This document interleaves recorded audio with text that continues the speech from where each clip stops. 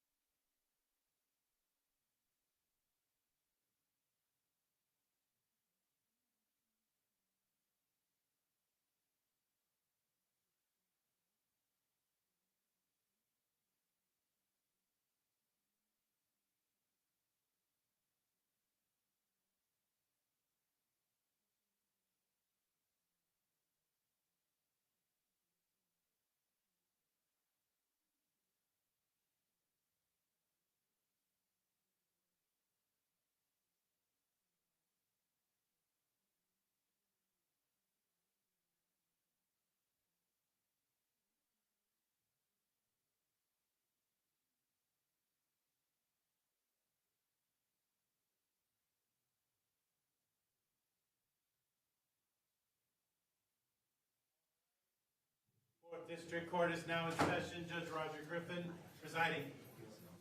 Thank you. Please be seated. We're back on the record in the matter of State versus Grist, case number 241101170. Court's made some evidentiary rulings off the record. Exhibit 25, there will be a substitute Exhibit 25 provided to you. It's Exhibit 10. I apologize, not 25. Exhibit 10, not Exhibit 25? Yes, sir. Thank you. All right, so we'll have a substitute Exhibit 10. The original one provided was missing a page. It'll be after that. With that in mind, I believe we're ready to bring out the jury. Can you just give me a moment while I find that exhibit, Your Honor? Of course.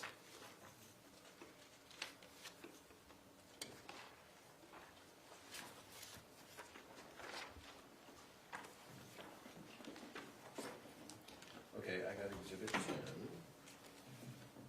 And what page? It's the very last page. 29, but it stops on 28. I'll just pull it out real quick.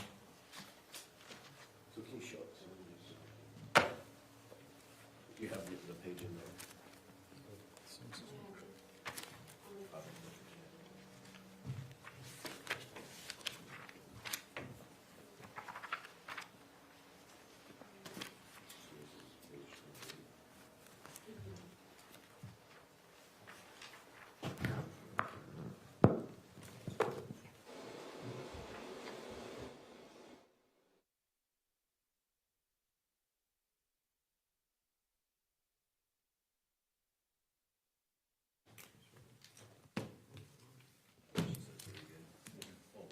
Tracy's sister, yeah.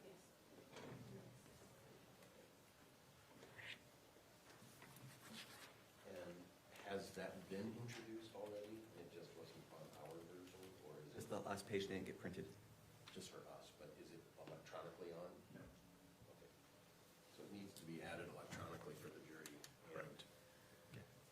Thanks. Yeah, I'm just making sure I know what one we're talking about, just so we're good. I'm sorry, Mr. Facemer? So I was just pulling that exhibit to make sure that, You had it, correct? well, that I not only have it, that I know its context as well. And so we're good to move forward up with it, and no objection. All right, so we're moving to move forward. Are you ready to have me bring the jury out? Yes. All right, go bring out the jury, please.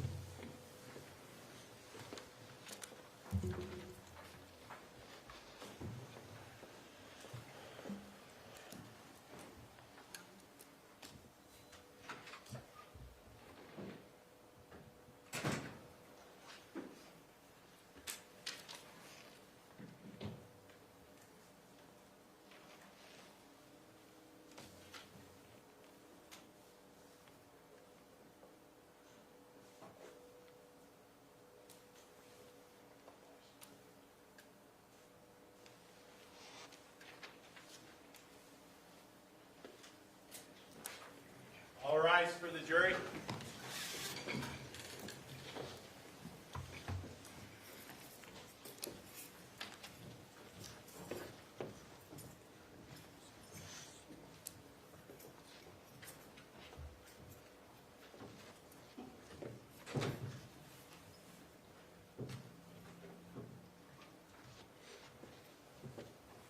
Thank you. Please be seated.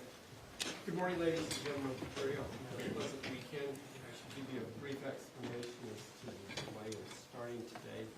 The attorneys have been working with each other over the weekend on legal matters. After they had worked with each other over the weekend, they had to come chat with me, and we've been working on those since this morning. I was here 7:15, 7:20, somewhere around there, working on getting ready for today's trial. So it's just the dynamic nature of trials, and we always have to be a little flexible with our start-stop times. With that in mind, we're ready to proceed forward. Turn the time over to Mr. Watabe. Please call your next witness. State calls Tim Ellis. Mr. Ellis, if you come forward, I'll swear you in, sir.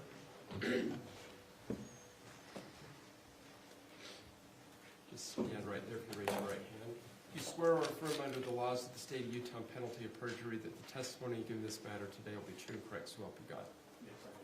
So please have a seat up here in that chair. While you're coming up, let me give you some instructions to make the process go a little easier for you. Please wait for the attorneys to ask you a question before you respond. Please give a direct response to yes or no with a proper answer.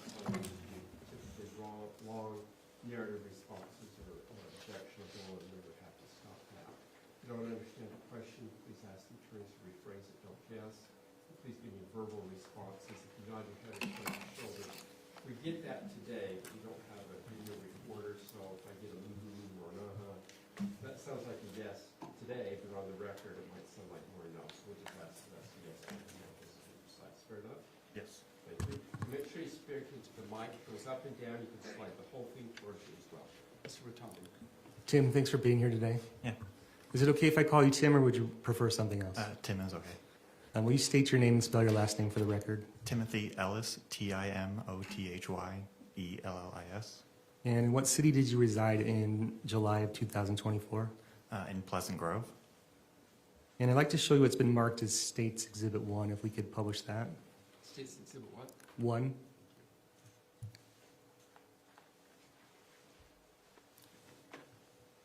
We can publish that to the jury. Have you seen this before? Yes. And is this your family? Yes, it is. Okay, how many brothers and sisters do you have? I have 2 brothers and 3 sisters. And which child are you in the I'm the middle child. out of 7, you're the exact middle? Yeah. And with which siblings do you share a father with?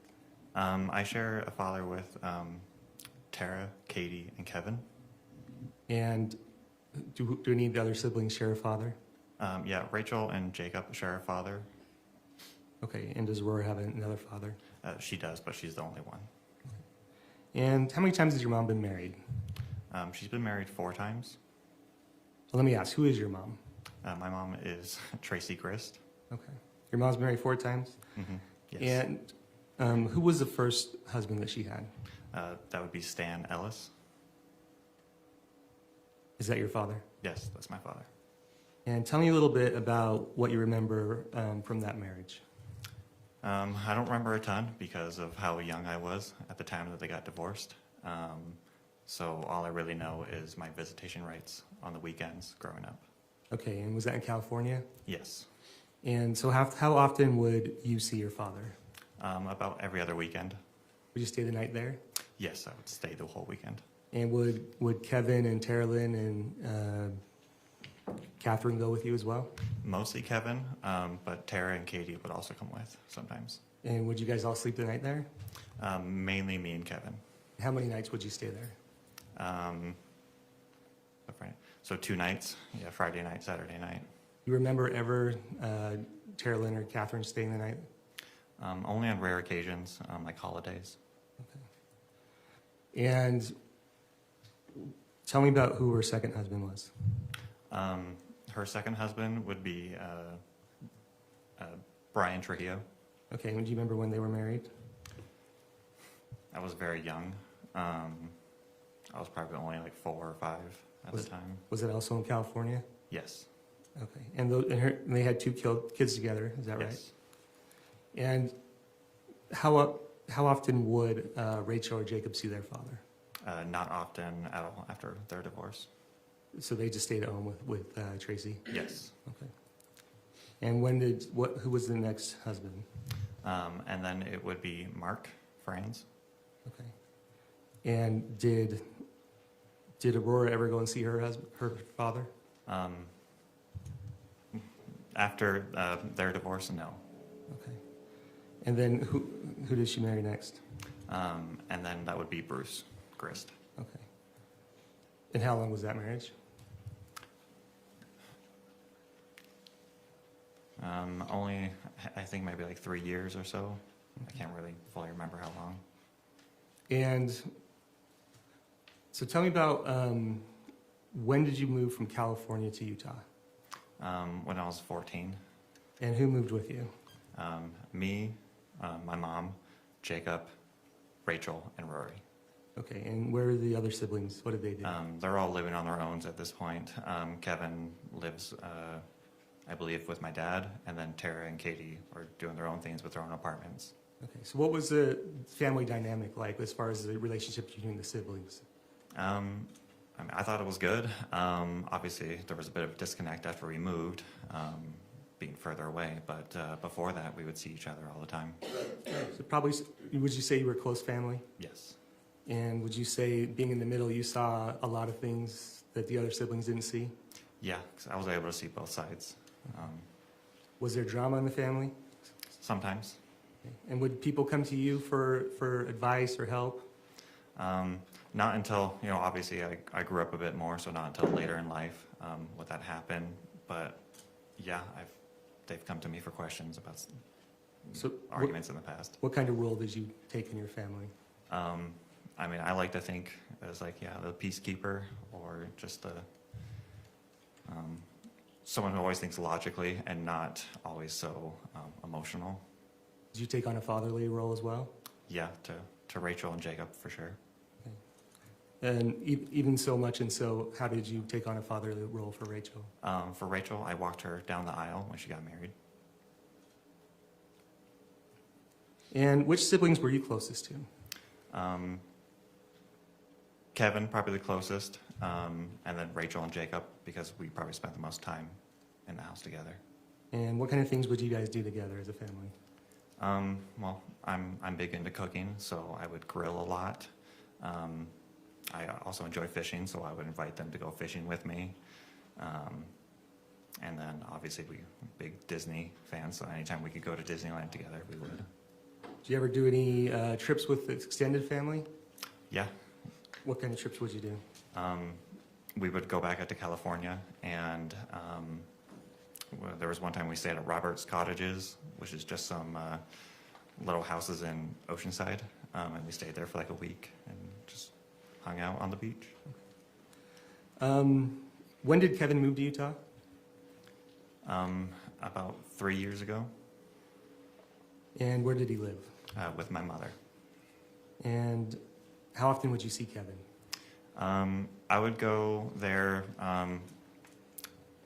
anywhere from like 2 times a week, or like 2 times a month to 4 times like a month. Sometimes Kevin would be there, sometimes he wouldn't be. Did he have a job? No, Okay, so who was supporting him? my mother. And what would he do with his free time? Kevin, he had a laptop, so he would, watch a lot of movies and TV shows. And then if he wasn't doing that, he would be playing pool. Okay, and did he have a lot of friends? Yes. And was he good at pool? Yes, he was very good. How good was he at pool? He would play in competitions and would do very well. And around July of 2024, had something happened in his pool career that he was excited about? Yes, he was about to go to a competition in Vegas.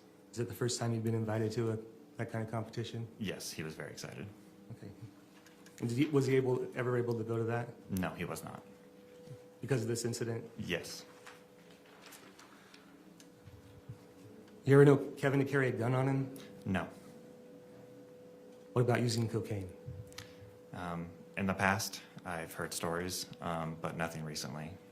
You never used marijuana? Ever used marijuana that you know of? No.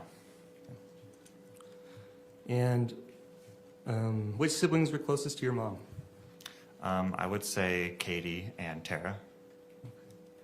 And how often would you visit your mom? All the time. Anywhere from once a week to maybe every other week. And did your mom, did she provide a lot for people in your family? Yes. What kind of things would she provide? She was very big on providing money to whoever kind of needed in the family, or she'd even buy me groceries sometimes if we ran into each other at Walmart. Was she involved in your family's life, the kids' lives? Yes.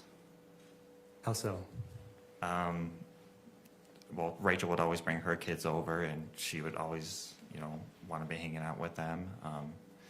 Any chance that she would get, she would, want to hang out with the kids and with family. Okay. And did she have a pretty good grasp when you were talking with her about what everybody was doing in the family, kind of the comings and goings? Yeah, I think so. She talked to everyone else the most, I think. So. What do you mean everyone else the most? She just talked to everyone in the family, whereas I might not talk to Rory as much. Okay. And did you know Matt Restelli? Yes. And how did you know him? She was married to my sister, Kathryn Restelli. And how long did you know Matt? A tiny bit before the wedding, so I guess close to 10 years, 11 years. And what were your feelings about Matt? Wasn't my favorite brother-in-law, but I didn't hate him. we got along, so. And tell me a little bit about your interactions with him. What was he like when we had interactions with him? He's just a big talker. He, loves to talk your ear off. And so anytime we'd go over to their place, he would just love to talk about, whatever's going on in his life, whether it be, mountain biking or working on any of his vehicles. He just loved to talk. And when you mean by big talker, what do you mean by that? Just a chatterbox, just constantly just going. Was he very friendly? Yeah, very friendly. Did he talk so much that some people maybe were a little annoyed by him? Yeah, we might try to avoid him a little bit, just because he will talk your ear off. And when did you first become aware that Kate was leaving California to Utah? Only a few days beforehand. Okay, and what was your understanding of what was going on? That Katie was having some issues with Matt and that she wanted to come out here to try to solve some of those issues on her own. Okay. And was there a plan talked about that something would happen if Matt were to come out that you were aware of or part of? Can you say that one more time? So at some point, did other people in your family talk to you about what would happen if Matt were to come out and kind of what you guys would do as a family? Yeah, just loosely, that they wanted, me and Kevin there, just to, be peacemakers and make sure nothing crazy happened. And you weren't on an air tag, were you? No, You weren't tracking that? no. Okay. And at some point, did that plan where you were supposed to go over to Tracy's house, did that change? Yes. And when did that change? The day that Matt was actually driving down. On the 12th? Yes. And do you remember who told you not to come over? I had a phone call with Rachel where I had asked if I should come over or not, and then I later got a text saying that from Rachel that I should not come over. Okay. And did she still say something to you? Did she ask you anything else about Rory? Do you remember? She asked if Rory wanted to come to my place or not, and we ultimately decided to go to Rachel's. Okay. One moment.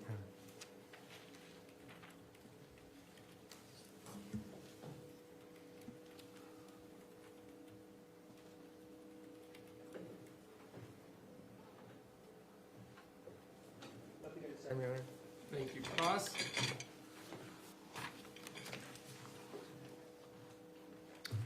Morning, Tim. Good morning. You live in Pleasant Grove, I do.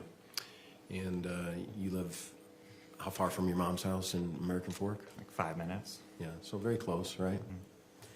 And you've had opportunity to go to your mom's house many times. Yes. You considered yourself a close family. Yes.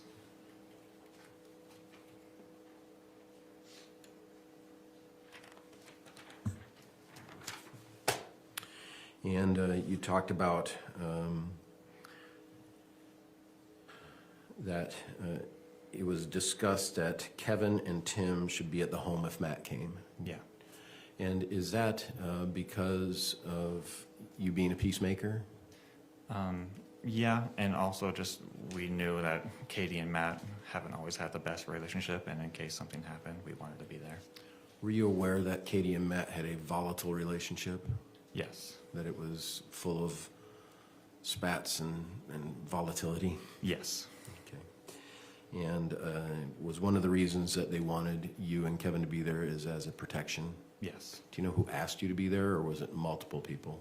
It was kind of a consensus. It wasn't necessarily one person asking. It was just kind of like, do you want me there? And we kind of agreed yes. And in your conversation with Rachel on July 12th, you had a conversation with her on the telephone, is that right? Yes. And it was decided between you and Rachel that it would be best if Rory went to Rachel's house while Matt was at the house? That was over text. We were more just talking about what we should do, and then the final decisions weren't made until I believe Rachel was able to talk to my mom and Katie. Okay. And then it was decided to let Katie figure out with Matt what she needed to. Yeah. Is that the general I consensus? was under the assumption that both Kevin and Jacob were going to be there. Oh. So that's why I didn't feel the need to show up as much. Okay. One moment.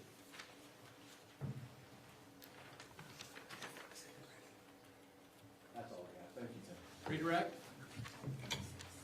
146.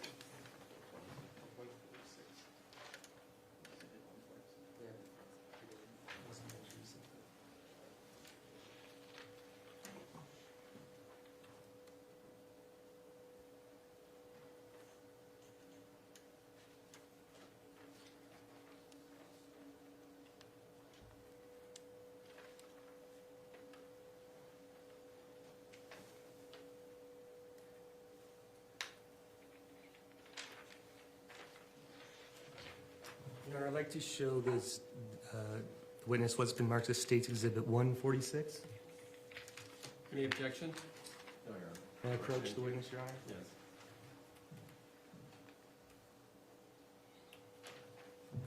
Do you recognize what that is? Yes. And what are they? Text between me and Rachel? Is that from July 12th, of 2024? Yes. They fairly and accurately represent the text that you guys had that day? Yes. State would move to admit states and publish State's Exhibit 146. So ordered.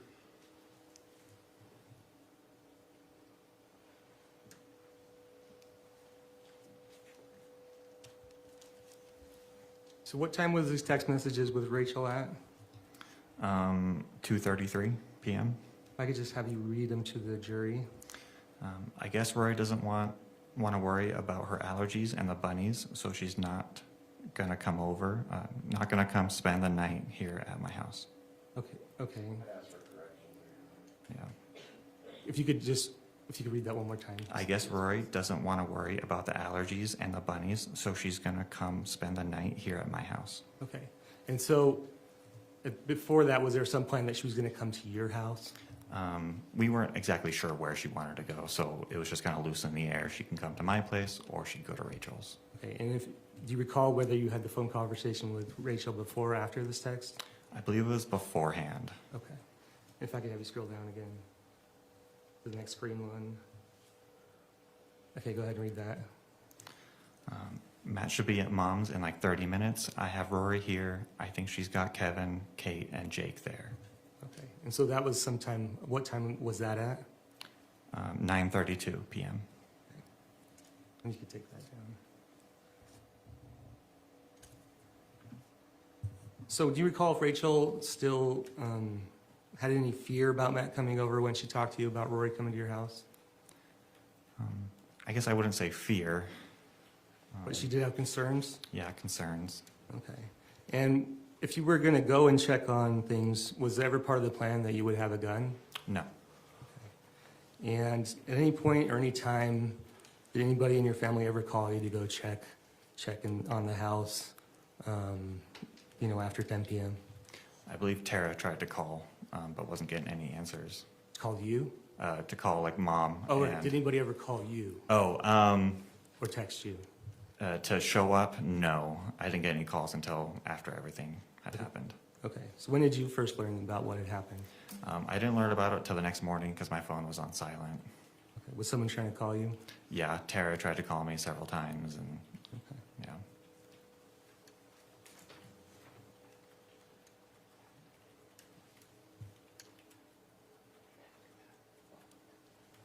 And do you remember when you were, do you remember being at your mom's house the day before, on the 11th? The day before? On July 11th? I don't know if I was there the day before. Okay. When do you remember being at your mom's house? It was a couple days before. I was doing my breaks in her garage. Okay. Did you see anything that suggested that Katie was planning on going back to California? No, Anything was packed? nothing was packed. Okay. Nothing further. Recross?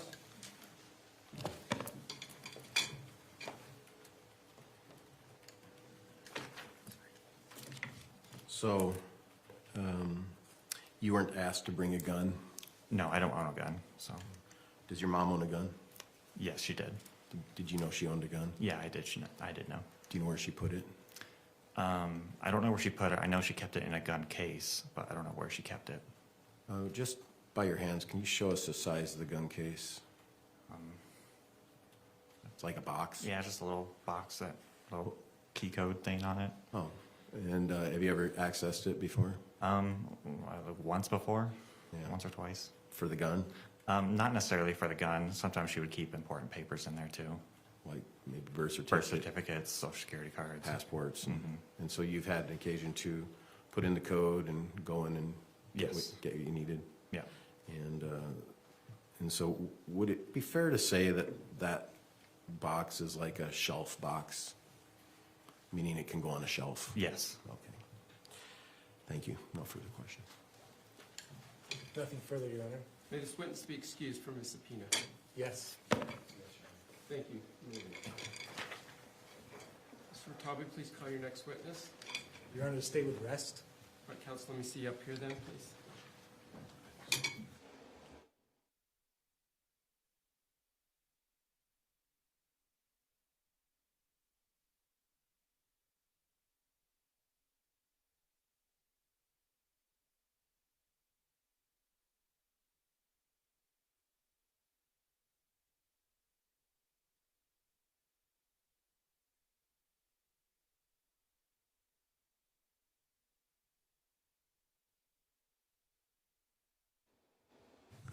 All right, ladies and gentlemen, with the state resting, it is standard practice for us to take a recess. It may be short, it may be long, for the court and the parties to work through some issues, legal issues, and for the defense to look at their next steps that they may take. So I'm going to excuse you back to the jury room. Please don't discuss anything about the case.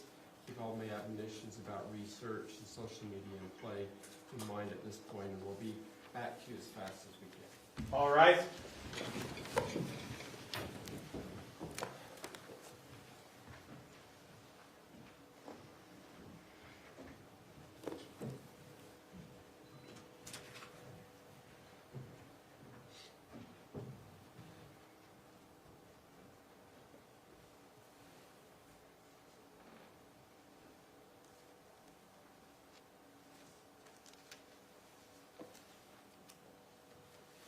Thank you. Please be seated. Mr. Ratabi, anything on behalf of the state you need to put on the record? No, Your Honor. Mr. Facemar, anything on behalf of the defense? No. All right, we'll take a recess. Mr. Facemar, it's about 10 to 15 minutes, but if you need more time, just let us know. We're in recess. All right. All right, thank you.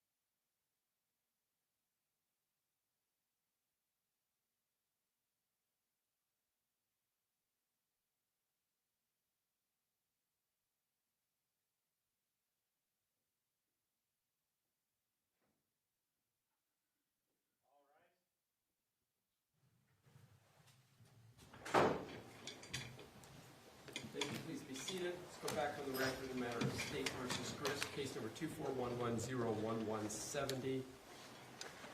All right, I understand now that with the court's ruling on the state's conspiracy theory, that the defense is ready to proceed forward. Is that correct, Mr. Facemeyer? Yes, Your Honor. All right, let's bring the jury back out.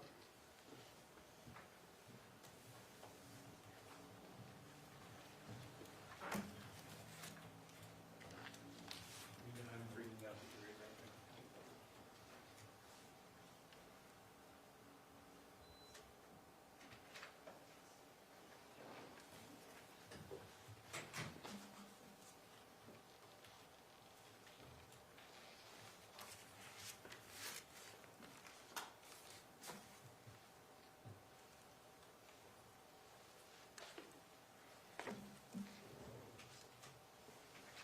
All rise for the jury.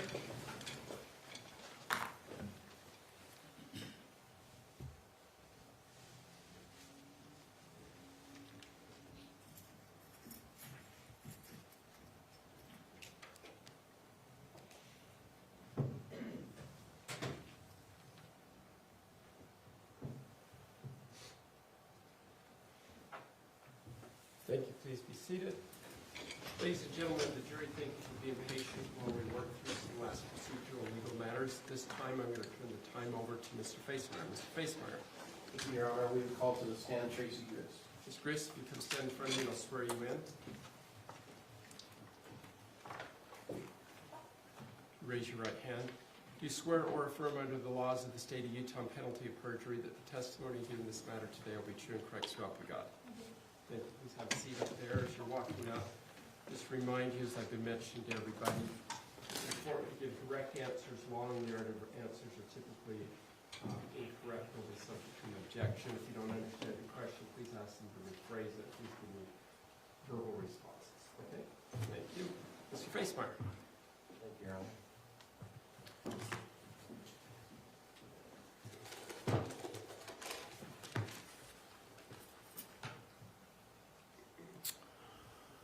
Tracy, could you please state your name for the record? Tracy Marie Grist. And can you spell your last name? Hold the mic a little closer to you, please. The whole base moves. You can hold it. Tracy Marie Grist. Is that better? Yes, thank you. My glasses just broke. Oh, would you mind passing me my glasses as well, please? I apologize. Do you need some tape?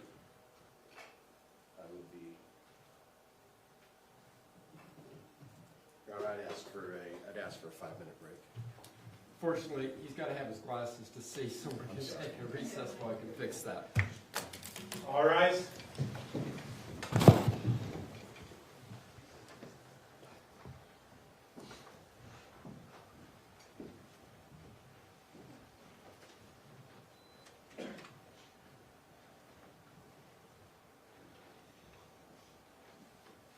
I'll be back, Your Honor. All right, fair enough. We'll be in recess. Thank you.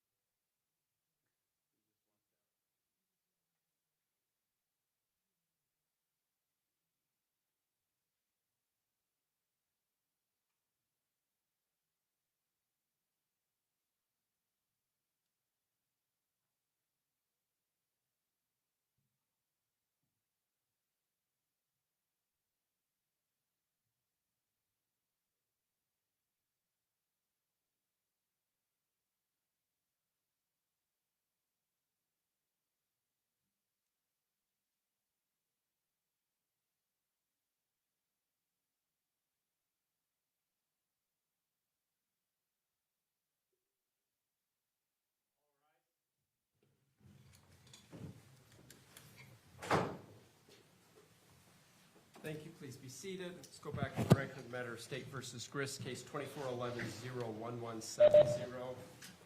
Mr. Facemeyer, we back in business? All right. That's never had that happen before. I'm glad we could find you a pair. Let's bring the jury back.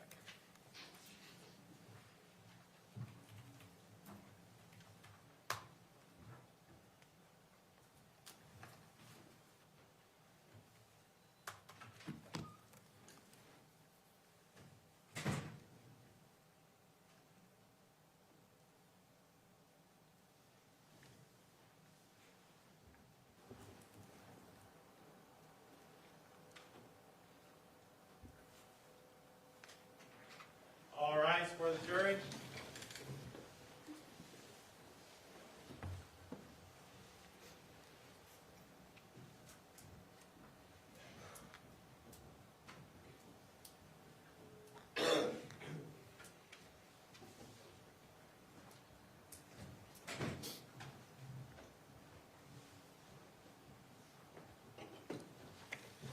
Thank you. Please be seated.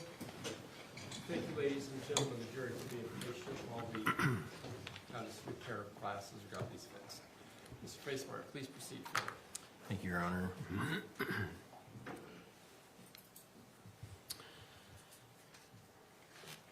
Tracy, you've heard the testimony of this trial, is that right? Yes. You've been here throughout all the proceedings, Yes. and you've heard the testimony of each and every witness. Yes. And in your trial, this is your opportunity, in your case, this is your opportunity to tell your story, isn't that right? Yes. Have you had your opportunity to say that to anyone but your attorney prior to that? No.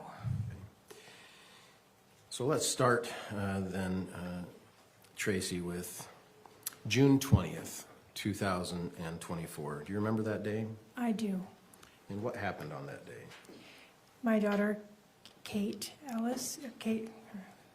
Restelli, my daughter Kate, came to my home with her two little ones. They were 3 and 7 at the time.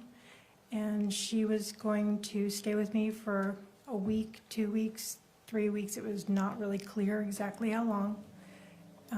And she was having marital struggles, and I offered her a safe space to think things through. Okay. This came as a surprise to you, didn't it? Yes. You didn't know that she was coming out to Utah before June 20th.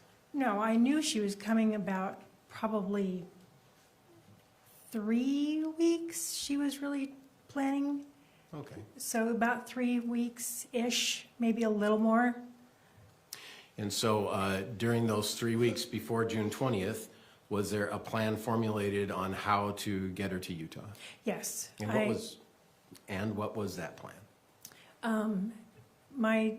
She had put some things into a storage unit that my daughter, Tara Lynn, had secured. In that storage unit were 2 types of things.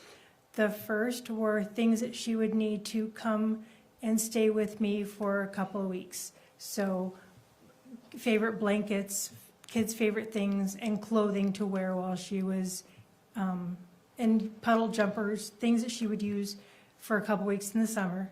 The other type of things she put in the storage unit were things that she perceived might be in physical jeopardy if she were to leave them at home with her husband.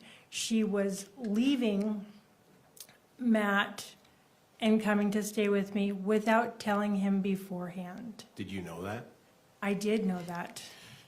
And so she had moved some stuff to the storage unit for things she was going to bring with her to Utah, and she had also moved some stuff to the storage unit that she was afraid might be damaged if she left. Yes. Were you aware that her leaving in the way she did could create volatility between her and Matt? 100% yes. Were you aware that she was not telling Matt she was going to Utah? Yes, I was aware. Were you aware when she told Matt she was going to Utah? Objection leading, Your Honor. We are leading. Was she aware when, I didn't ask what was said, was she aware when I think She- you've been leading up to it, yes. Some of your questions before that have been leading as well, so let's just watch them more carefully. Were you aware Kate told Matt she went to Utah? I knew when Terralyn had created a text for Kate to send to Matt. Kate had left her home, I think it was about 10 a.m. in the morning, and she was due home about 5 p.m. because she had said that she was going to go to her friend's house to do some work and to socialize both. So about the time she would be due home is when she sent the text to Matt that said something to the effect of, I'm going to Utah to stay with my mom for a few weeks. I don't remember what else it said, but it was like a paragraph text. And it was a text sent to Matt, right? Yes, And that text is actually included in the exhibits the state has offered to the jury, isn't that right? yes, Yeah. And so on June 20th, around 5 p.m. California time, is when you understood that text went out. yes. And did you have an occasion to talk to Kate during her trip from California to Utah? Yeah, a little bit, not tons. Did you have an opportunity to talk to Kate during the weeks before her leaving about her plans? Yes, because I had to, she didn't have a credit card to rent a car, and so I had to add her as an authorized user and then mail her the card so that she could rent a car to drive out safely to my house. Okay, so you had actually sent her a credit card. Yes. And how long after she received the credit card did she leave to come to Utah? 1 day, 2 max. And how long did it take for you to send the credit card to where she actually got it? It took probably a week all told, that by the time I called the credit card company, added her, and then they sent it to me and I sent it to her. So probably it took a little over a week, maybe. So my question was, how long did it take for you to send Kate the credit card before she received it? Oh, probably a day and a half, 2 days, because I sent it FedEx. Okay. So the credit card company sent you the credit card, even Right. though it was in the name of Kate, Right, and then you FedExed it to Kate in California. correct. Okay. And so, did you ever have an occasion to talk about Kate and Matt divorce? Yes, I talked with Kate about getting a divorce, yes. Was that before she came to Utah Yes, definitely before she came to Utah. and after she came to And Utah? after she came to Utah. Was it your understanding that Kate was going to live in Utah for the rest of her life when she came? It was my understanding that she was going to stay with me for a few weeks to figure out step 1, step 2, step 3 on the process of a divorce. And she did say that she would prefer to move to Utah. And to my mind, that would happen in about a year because she had to go through the steps of getting a divorce. So when she arrived at your home on June 20th, do you remember when she arrived? Yeah, it was like 1 in the morning. Okay, so early in the morning. And what was her accommodations? She stayed at your home. She stayed at my home. What were her accommodations? I gave her my bedroom. Her and Steele slept in my queen-size bed, and then I put a mattress on the floor for Cheyenne, who is 7. And I slept downstairs in the basement on a mattress, an air mattress on the ground, because it made more sense for Kate to have access to the bathtub and the larger bathroom for the kids' sake, and to be able to be comfortable for them to sleep. Is it fair to say that you gave Kate and the 2 kids the master bedroom suite, which had a bathroom, and then you moved downstairs? Yes. Okay. So that master bedroom had its own bathroom. Yeah. Upstairs, who lived upstairs? Upstairs was my primary bedroom, and then that was Kate was occupying. Kevin, a guest room that Kevin was still staying in, and because he had been with us for 2.5 years-ish. And then Rory's bedroom, Aurora, and then another bathroom for Aurora and Kevin to use. So upstairs, 3 bedrooms, Yes. 2 baths. Yes, Master bedroom had its own bath. yes, And then Kevin and Rory would share the hallway bathroom? correct, Okay. And you said you slept down in the basement. yes. And who slept downstairs? Jacob had a bedroom downstairs, and down the downstairs basement, there was a TV area with a couch and you could Xbox TV, and a place where we had a pool table, and then it was Jake's bedroom, and so I was sleeping next to the pool table. On an air mattress. Did you consider this to be a long-term arrangement? No, And when Kate got there at 1 in.the morning, did she move her stuff upstairs and? yeah, she just unpacked her stuff and put it upstairs, and I bought the next day, I think I bought little plastic drawer things so that she could have the kids' clothes in there, so she could get it out of the little plastic drawer organizers instead of having them in a suitcase. Was there something else in your bedroom that you had to move? Oh, to make it safe for the children, I did have a gun safe underneath my bed that had a gun in it, as well as passports and birth certificates, immunization records, a little bit of cash. And I moved that from underneath the bed to a shelf in the garage. Actually, I asked Kevin to move it because I wanted it especially high so that it would be out of reach. Because even though it had a code on it, it worried me. So this is a safe, is that right? This safe is about this big, so Maybe It like- a foot and a like- half by 5 inches high? the safe was about the size of a legal pad, but it was only about that deep. It was only a couple inches deep, so Okay. it was, And it had a keypad on it, yes, and that keypad had to have a code.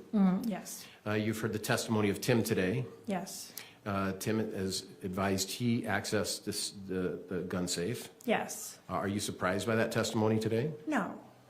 Why not? The only person that didn't have access to the gun safe was Rory, my daughter Aurora. She, 18, 19 years old.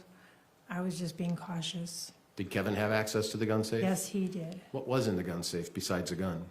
Well, I guess you've testified. Yeah, If you could remind me, I'm sorry.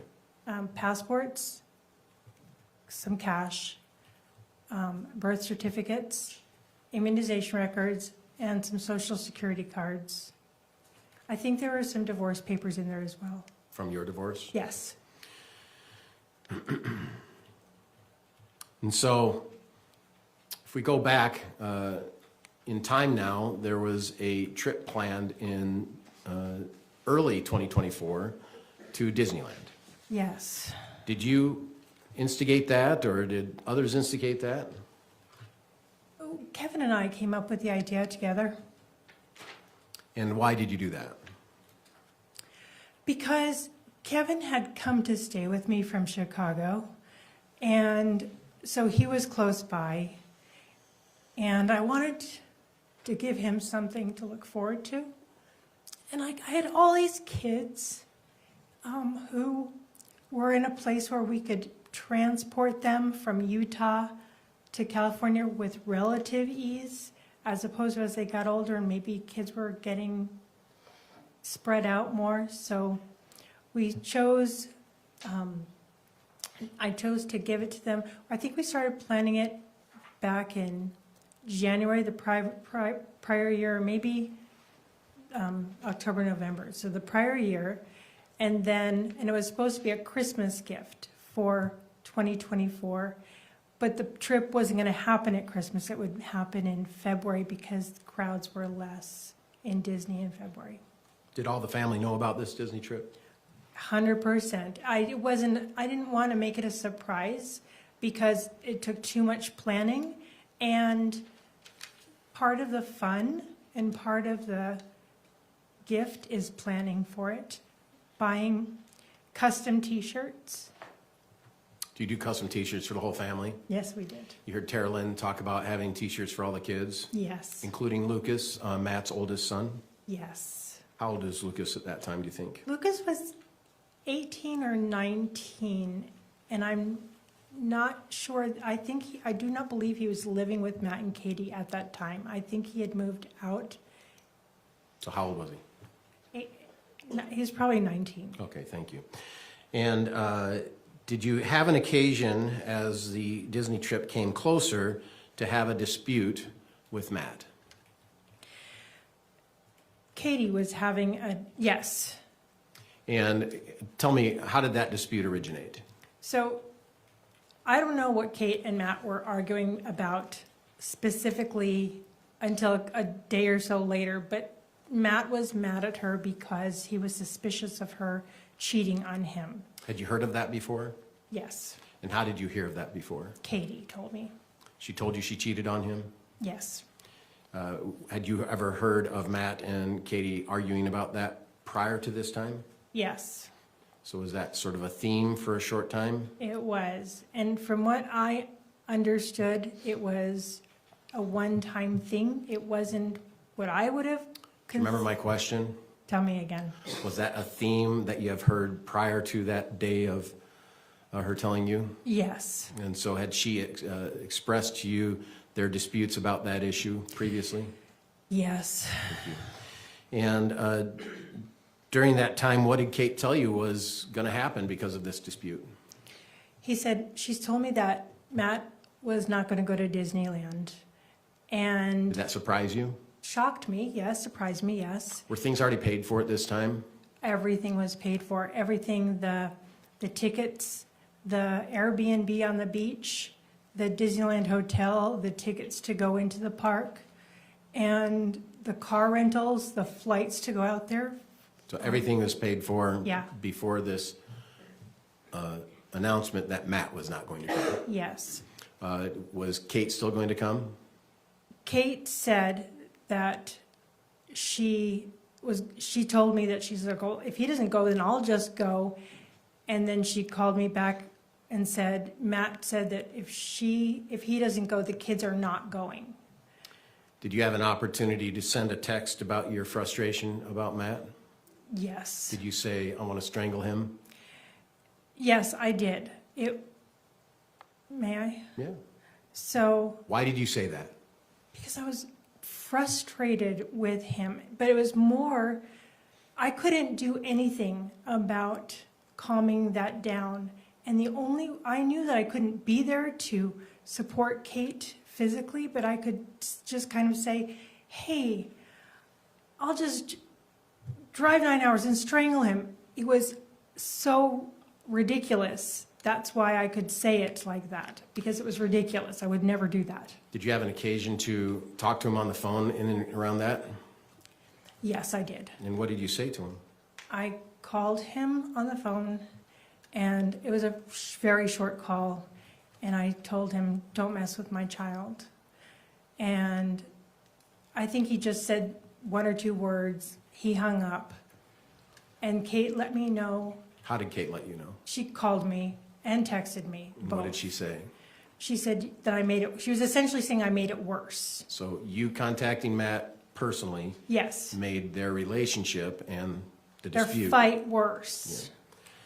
And so what did you say? Do you remember? I said, do you want me to call? I can call him and backpedal. I told her I was frustrated, and wasn't like any kind of, she told me that he perceived it as a threat, and I said, that's ridiculous. That wasn't a threat. I'm just frustrated and didn't know what to say. Okay. Did you have an occasion to go out to California after the Disney trip? Yes, I did. Okay. At the Disney trip, it all ended up just fine, didn't It it? was great. Matt was fantastic. Matt, Katie, and the kids and I had a couple meals alone together. Matt and I, I'm sorry. How was the trip? great. Everyone participated Everyone was there, except for Lucas, except for Lucas, even though he had a shirt. even though he was invited and had a shirt, yeah. Okay. And, sorry, one moment.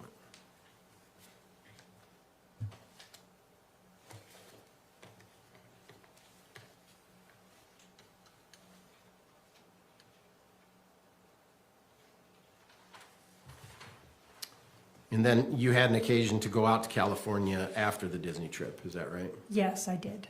At the Disney trip, were you aware of the air tags being used? Oh, I bought them, yes. And what were they used for? For putting into the kids' backpacks, or we bought little pins to put on them so that if the kids got separated from us, we would know exactly where they are 3 seconds later. Isn't it true that you actually bought the air tags so that you could follow Matt? No. Hey, you've heard that in prior hearings, though, haven't you? Yes. The argument that those air tags were purchased for the specific purpose of following Matt. Absolutely, that is not true. You had an occasion to go to California. What month after Disney did you go to California? I went 3 times to California. I went in. Do you remember the question? Sorry. Right, so I'm going to just instruct you. I'll be better. I want you to pay attention to the questions that's asked and only answer to the question that's asked. He'll follow up, okay? Yes, Your Honor. Mr. Vice Mayor, please continue. So did you have an occasion to go to California after Disney? Yes. And what was the reason?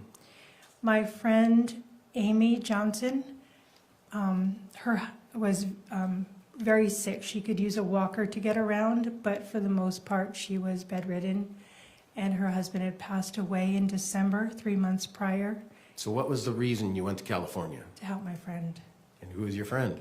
Amy Johnson, Thank you. And where does Amy Johnson live? in Ramona, California. And how far is Ramona from Temecula, or the area in which Matt and Kate lived? From Temecula, it's about an hour, maybe a little less. Were you familiar with that part of California? Yes. Why were you familiar with that part of California? I lived in Ramona, California, and I've also lived in Temecula, California. Okay. And your testimony is that Amy's husband had passed away, Yes. and you went out for what purpose for Amy? She was needing help to move into an assisted living situation, and she had a large house, and she needed a lot of help to arrange for real estate brokers, estate sales. Did she ask you for this help? Yes. And how long had you known Amy? 38 years. Is it fair to say that all your children knew Amy? Yes. And when you went to California, did Kate go with you to Amy's house? Yes. And what was your purpose there? On the day or two that Kate was there for 2 separate days. On the one of the days, we did the same thing on both days. We cleaned the chest freezer out of the garage. We cleaned the stand-up refrigerator freezer, organized some things in the garage, and cleaning the office in her house, and going through her closets. Was Amy asking for this assistance? Yes. And did Amy get better? No. What happened to Amy? Amy passed away the middle of April. Of 2024? Yes. Did you go out there after she passed away? After she passed away, there was a celebration of life at the end of May, like the 20th. I think it was on May 28th that the celebration of life was. But I was out there from like the 23rd to the 30th. Okay, and did Kate come out with you to Yeah, she came out to the Pomona or Ramona? Ramona, and she came out to the celebration of life with me. Did you visit Amy's house? Yes. And what did you do then? That mostly was, the celebration of life was me visiting with Amy's family and friends. While Katie, even though she was very close to Amy, she was playing more she was cleaning up glasses and taking care of things, trying to make it so that the people who are grieving could focus on connection. And you were one grieving, right? Yes. And I would imagine Amy was one grieving. It was her, not Amy, I'm No. sorry. Kate was grieving, Yes. Kate's friend. And did you have an occasion during that trip to go to Kate and Matt's house? I did. And did you get in a tiff with Matt during that time? I did. Did you spend the night at their home, or did you stay at some other place during that trip? I stayed the night at her home several nights. And what was the tiff about? It was the end of May, and I asked Matt if Kate could come out and stay with me for a week or so when the kids got out of school. And he said no. And so and we were alone in the kitchen. And I said, please, I said, it won't, I'll pay for their gas. I'll rent the car for them to get there. I will give them spending money. And he said, no. He got mad at me, and he was really irritated that I pressed the issue. And he said that Katie needs to stay and work and she didn't have a job, but he was saying that his implication was that she should get a job. Was Matt working at that time, did you know? No, he wasn't working at Was that Kate- time that I know. Was Kate working at that time, did you know? No, Okay, so neither were working. no. Sorry, I'm gonna sneeze. There, I beat it. Did you, was Matt annoyed with your request? Yes, At that time, had you been under the impression that Matt and Kate were disputing about other issues? Kate and Matt were often disputing about other issues. So is that a yes? Yeah, it's a yes. Thank you. Do you recall Kate testifying about the Las Vegas trip with Matt's mom and her Yes, and Matt? yes, And was this in and around that time? yes. And what was your understanding of that annual event? I knew that Diane and Diane's family would invite Katie and Matt to go to Las Vegas with their kids and spend, I think it's just shy of a week there in Las Vegas, enjoying a timeshare that the Restelli family had. And when so they were planning to go this year, as they had gone every year for a while.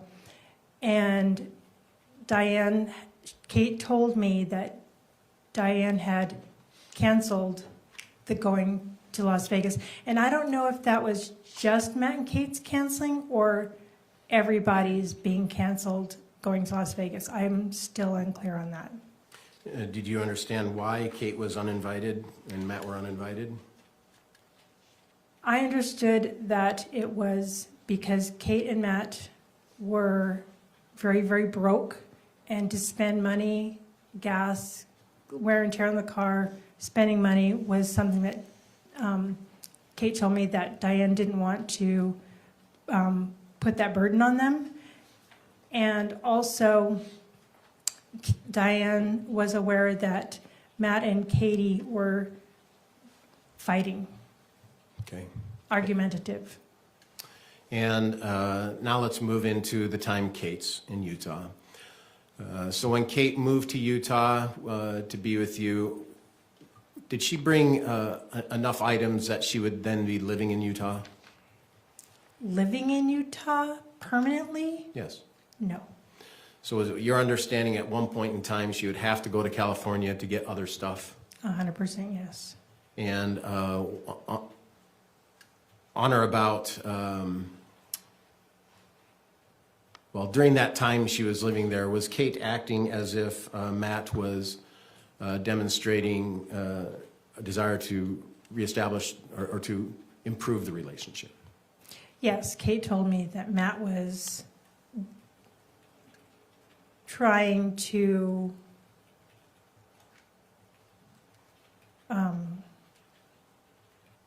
convince Kate to come back, and that he was trying to be a better person. He had stopped drinking. He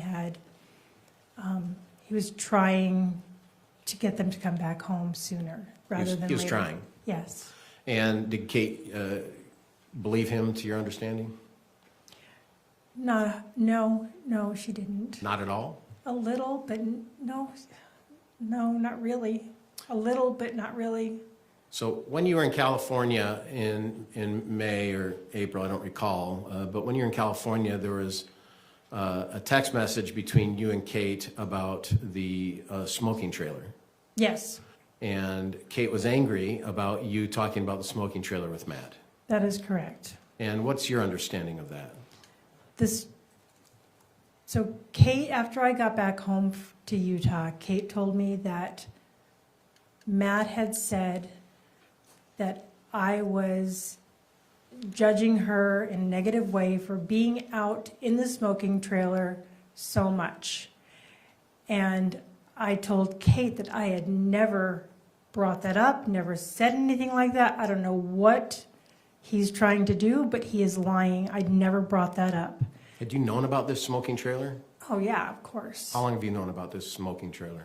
As long as she's lived on that property. So probably a decade, maybe 8 years. However long it's been there, that's how long they use it for, To smoke their weed? to smoke marijuana, yeah. You heard the testimony of Tara Lynn, correct? Yes, She said if you're around Kate, she's on weed.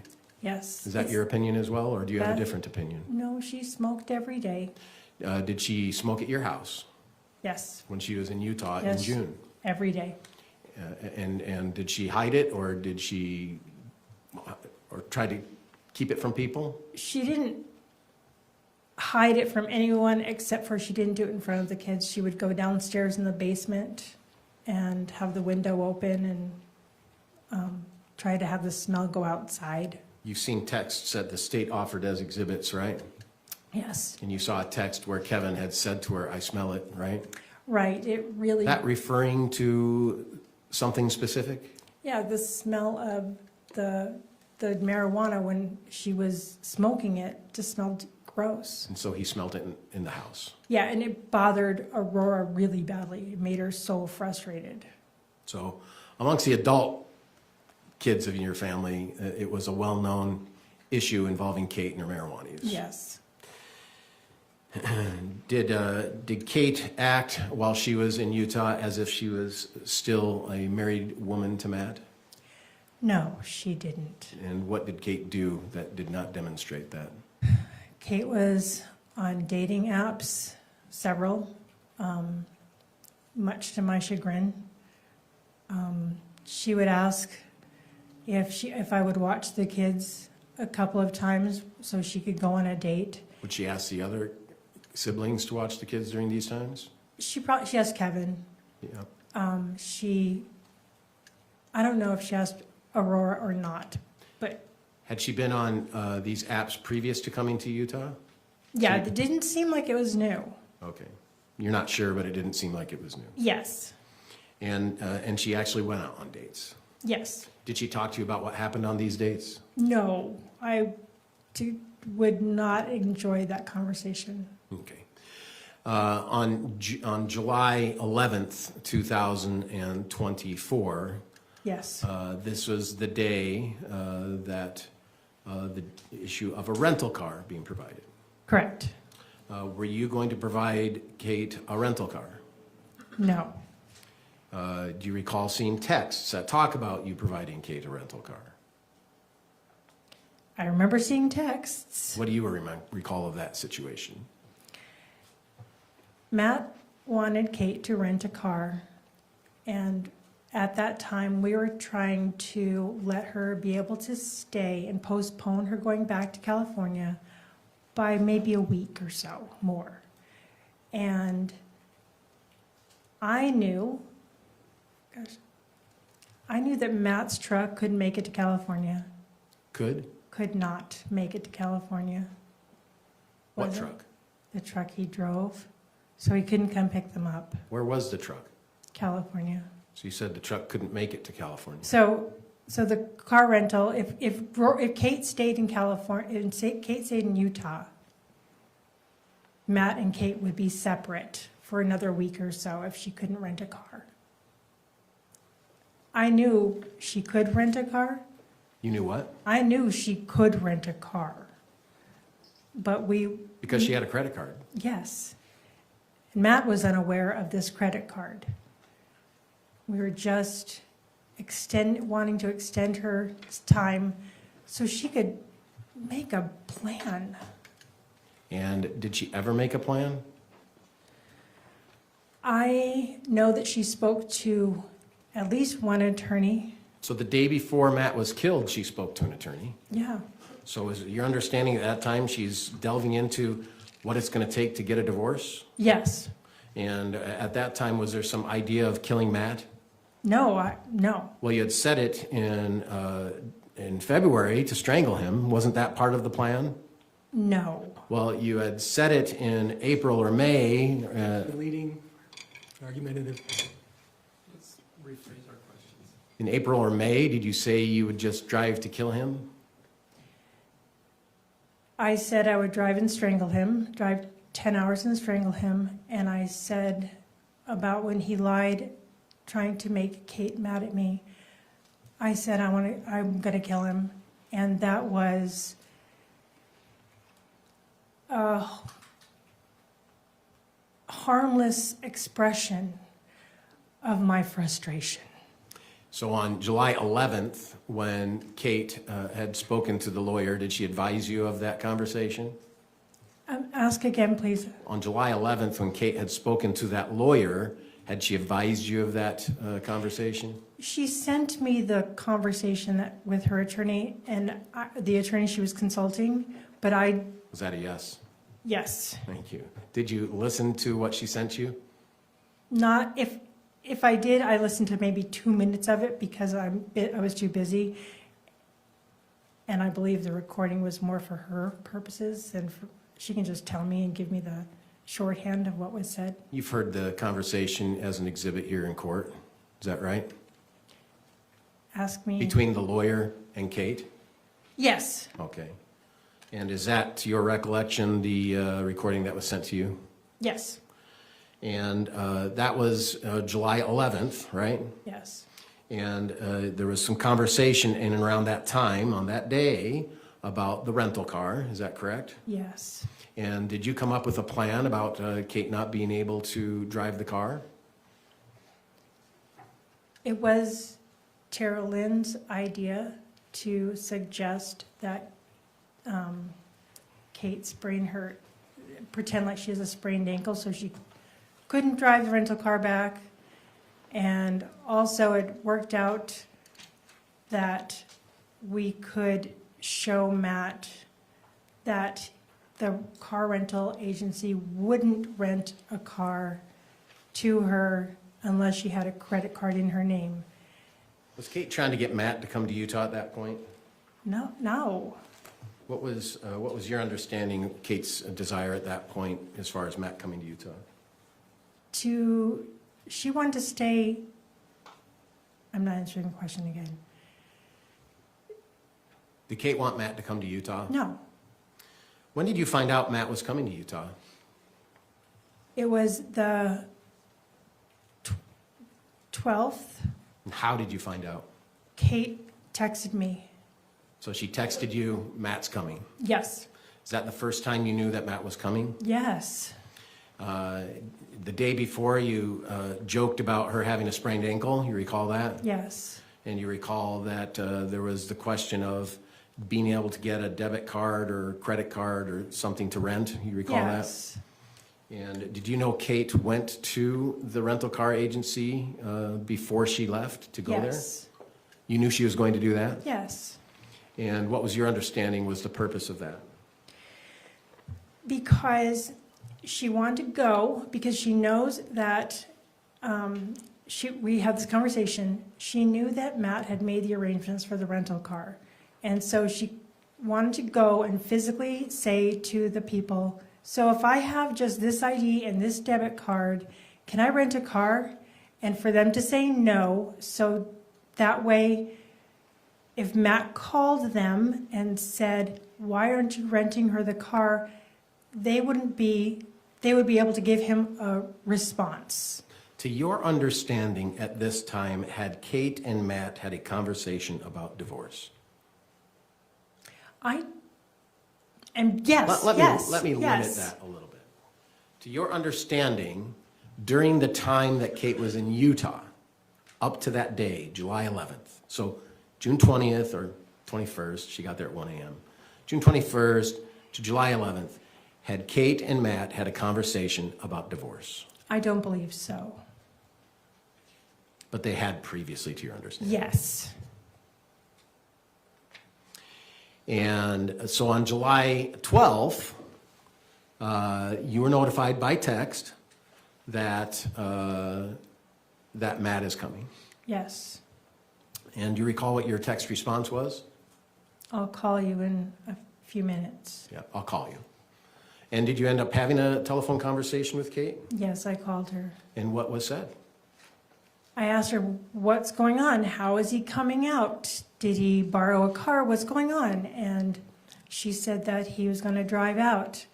And I said, okay, well, did he already leave? And she, I don't remember what she said. And I said, well, if he's coming out, I want you to just when he comes out, just have a conversation with him. And in some ways, maybe it's better because you won't be going home to Temecula, having a conversation with him where you're alone in the house and he can yell. If he's coming out here, then he can have a conversation with you. And there's adults in the house. He will be able to be more civil in a conversation. And did you have an occasion to talk to Kevin that day? Yes, I did. And where was that? I asked Kevin if he wanted to go for sushi because no one else in my house likes sushi and Kevin does. And so it's one of the things that we do just to connect. And so I said, you want to meet me for sushi? And we did. We met at about 2-ish, 3-ish, somewhere in there. Okay, so you received a text earlier in the day that Matt's not coming. Matt is coming. Matt is coming, sorry, thank you. Were you home when you received that text? No, I was in Salt Lake. Okay. And when you met for sushi, Matt's living at the house, right? Or not Matt, Kevin. excuse me. Kevin's living at the house, right? Yes. And did you communicate with Kevin to meet for sushi? Yes. And how far is sushi from your house?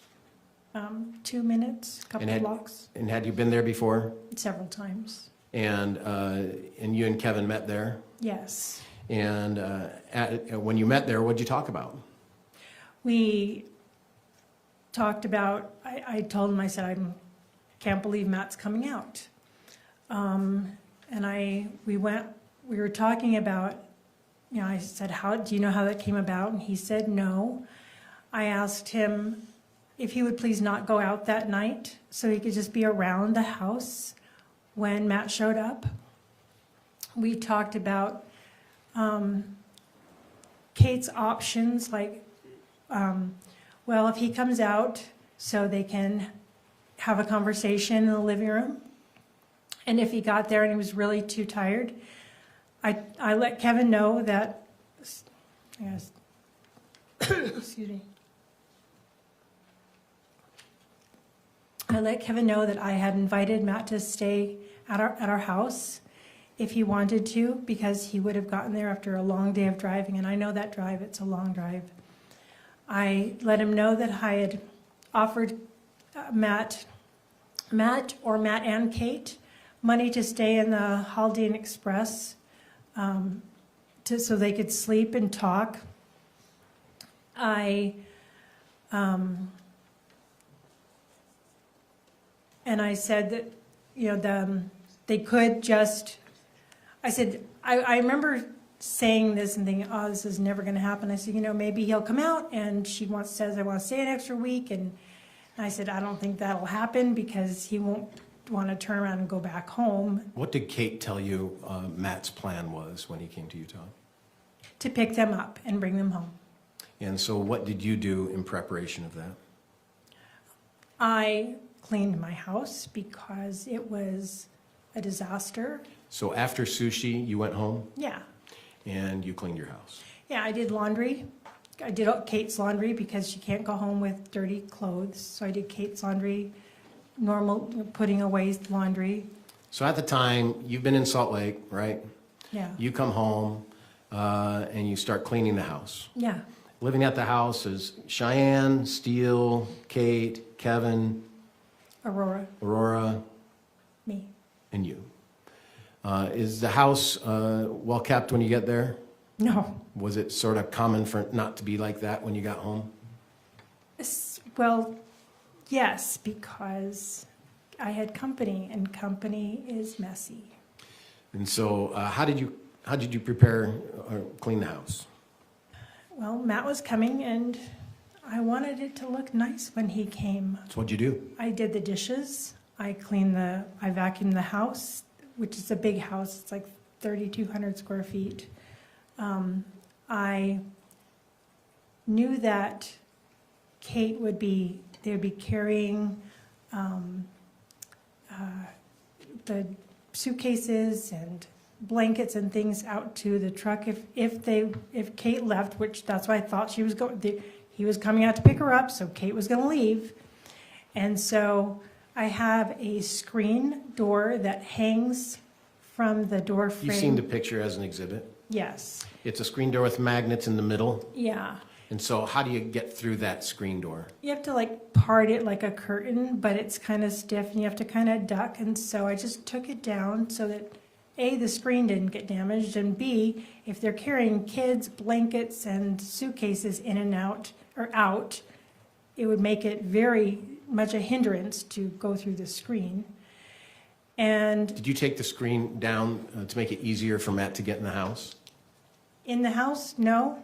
We went in the house all the time. It was just getting in the house. It's more carrying the items. How hard is it to take down that screen? It's nothing. It's Velcroed on. It takes 3 seconds. And what else did you do to get the house clean?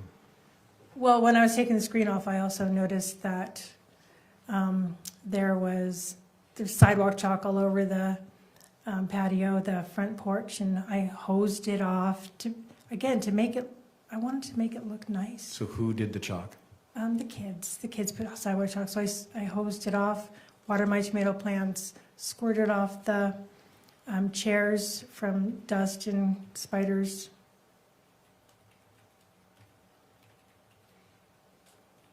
And did you have a conversation with Kate when you got home from sushi? Yeah, I asked her what she was going to, Is that a yes? yes. Okay. And you got home from sushi, and where did you have that conversation? It was probably when I was doing the dishes and cleaning the kitchen and she was sitting at the dining room table. So do you really remember, or are you just trying your best? to No, remember? no, I'm trying my best to remember. Okay, thank you. You've heard the testimony of Kate, right? I've heard the testimony of Kate, yes. You were here. Yes. Kate says that when you got back, you had a meeting with you and Kevin and her on the yard. Do you remember that testimony? I remember that testimony. And when did Kevin get back from sushi? I think he went and did an errand before he came home because I don't think he was right behind me. So you didn't drive together to sushi, did you? No, And so Kevin didn't arrive at the same time that No. you arrived. no. And so you had a conversation with Kate. Was there a conversation about how she was going to handle her meeting with Matt? Yeah, she was just going to talk to him and see how things were going and hopefully that they would be peaceful. And I told her in that conversation, I had said, don't rile him up on the drive. Just have him be calm. He's welcome. Don't let him think that he's anything else besides welcome. Did Kate indicate that she wanted to call off the divorce? No. Did Kate indicate that she wanted to follow through with the divorce? Yes. Was it your understanding that that conversation was going to be about getting a divorce? Yes. One moment.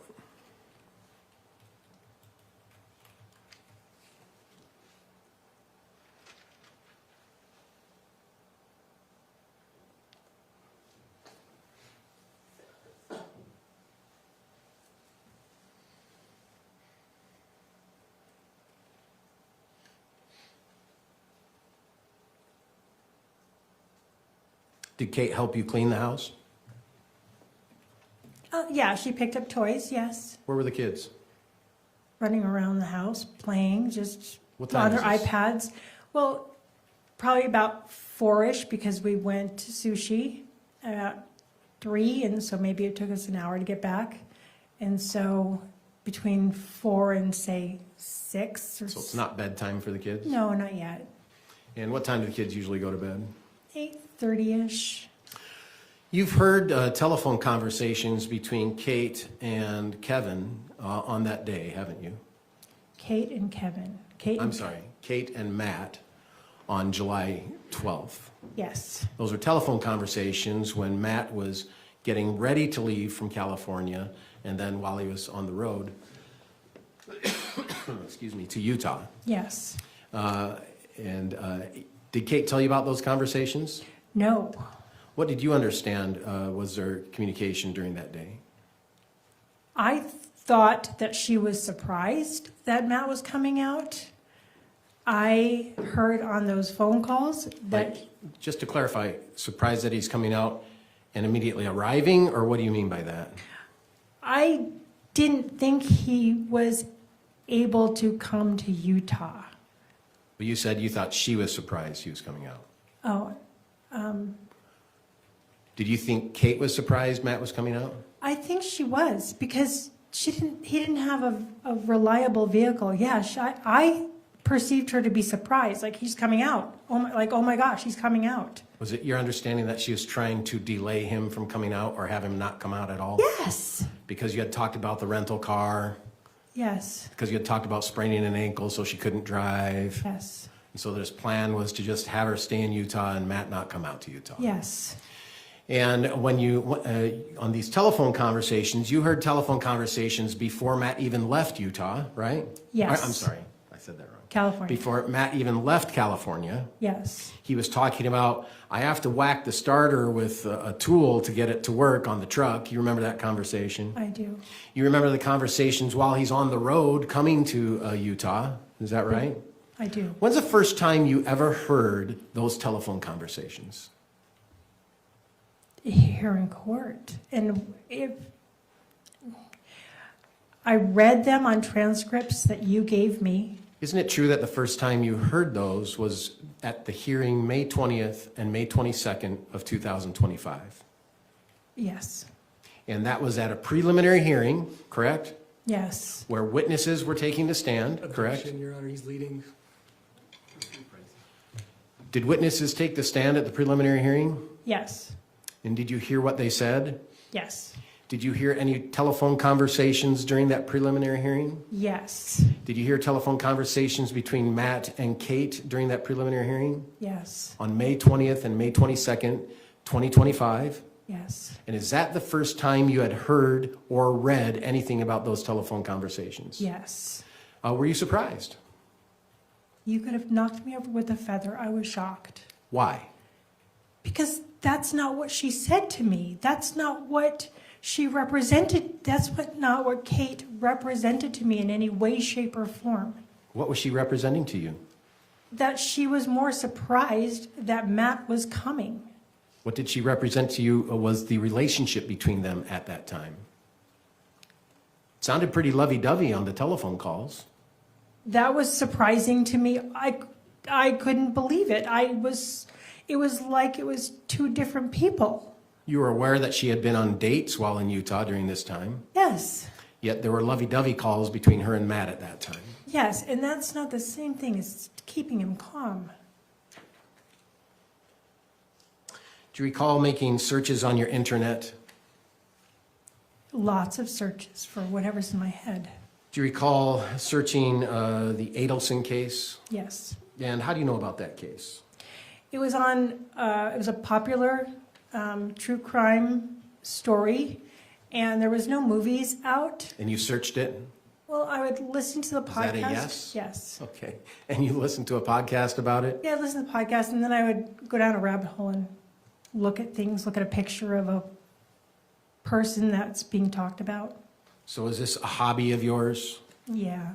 True crime? Yes. Is it a hobby of Tara Lynn's? Yes. I mean, you heard Tara Lynn testify to that, haven't I you? know. Yes.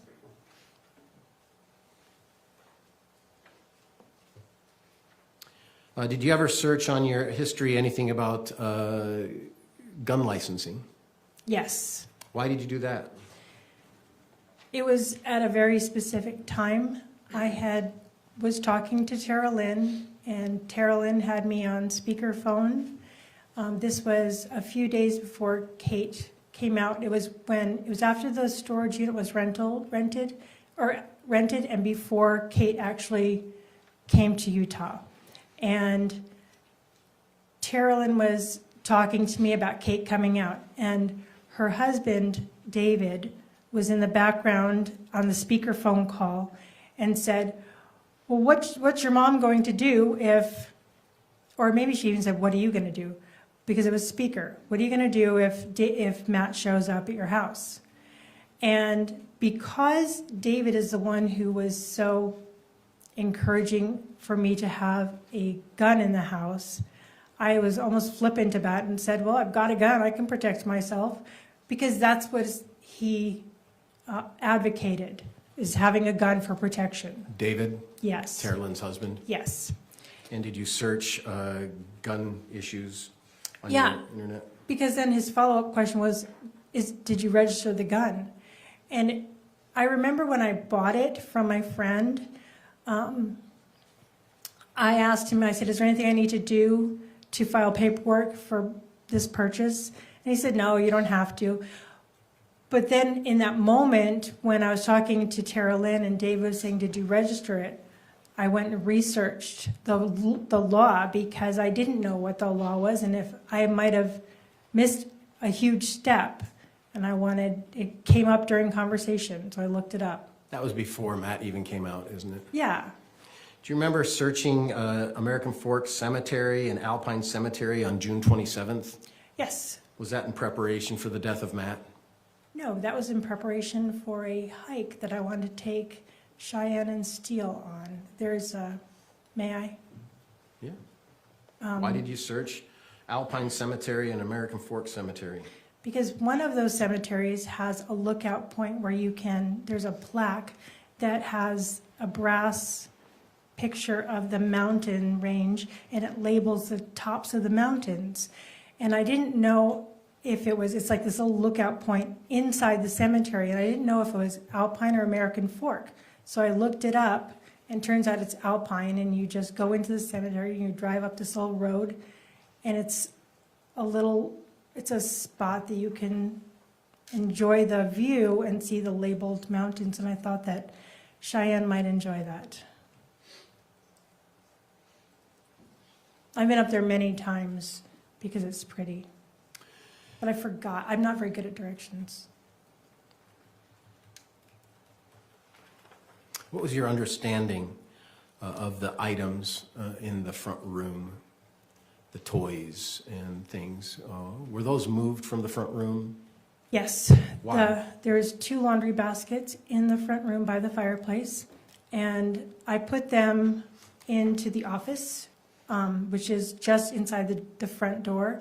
I put them in the office so that when Matt came in, he would be able to have a conversation with Kate and not be frustrated and say, why aren't you all packed and ready to go? Why isn't all this stuff ready to be here? And so I had moved them into the office, but I already told Kate that all you have to do is take and slide them into a lawn and leaf bag, tie it up, and you can have the laundry baskets. So you had bought the laundry baskets? Yeah. And you talked about these drawer things up in the bedroom? Yeah, they're like Sterilite brand 3-drawer things that I thought it would be easier for her to work with for the week or 2 weeks or 3 weeks that she was there at my house. Did you think it was possible Kate was going to go with Matt back to California? Yes. Do you think it was possible Kate was not going to go back to Matt to California? No. No, I You didn't. can't answer. Oh, sorry. He made his ruling. Oops. Let's rephrase it.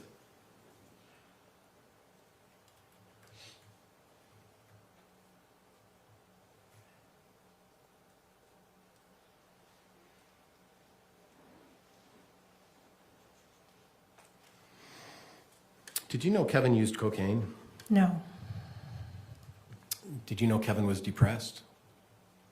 I knew he had a bout of suicidal ideation 1.5 years before. What was your understanding of that? He just told me that he was contemplating suicide, and so I got him some counseling. Did you get him counseling? I got him counseling, and he went on a prescription.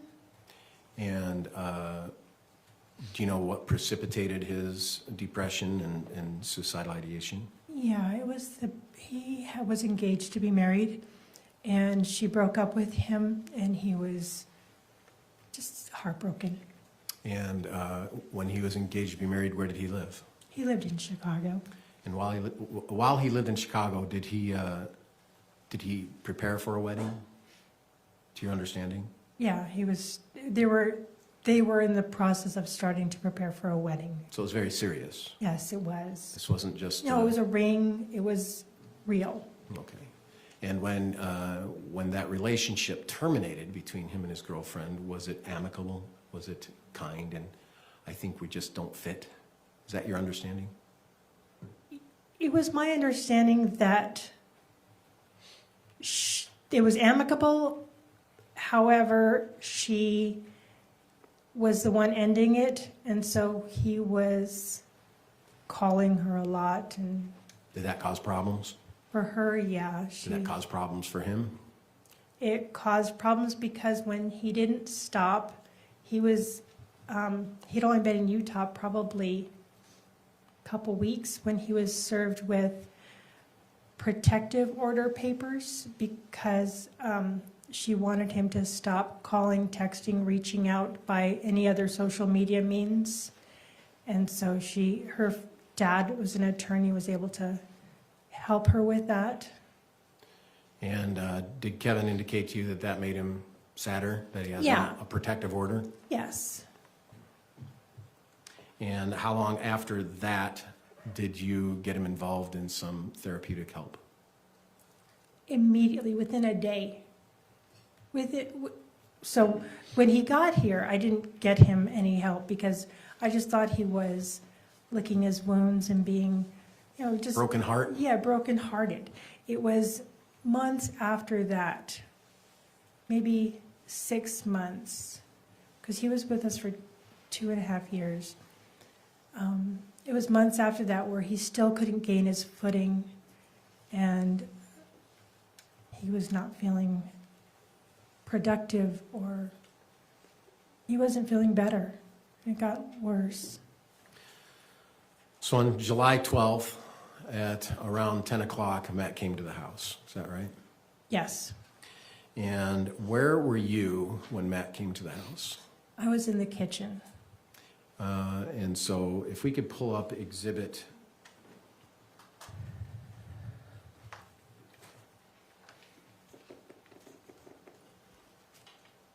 It's going to take me a second.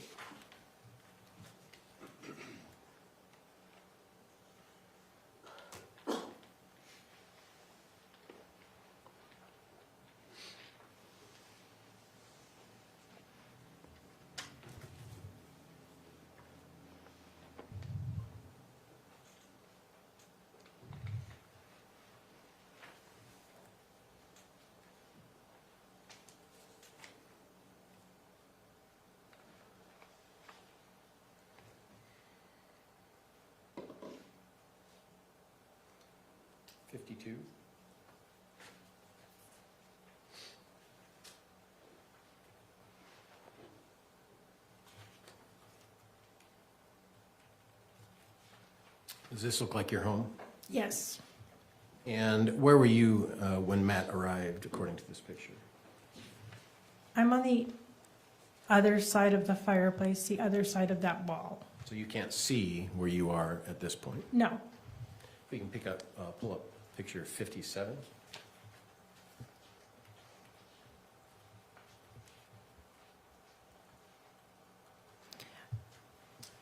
Where are you in this picture when Matt arrived? I was sitting on the corner of the counter. Okay, so there's a water bottle. Yes, Is that your water bottle? yes. Is that your computer? It looks like it, yes, And there's one chair that's out a little bit. yes. Is that your chair? I probably was sitting there, yeah. Were you sitting there when Matt came into the home? I was sitting on the other side of the counter. So does this picture show where you were sitting? Yes. Okay. Do we have the pointer thing? It's the states that it's working. It's the taxpayers, Your Honor. That's true. It's yours.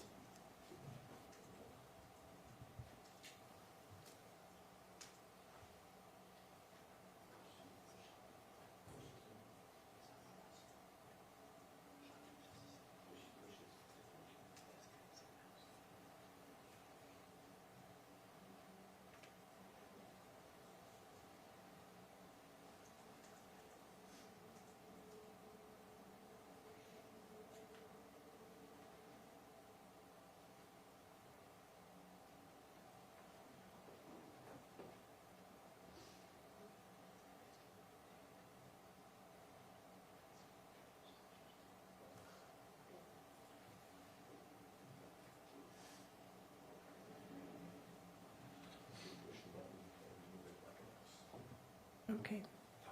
Top button. So if you can push the top button of that pointer and please put that red dot where you were sitting when you first saw Matt.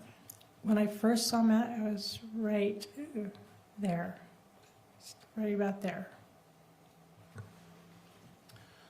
So were you sitting on the gray covered chair? No, I had been sitting there prior to earlier, but I was sitting, And where were your feet? hanging down in front of between the oven and the sink. Okay. So you were actually facing toward the oven? Yes. Okay. Did you hear Matt come in? No. Did you see Matt? I saw Matt. I didn't hear him come in at all. Did And you I saw hear him. Matt? No. Okay. Sorry. Thank you.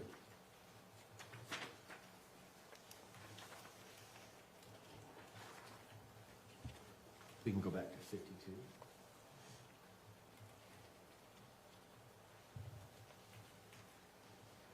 Can you use the pointer on where Matt was standing when you first saw him? You still can't see it. It's on the other side of the wall right here.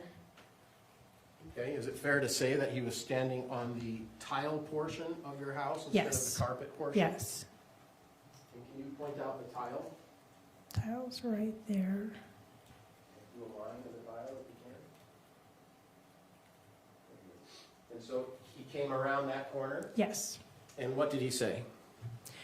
He said, "Hey, so where's Kate?" And what, were you surprised to see him? I was extremely surprised. Didn't expect him to be standing in my dining room. Why? Because I knew he was coming, but I didn't hear the doorbell. I didn't hear a knock, and I didn't expect him to walk into the house. What were you expecting? I was expecting for Kate to answer the door so that he could come in and they could talk. And then, may I May you what? talk? No. So you were expecting Kate to answer the door? Yes, And had you had a conversation with Kate about that? yes. And when did you have that conversation? During the day when I was tidying up the house, trying to make it look nice for when her husband got there. And what was your understanding of what Kate was going to do? Kate was going to talk with him, knowing that Kevin was probably in his bedroom upstairs, which the stairwell goes up. Do you remember the question? Sorry. The question was, what was your understanding what Kate was going to do? Talk to Matt. And when Matt appeared around the corner, was he threatening towards you? No, he was just kind of like jerky. He was like, "So, where's Kate?" And I was in that moment, I'm guessing, since he didn't see Kate in the living room, that Kate must not have been in the living room because otherwise he wouldn't ask me that. Did you know Kate wasn't in the living room? I guessed, but I didn't know. Well, from your position in the other photo, you could see the stairway, couldn't you? Yes. So did you see Kate come downstairs? No, I didn't. So did you know Kate wasn't in the living room? I know Kate wasn't in the living room, but I'm sorry, did you say, I know Kate wasn't in the living room? I was confused by your reply. okay. Did you know Kate was or was not in the living room? Kate could have walked past me while I was looking at my phone scrolling. I don't think she did, but I didn't think that, I thought Kate was going to be in the living room, but she was not in the living room. Did you know what time Matt was going to get to the house? 10-ish. Did you have a forecast of closer than 10-ish? No, I didn't know. Did Kate tell you like he's 10 minutes out, or did Kevin tell you, or did Terralyn? I'm not done. This is a long question. Or did Rory, or did I'm missing one? Anyone do that to you? No. Were you aware of anyone having that kind of instant kind of understanding of when Matt was going to get there? No. Okay, but you knew about 10. Yes. Where were the kids at that time? They were upstairs. Katie had put them to bed. And since she had put them to bed an hour or so before, I assumed they were asleep. Did you have a conversation with Kate after she put the kids to bed? Yeah, probably in passing. Just, are you okay? How are you feeling? Where was that conversation? Downstairs on the main floor. Okay, so was she downstairs and upstairs? She is going to, yes. Thank you.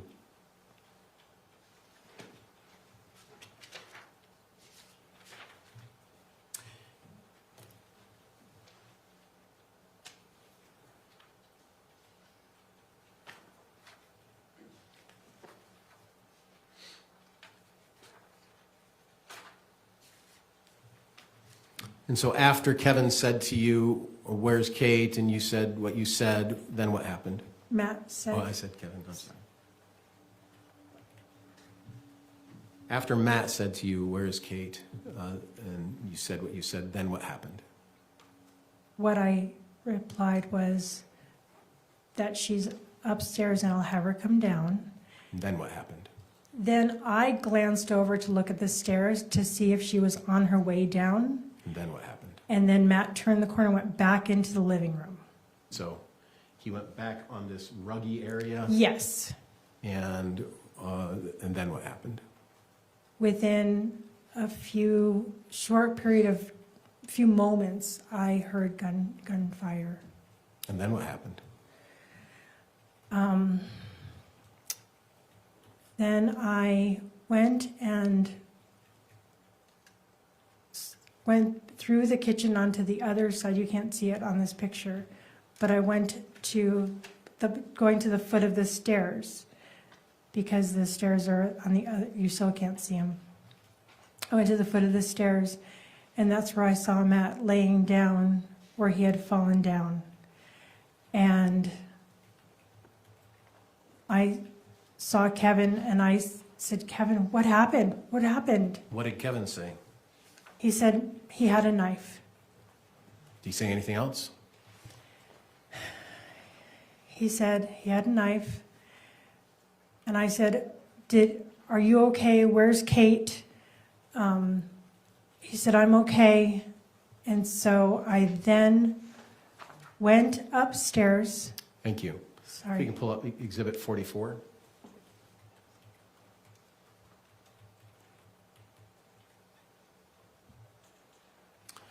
So this picture shows Matt on the floor, correct? Yes. And it shows a carpeted stairway Yes. going up, correct? Yes. And this is obviously not a photo by you, correct? Yes. And this is after you have left the property under order of law enforcement. Yes.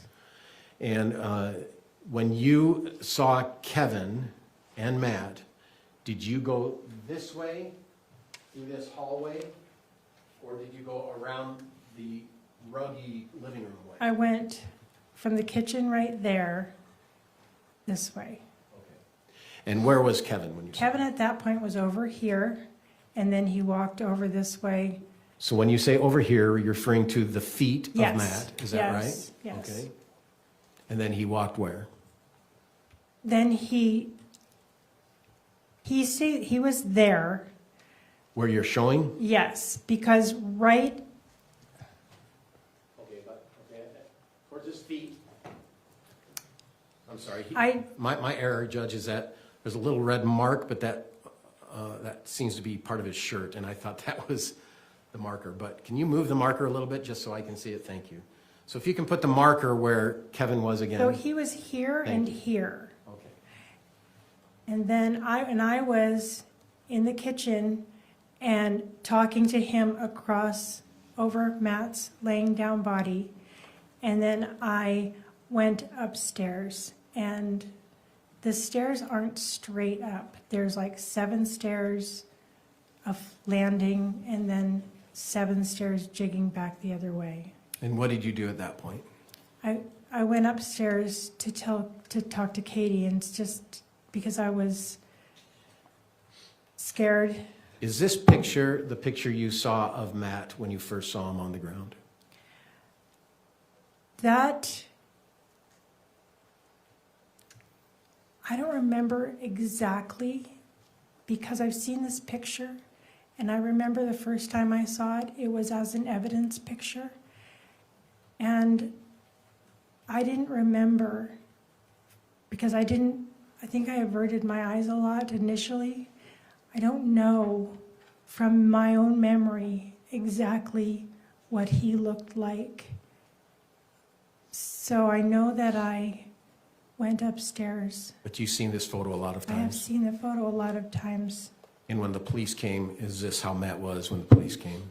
Yes. So when you went upstairs, what did you do? I took Katie's face in my hands. And I said, Kevin shot Matt.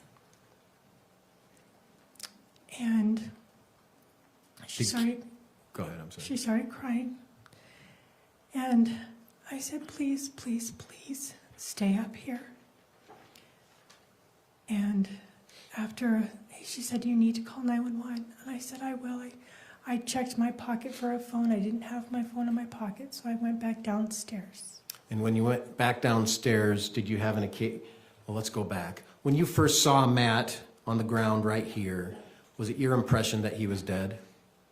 He looked lifeless when I stepped over him to go upstairs. Okay. Was it your impression that he could be revived when you saw him your first time? I thought possibly, Why? because I didn't see. Did you see any breathing? No, Did you see any movement? no, Did you see anything that indicated that that Matt's body had life? no. When you came back downstairs after talking to Kate, what did you do? I first wanted to check to see if my assessment of not having any kind of heartbeat or anything, I went to check his pulse on his wrist. And Kevin, Which wrist? The one with the knife in it. Did you see the knife? At that, yes, I did, because I didn't look hard at the body at all. My The question first was, time. did you see the knife? Right then, yes. Okay.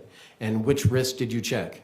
The one that the knife was in. Okay. And I was going to move the knife out of his hand, and Kevin said to me, leave it, be careful, I think he might still be kicking. Did you see him kicking? No. Did you check anything else on his body? I checked his wrist, didn't feel anything. Then I checked for his carotid artery on his neck. I didn't feel anything, and I checked his wrist again. And the wrist with the knife or the other wrist? The one with the knife. Did you know at that point that he had been shot? Yes. Did you know that he had been shot in the wrist? No. When did you know he had been shot in the wrist? Months and months later, after I saw the autopsy report. So you don't have to offer this information today, do you? My testimony? Yeah. As far as I'm aware, no. After, we can take that down. After you checked his wrist, what did you do? I had kneeled down to check him, and I stood up to go get my phone, but I had gotten lightheaded, and I felt nauseous. And I went to the kitchen, and I I had to steady myself on the counter because I was worried that I was going to pass out. Then I looked for my phone Where was your phone? on the counter by the fridge behind me. It just took me a moment to locate it. You're aware that it was about 6 or 7 minutes between the two 911 calls, right? Yes. What were you doing during those 6 or 7 minutes?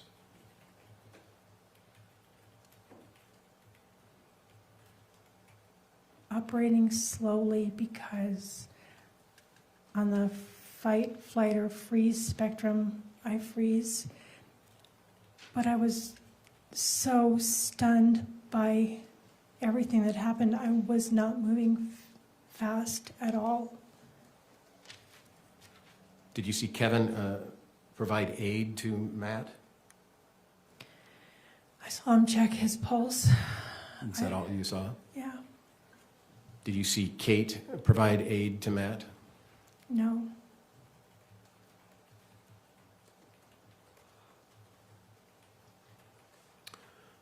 How long after you called 911 did police get there? I was on the phone with 911 until police got there by their instructions, and so How long after you called 911 did the police get there? 5 minutes, 6 minutes. And when you first started your 911 call, were you confused at the questions the operator was asking? Yeah, I called 911 and they said, "Is this Caitlin?" And which What's your daughter's name? Catherine.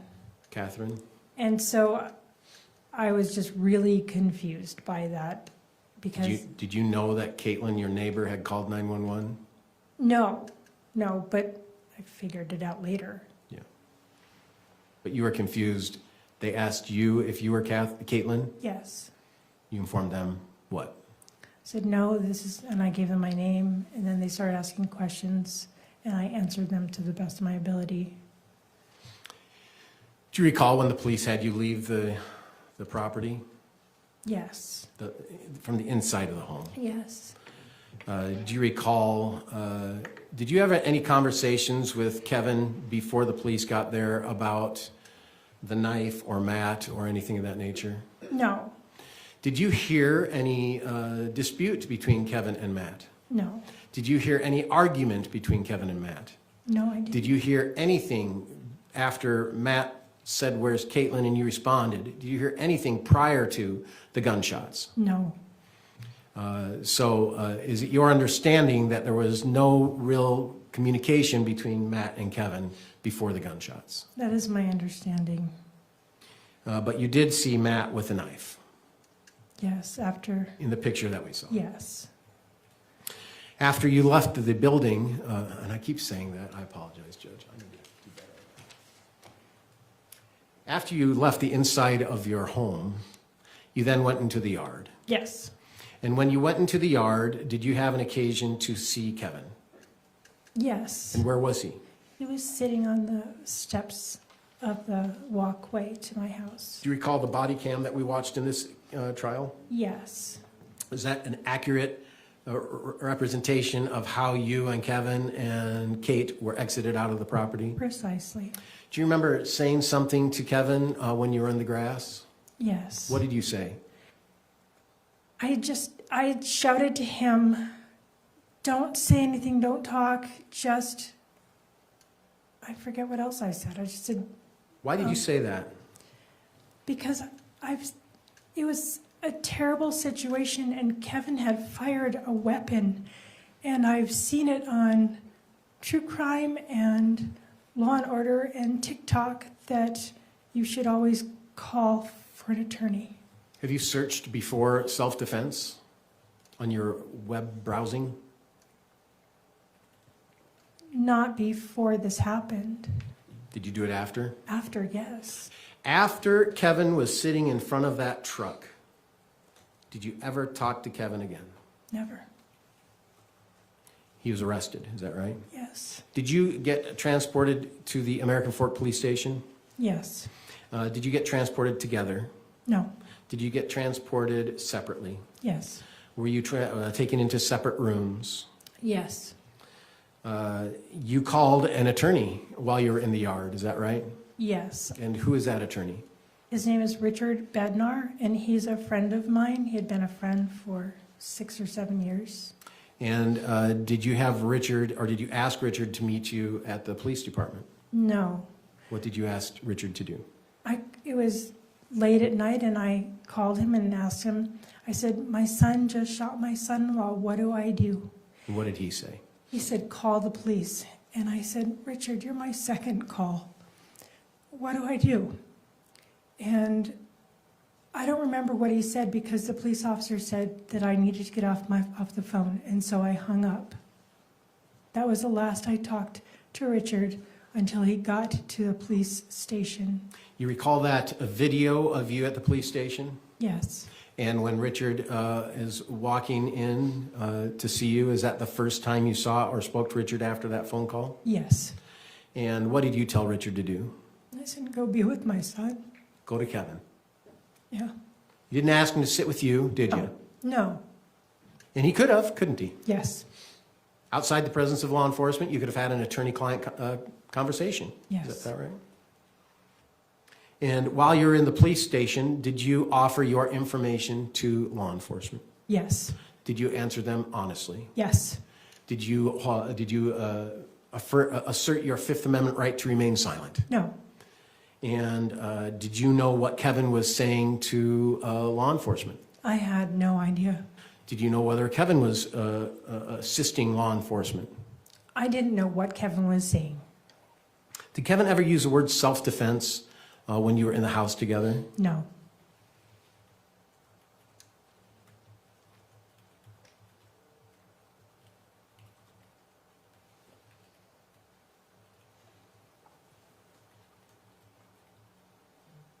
You've heard the you've heard the audio of Kevin and Tara Lynn that's been provided as an exhibit. Is that correct? Yes. And are you familiar approximately when that audio phone call took place? Right after Kevin was convicted of murder. Okay, thank you. So it was after his trial. Yes. And in that audio, Kevin has advised or is talking to Tara Lynn. Is that right? Yes. Yes. And Tara, Her leading, you could ask more open-ended questions. Let's ask more open-ended questions, please. where does Tara Lynn live? Tara lives in Carlsbad, California, which is in San Diego County, California. And where does Kevin live? Kevin lives in the. I don't mean now, I mean back then. Oh, American Fork, Utah. And how long had Tara Lynn lived there? Her whole married life, so it was 16 years. And in the conversation of this audio we heard, to your understanding, where was Tara Lynn living then? Still in California. And where was Kevin living at the time of that telephone conversation? Utah. And where specifically in Utah? American Fork, Utah. Oh, where he was living when the conversation took That place? telephone conversation took place. The Utah County Jail. And so that was a jail call between, is it your understanding that was a jail call between Tara Lynn and Kevin? Yes. And you've heard that phone call before, haven't you? Yes. First time you heard that phone call was about how long ago? A few weeks ago, you played it for me. Yeah, I played, Once you played not it. in this trial, right? No, no, privately. And in that audio, Kevin says that he had talked to you about planning this murder of Matt, doesn't he? I heard him say that. He never said murder, though, did he? No. And what is your best understanding of why Kevin would say that? Well, firstly, In speculation, Your Honor. Any speculation? I can ask her understanding. I understand why Kevin would say that. She hasn't talked with Kevin since the day he was arrested. She would have no idea. Well, she can have an opinion. Excuse me. Mr. Watabe? I'll submit, Your Honor. You're asking her to speculate, right? I'm asking her opinion on why Kevin would say that. I'll allow it, but just that one question. Thank you. What's your opinion on why Kevin would say that? My opinion is that Kevin was trying to shift some of the blame for what he had done off of him, because Carolyn and his brothers and sisters are his loving support system while he has been incarcerated in jail. And he doesn't want to lose that while he's in prison.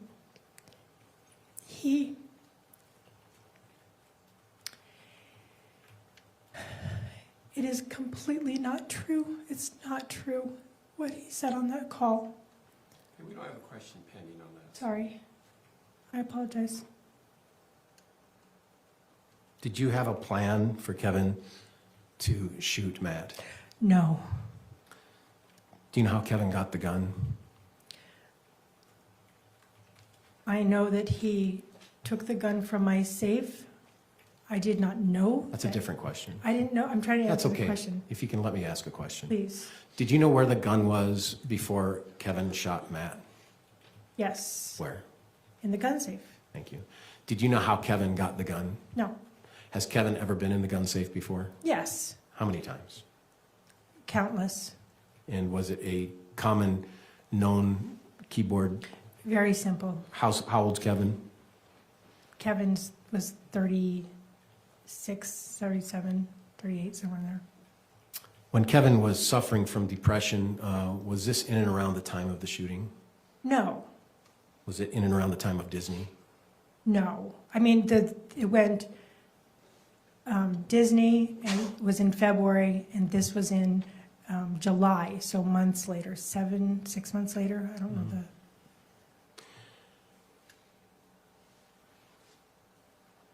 You've heard the testimony of Kate. I have.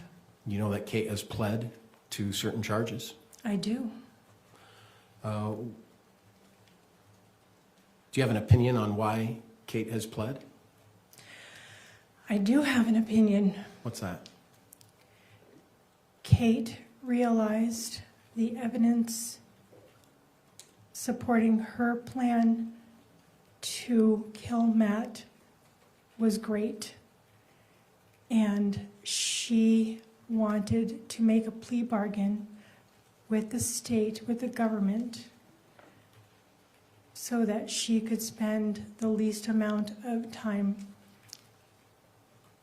in jail or prison that she could. I suspect she was intimidated by the government and by the evidence, which I don't blame her for being intimidated, because it sounds like there was a lot. But I believe that she was making a deal, saying what she needed to have the least amount of time in jail as possible, or prison as possible. Did you have a plan with Kate to shoot Matt? No, Did you have a plan with Rachel to shoot Matt? no. You know, Rachel had a text that we just saw yesterday, or Monday, or sorry, Friday, where she talked about shooting Matt. Yeah. And what was your understanding? Saying she was going to shoot Matt? Yeah. Didn't you have a plan for that? No. Why would she say it? If she said that, then it was, again, a figure of speech, not intended to be executed in any way, shape, or form. Did you intend for Rory to go spend the night with Rachel on July 12th? I became aware of that plan after it was already in place. You've heard a testimony of Rachel regarding that. Yeah, Rachel extended her an invitation. I knew that I had nothing to do with it. I didn't know if Tara had suggested it or Rachel. In fact, I didn't know until yesterday, Friday, who had invited her, where she got the idea. I heard myself. I didn't ask Tara Lynn, I didn't ask Rachel. I just know it wasn't me. You're aware that Kate offered a proffer letter to the prosecution in June of 2025, right? Yes. And in that letter, you are, one moment, I'm sorry. I need to get my wits about me.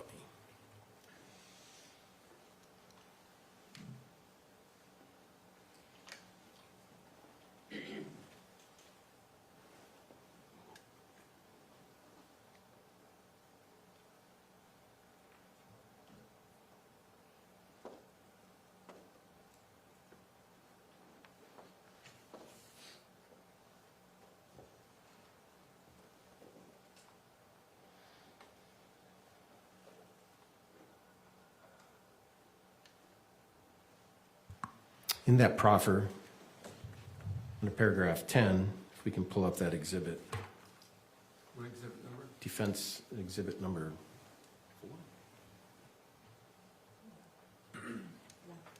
1? Defense exhibit 1.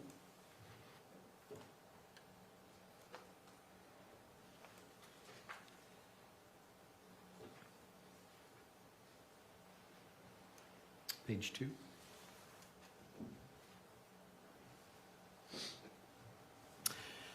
Paragraph 10, it reads, Kathryn and Kevin never discussed any criminal actions towards Matt. Do you see that? I do see that. Are you aware of any criminal discussions between Kathryn and Kevin? I need to rephrase it. That's terrible. Are you aware of any discussions Kevin and Kathryn had regarding criminal actions toward Matt? No. Had you ever heard of any? No. Now, you have heard of Kate's testimony of that, right? Yes. And she testified that there was a meeting after sushi where you all three were present. I heard her say that. And then this letter says that that didn't happen, didn't it? Yes.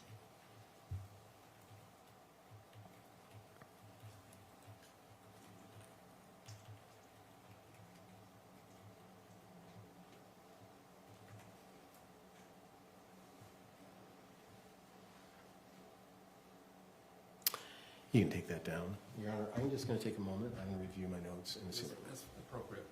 Just take a moment.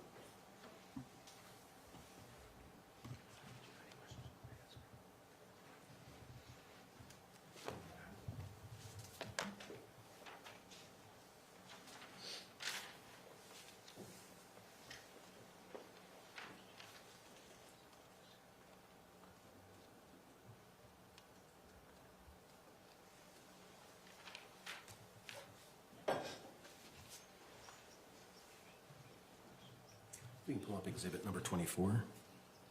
24? Yes. Thank you.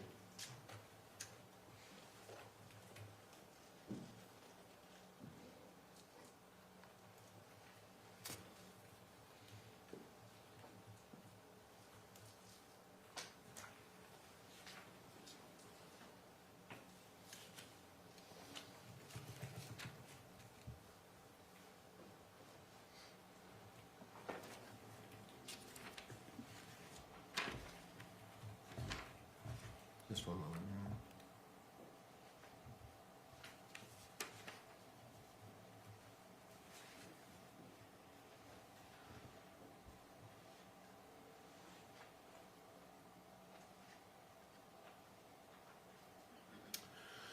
This is State's Exhibit number 24. Do you see this text?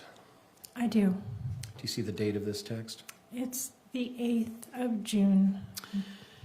Would you say that this expression by Kate was the worst time of her marriage with Matt? It seemed like that was the normal theme that had been going on for a while.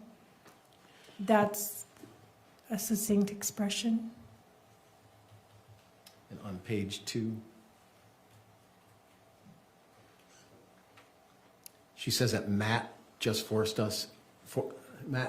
told me I forced us into poverty. Do you see that? I do see that. Do you have any idea why she would send that to you or what was said regarding that? She had told me that Matt had said that they were so broke because he was distracted because he was suspicious of her affair, because she would use the truck a lot.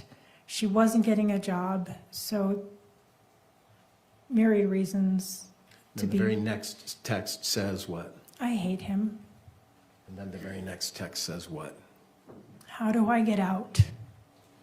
Did you plan and conspire with Kevin to shoot Matt? No, Did you ever ask Kevin to shoot Matt? no, Did you ever plan and conspire with Kate to shoot Matt? no, Did you ever ask Kate to shoot Matt? no, Further, did you ever ask Kevin to kill Matt? no, Did you ever ask Kate to kill Matt? no, Did you ever make a plan to kill Matt? never. No further questions, Your Honor. Counsel, I see up there, please.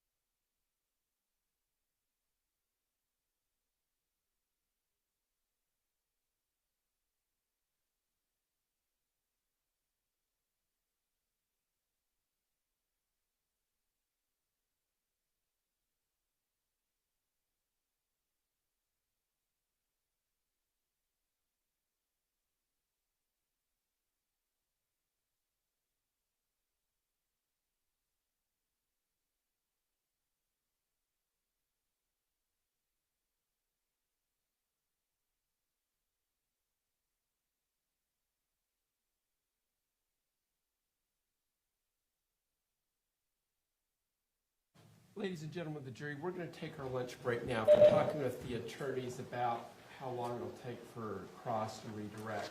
It'll probably put us well past 2 before they were done at the earliest, so I don't want to keep you that long. So if you'll be back ready to go at 2 o'clock, we'll take our lunch now. Please keep in mind my admonition you've been hearing all week long about forming an opinion about the case, talking about the case, research, or using social media. Please follow that instruction. We'll see you back at 2. Thank you. All rise.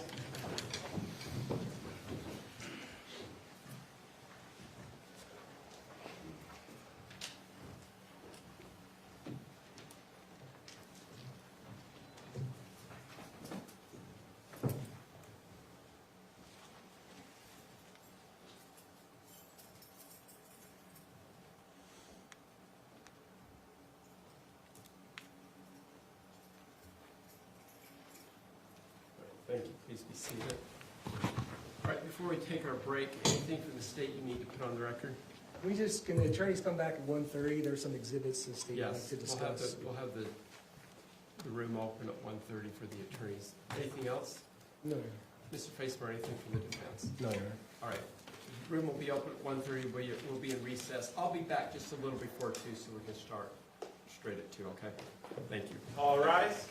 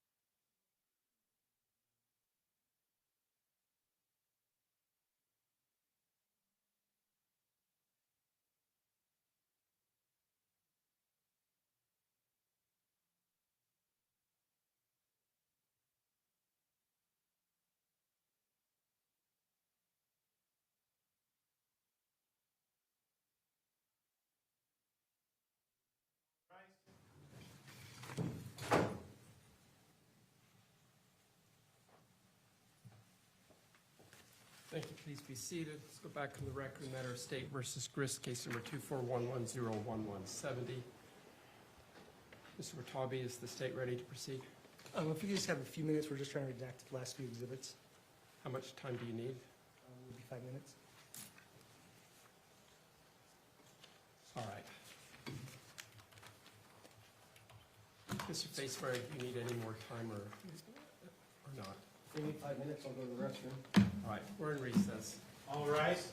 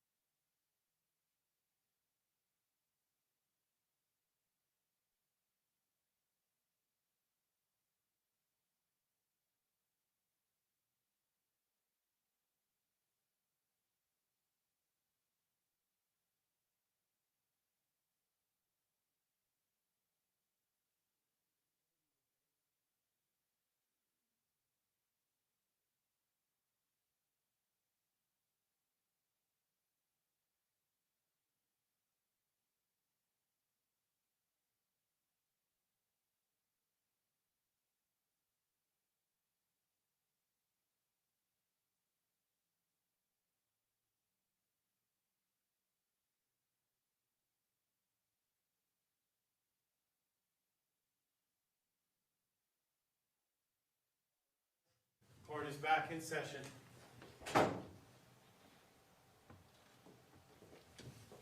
Thank you. Please be seated. Let's go back to the record in the matter of State versus Grist, case 241101170.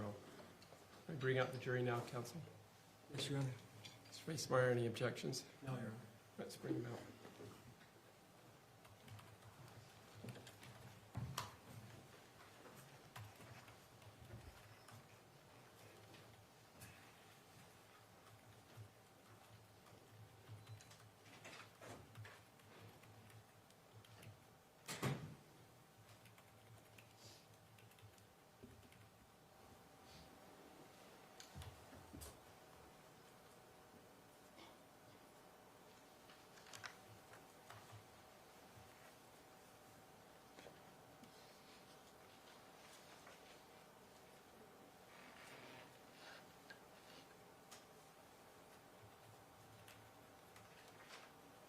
All right, for the jury.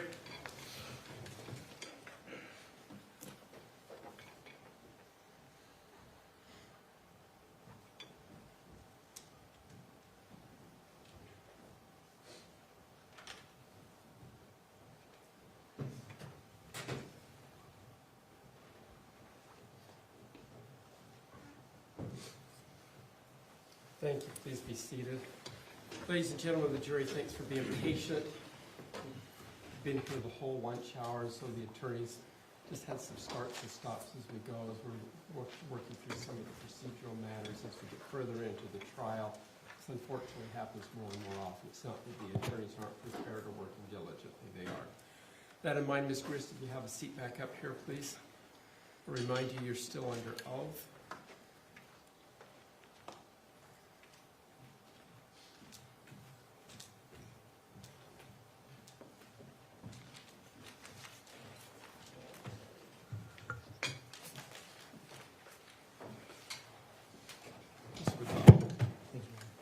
Good afternoon, Ms. Grist. I'm, well, as good as can be expected, but thank you for asking. Would you like me to refer to you as Ms. Grist, or would you prefer something else? Tracy is fine. Tracy?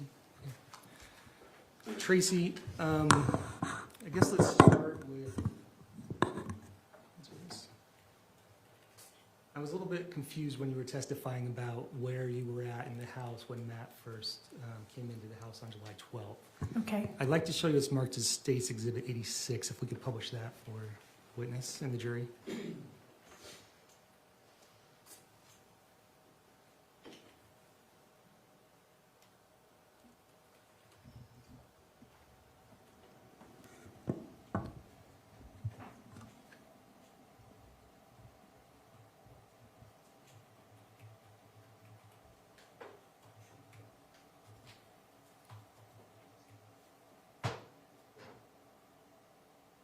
I can pause it right there. So, are those the stairs that go upstairs on the left? Yes. And you testified earlier that you could see those stairs from where you were sitting on the counter, correct? No, I could see a part of them. You could Not- see a part of the Yeah, stairs? yeah, I'm a part, Like the but bottom part of the stairs? more the top. And what's next to the stairs? It's a hallway And where does that hallway go? to the garage. And you said after you heard the shots, did you see, you weren't able to see Matt when he got shot, or you were able to see him? No, I never saw him get shot. Okay, but then so you couldn't see the carpet there where his body was laying? No, no. And then you said you went, where did you go after that? I went from the corner of the kitchen where I was, which is, it's not working. This isn't working. It won't work right now. Oh, okay. From the corner by the, to the right of the stove, if you're looking at it. So I went to the bottom of the stairs, like to the just where the carpet starts, and then I went upstairs. Okay, and you didn't see a knife at that time? I don't remember looking at his body, and I don't want to say something that's inaccurate. Okay, but you didn't see a knife No. when you went up the stairs? I don't recall seeing a knife. I also wasn't looking really hard at him at all. Okay, but you testified that you saw Kevin as you came to the corner, right? Yes. And Kevin was holding a gun? Kevin had his hands behind his head, so I don't know when he put the gun on the counter. I think he put the gun was on the counter when I came back downstairs. Okay, and you also said when you came downstairs, you noticed a knife in his hand. I believe you testified to that. Yes. And how long did you look at that knife for? Milliseconds, not very long, but I leaned down to take his pulse, and I was going to move the knife out of his hand. Okay. Was that the first time you'd ever seen that knife? Yes. Okay. Okay, and you said the garage is right there to the left of the stairs, is that correct? Yes. It's down the hallway. You testified a little bit earlier that, well, let me talk about this. You have 7 kids, is that right? That is correct. And you take care of them a lot? You provide them financial support? When I can, yes. You provide them vehicles? Not all of them, But no. some of them? 2. You are the one that hosts a lot of the parties and holidays, right? When they're in Utah, yes. If not in Utah, then no. Okay. And sometimes you buy them groceries? Yes. You plan Disneyland trips and pay for some of that, right? One Disneyland trip, and yes, I paid for it in its entirety. It's fair to say that you are very involved in your children's lives. Yes, You know what's going on with them. I try. You know their issues. Yes, You offer support and guidance. yes. You give advice. Not so much advice. Sometimes I express my opinion, but I try to mind my own business Okay. as far as telling them what to do. And wasn't it your idea to get Katie out to Utah to bring her and the kids? No, Wasn't it your idea to get a storage unit to help put supplies in? no. Aren't you the one that rented the car so she could come out? I paid for the car rental, yes. You got her a credit card so she could rent the rent Yes. the rental car? Yes, Aren't you the one that helped to write the note to leave, that she could leave Matt? no, I did not. Tara Lynn did that. Okay, and what was your understanding of what Katie was coming out to do? Just a breather? Yes, Okay. I can show you what's been marked as State's Exhibit 148. I published to the witness.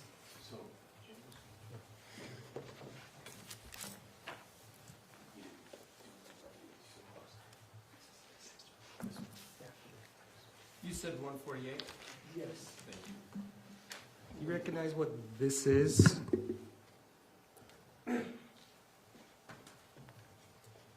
could you make it a little bigger? Yeah.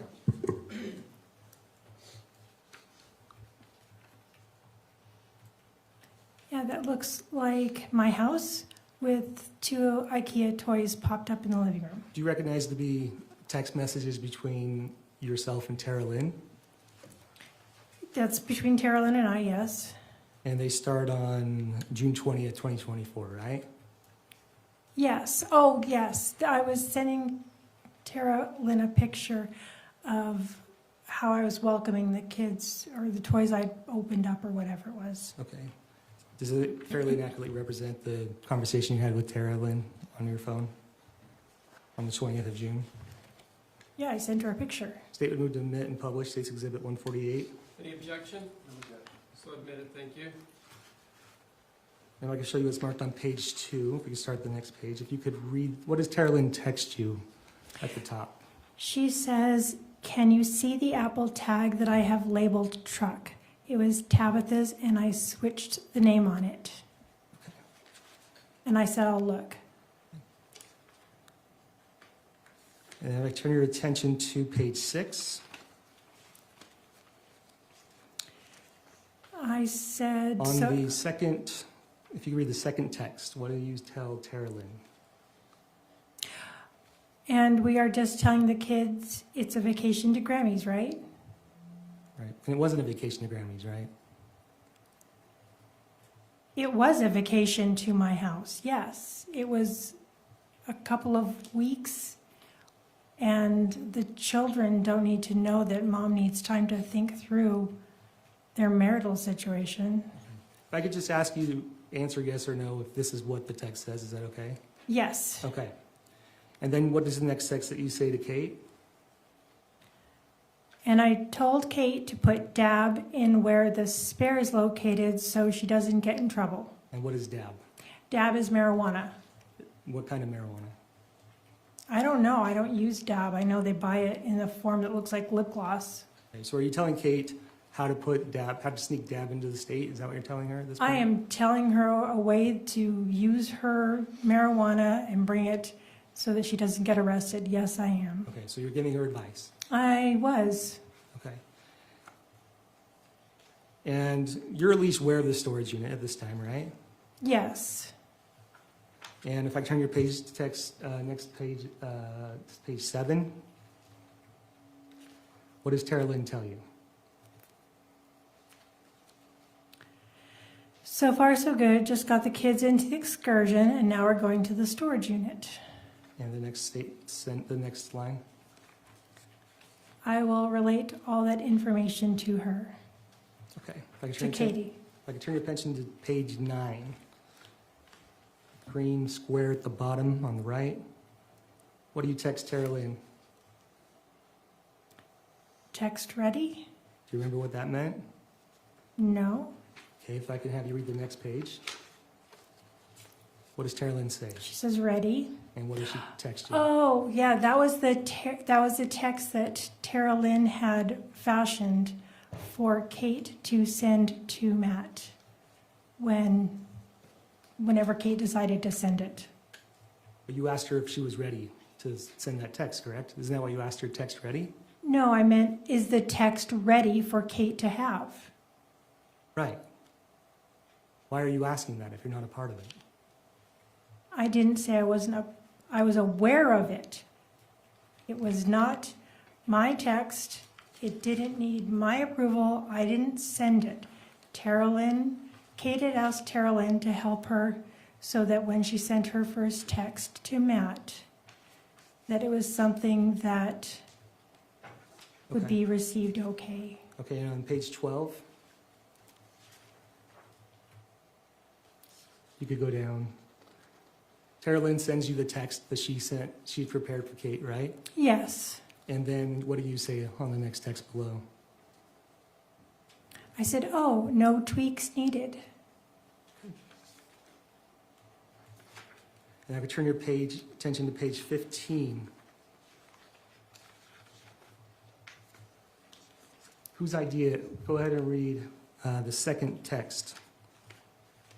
Who is the admin for our Fandam chat? And what do you say in the next text? We just need to drop him off of it. Who are you talking about there?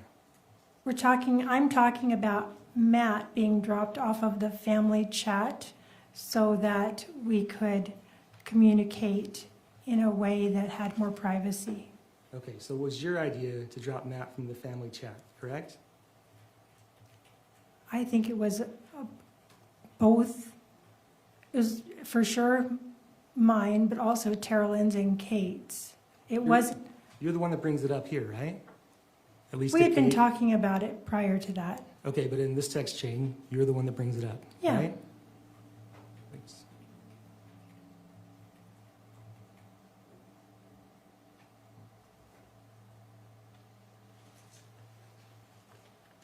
And you had testified earlier that you were not happy that Kate was dating when she was in Utah, right?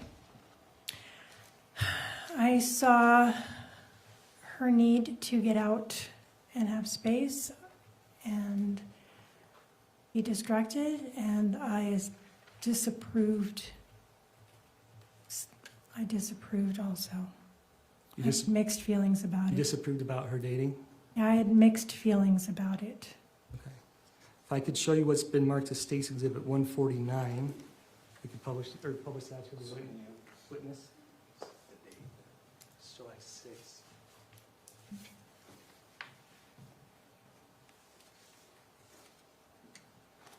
Do you recognize what that is? Yes, And what is this? that's a text from me. To who? Probably Kate. Okay. Yes, it's Kate, because Kate calls me Mama on text. And what date is from? The 6th of July.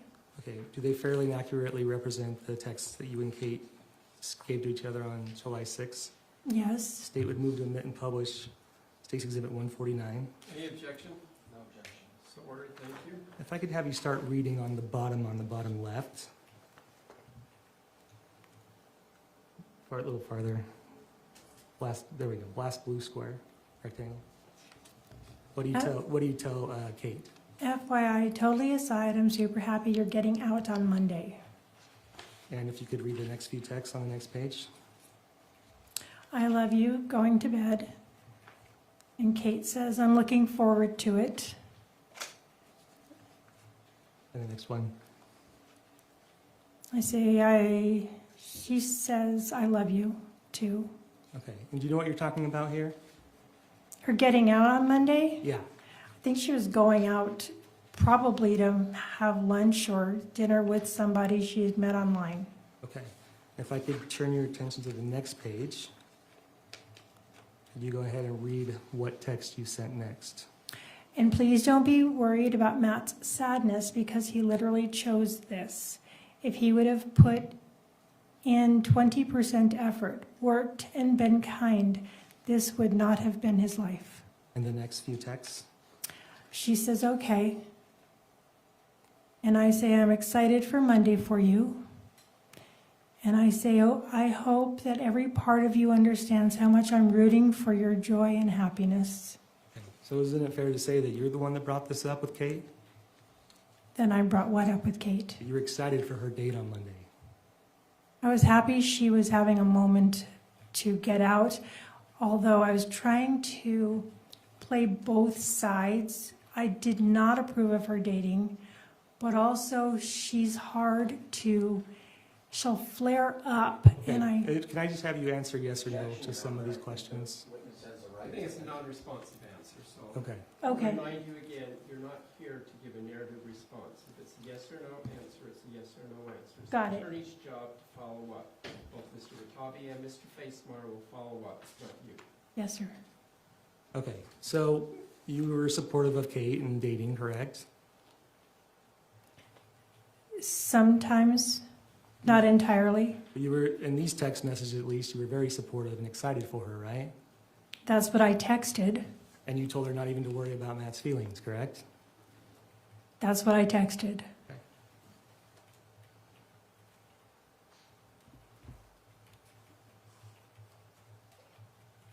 Let's talk a little bit about Amy Johnson. Does she have any other names? I'm sorry, who?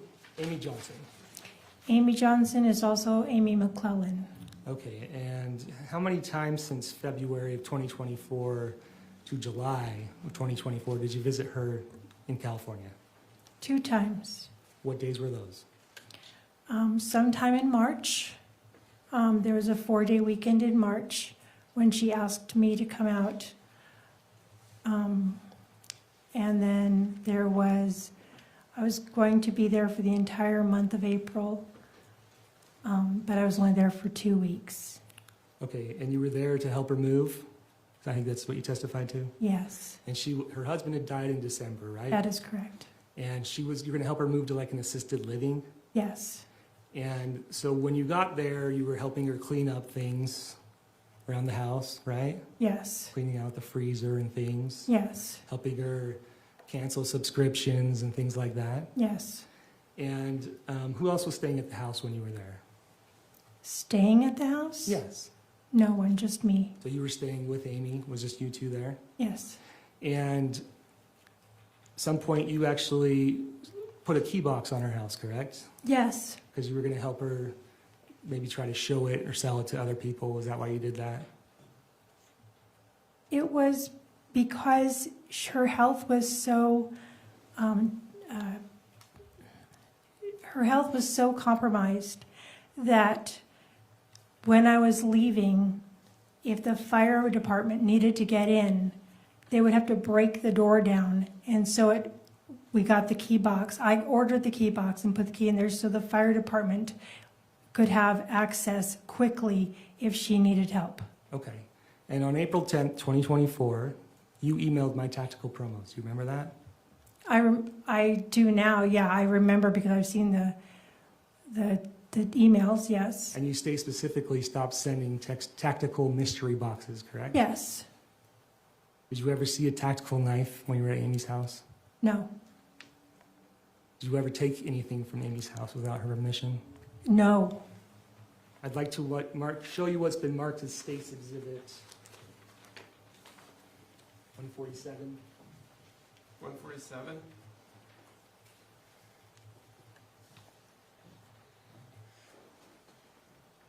You recognize what these are? There are texts between myself and my daughter Tara Lynn. On what date? March 18th. Okay, do you remember this conversation? Yes. Do they fairly and accurately represent your text messages with Tara Lynn on March 18th, 2024? Yes. State would move to admit and publish to the jury. Any objection? No. Thank you. So admitted.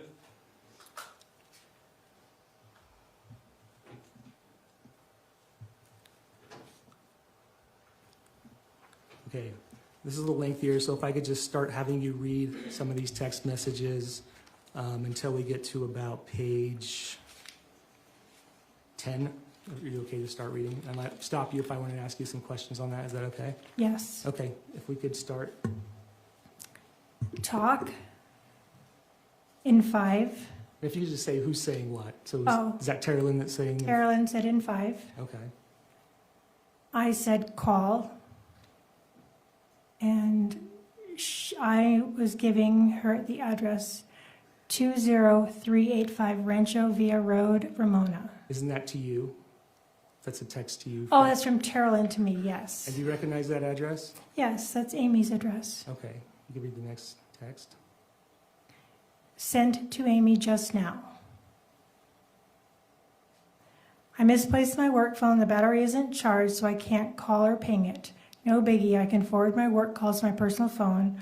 I'll let you know when I find it. I love you. Okay, so I'll stop you right there. You texted that to Amy McClellan right then? Yes, I did. And why did you text her that? Because I was saying that I lost my work phone.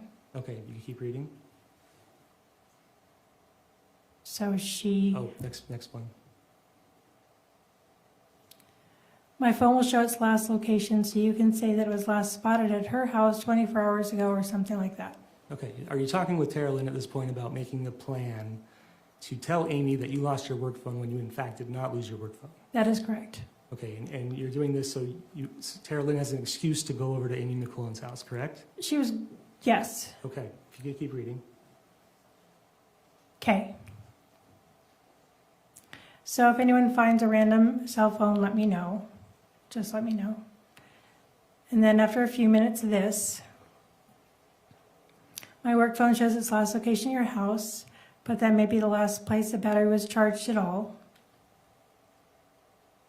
First bathroom on the left is where the cat food is. Walk through that little closet area and into and that is the office. When you're in the office, turn left, bottom drawer, all the way to the front of the drawer. It's in a flip file labeled Ford F-150. You may as well just take both titles as well as the entire folder. Just so you know, no one ever uses that bathroom, so it's not really a bathroom to be used because there's no toilet paper because the cat plays with it. What does Tara Lynn say? Tara Lynn says, this feels so crazy, LOL. Call me. I'm getting ready to go in like half an hour. I will regret if we don't make sure that Amy is totally safe, even using means that are a little bit coloring outside the lines. Okay, and then the next text. Besides, Amy really loves you. Take a picture of your Meredith picture so you can show her on your phone and ask her if she still has that, because if she didn't know what I was talking about when I mentioned it. If we could just skip to page 16. What does Tara Lynn send you a picture of? Oh, that's a picture of, I think that's a picture of a title for a Airstream. Isn't that a picture of a title that you just had her take from Amy McQuillan's house? No, without no, her no. Without her knowledge? No, No. I never had that title. But Tara Lynn went into her house without her permission, without her, and took the title on your direction, didn't she? Not that title. She took a title. She did, and I brought them back in April. Right, but I'm asking, did you ever take anything from, I asked you earlier if you took anything from Amy McQuillan's house without her permission. I directed Tara Lynn to take 2 titles, and they were brought back in the following month, or 3 weeks later, because the home health care provider. I just asked Oh, if sorry. you could, did you have Tara Lynn take title from Amy McQuillan's house without her permission? Yes, Okay. And then you go back to her house in April, right? yes, And you are working on April 10th, you send an email to My Tactical Promos asking them to stop sending tactical boxes, right? yes. And Amy died 2 days later, right? I don't know exactly what day I texted the tactical one. I don't know. Did Amy die when you were there? She did. And you were the only one there with her, right? I was. And you had access to the house, right? Yes, And you were staying there, so you were at the house after Amy died, correct? no, I left the house after. When I went to the hospital with her, the only thing I did was It's go. just a yes or no. No, I didn't stay at the house after Amy passed away. Okay, you didn't have your stuff there at the house that you needed to go collect? I collected it immediately after I left the hospital and went straight to Tara Lynn's. Okay. And the gardener was there. Okay, there's not a pending question. You need to Sorry. stop talking unless there's a question. And tell me your feelings on Matt. How do you feel about Matt? Matt loved Kate, and he was hard on Kate. Matt loved his kids, and he was hard on the kids. It was hard for me to watch. Did you want Kate to get a divorce? That's Kate's decision. Did you want her to? That's your opinion. My opinion? No, I didn't want her to get a divorce. I would have rather that she work out her marriage and live on the property and have a good life. It's her decision. And you and Matt fought a lot, right? We didn't fight. There was times he told you you're not even welcome back at the house. Is that a fight? That was when Kate came to my home in July that he said I wasn't welcome. Okay. Did you go to Kate and Matt's house in May 23rd of 2024? Yes, Okay, you went there, right? You not remember having a text conversation with Kate that says, Matt takes back what he said, you can stay at the house now?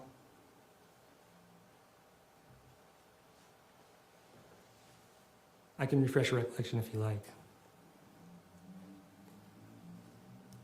yeah, I remember having If that. I could show her Exhibit 117. Let her finish too, you're cutting her. Okay, I'm sorry, Honor.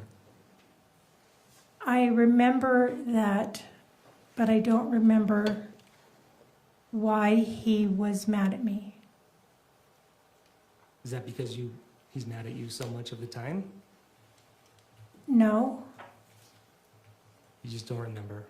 I could probably have my memory refreshed, but I don't remember right this second, even though I'm trying. Okay, I could show you what's been marked as State's Exhibit 117. Oh, I'm sorry. It's Exhibit...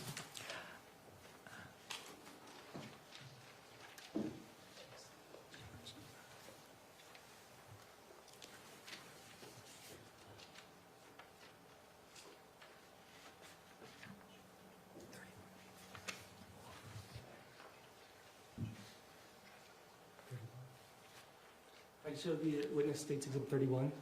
Which one again? 31. You can pull the mic over. 31, Your Honor. And if you could scroll to the last page.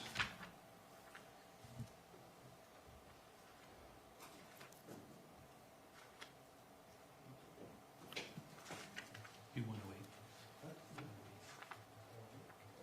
Sorry, 108, Your Honor. I'm sorry? 108, exhibit 108. Not 31, but 108? Yes. And do you recognize this as a text message chain between you and Kate? Yes. Okay. If I could scroll to the last page.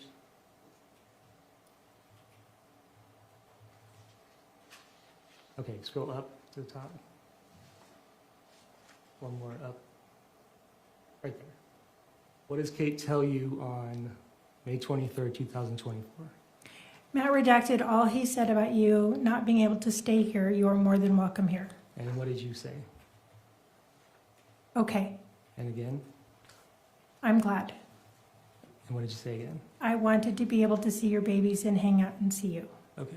So is it fair to say that on May 22nd or May 23rd, things had gotten so bad with Matt that he had banned you from the house? Or at least you couldn't stay with them at the house? I would say that's not fair to say. Did you not say that I wanted to be able to see your babies and hang out and see you? Did you say that? Yes, So doesn't that imply that you weren't allowed to come to the house? he was mad at me and then he got over it. I don't know, you're not helping me remember what he was frustrated at me for. I don't know. Okay, but I'm asking you, is that what you said? Did you say that on May 23rd, 2024, at 9:46 a.m. that you wanted to be able to see your babies and hang out and see you? Yes, And the reason you said that you were glad is because Matt had retracted being mad at you, yes. which implies that he had told you that you were not welcome. I think he told Kate. Okay, but you were aware that you were not welcome. Yes.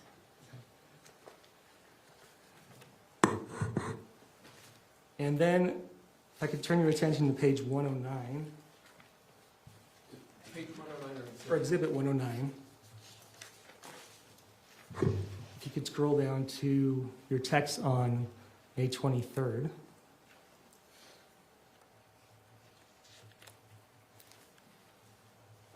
Farther down.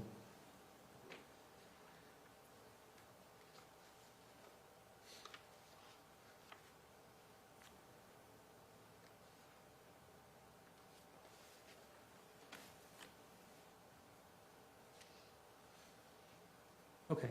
What do you search on May 23rd at 12:10 p.m.? What scent attracts mountain lions? And the search above it? The same thing. Well, no, it's not the same thing. What does it say? Number 287. What scent attracts mountain lions to humans? Okay. And you're aware that there's mountain lions on the property, right? I'm aware that Matt said he saw mountain lions. Okay. You were aware that Matt had told you there had been mountain lions on the property, right? I didn't believe him. Okay, No one but, did. But the day after, or the day that you've been fighting with Matt, you're searching what scent attracts mountain lions to humans, correct? Yeah, it was a joke. Okay.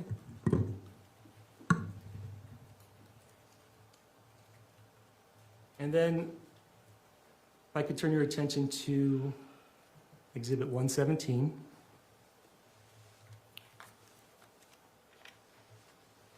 You recognize what these are? Texts Between who? between Matt and myself. Okay. And this is do you recognize what date this is and why it's important? Yes, this is the day that Kate was to arrive in Utah to my home, and 3 hours, so yeah, I recognize it. Okay. If I could turn your attention to page 7.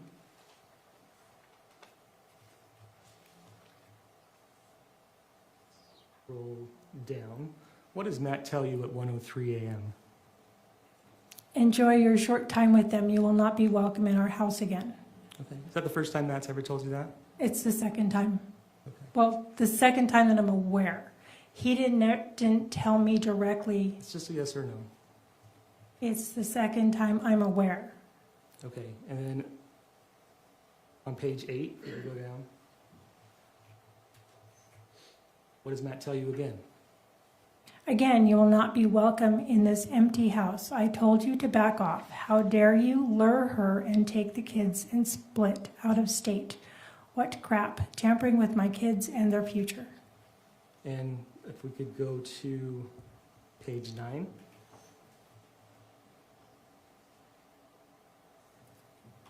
Go to the bottom. What does Matt tell you? My life is none of your business. It was not vacation time. And finally, page 17. What does Matt tell you on June 22nd, 2024? I will read your text, but I will not reply to you anymore. And in fact, that's the very last text you ever, or communication you ever received from Matt, isn't that right? I guess it is. I'm not sure.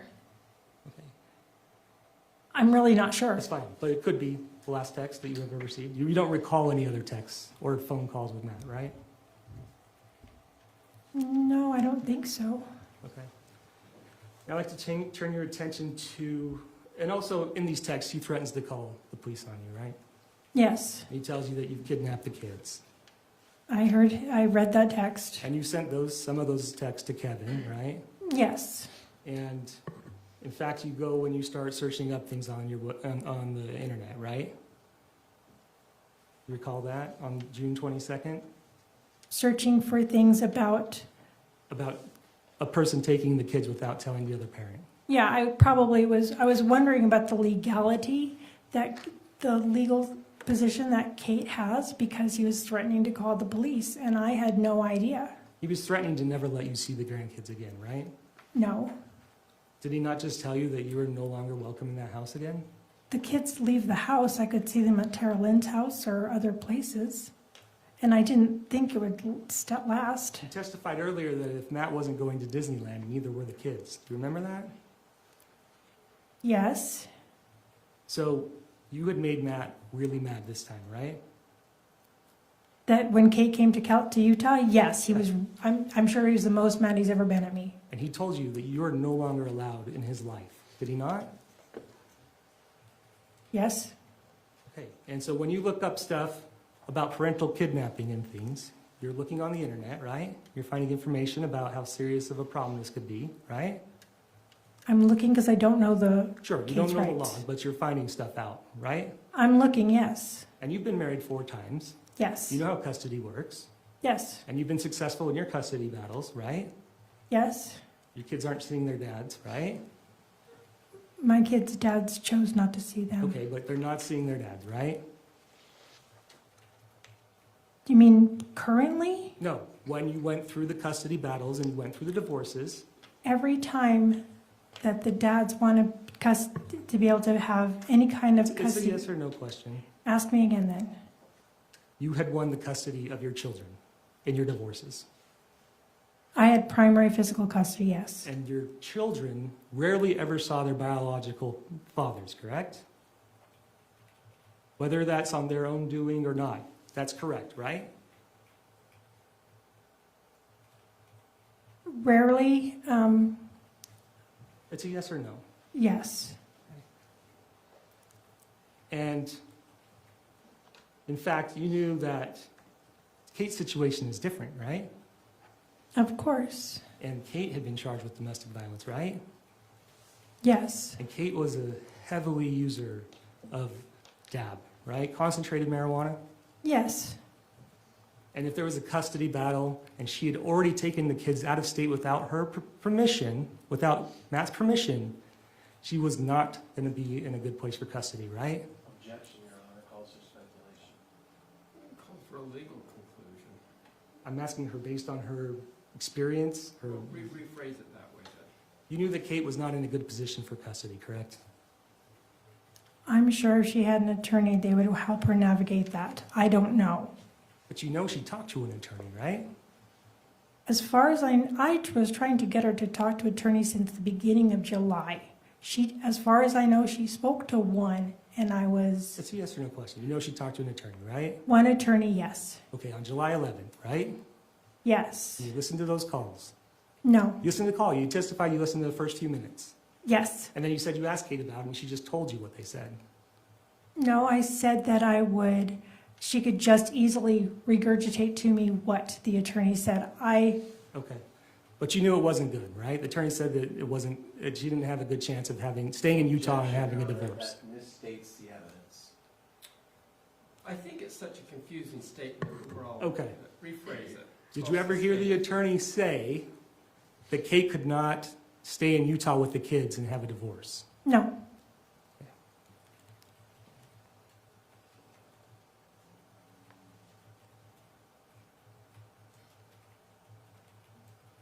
Okay. So I want to take your attention to, well, first you testified earlier. You wanted Kate to stay out there, right? To stay Stay in Utah. permanently in Utah? Not permanently, but you testified that you wanted her to stay for a while. Maybe another week or two after what she did stay. Right, and isn't that the whole reason that you came up with the plan that she would sprain her ankle, is force Matt to drive the truck out? That's a two-part question. Okay. Do you remember the plan to sprain the ankle? I do. It was Tara Lynn's idea. Okay, and you testified that the purpose of that plan was so that Matt would have to drive the truck out, Incorrect. and that the reason that she wanted to drive the truck out is because it couldn't make it out to Utah, so then it wouldn't be an option, right? That was confusing. The reason that you wanted Matt to drive the truck out is because it wasn't in a condition that it could make it to Utah from California. Did you not testify to that? No. You didn't? No.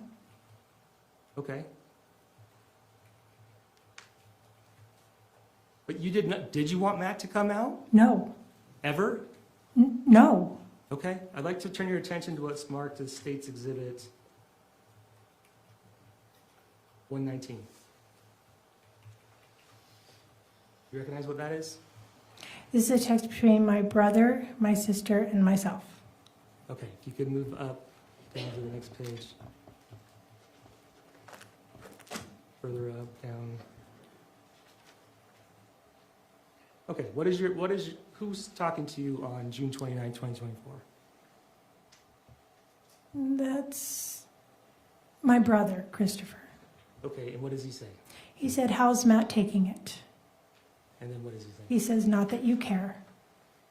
Does that seem to suggest that you don't really talk kindly about Matt to your brother and sister? Yes. Okay, if we go to the next one. And what do you say? I want him to show up. Okay, so you did want him to show up. I wanted him to talk to Kate, but no, it's like, I did say it in there. Yes, I did. Okay, so you did want him to come out. I didn't want him to show You up. said it. You said it. I said it, but doesn't mean that I meant it. On June 29th, you said it. Yes.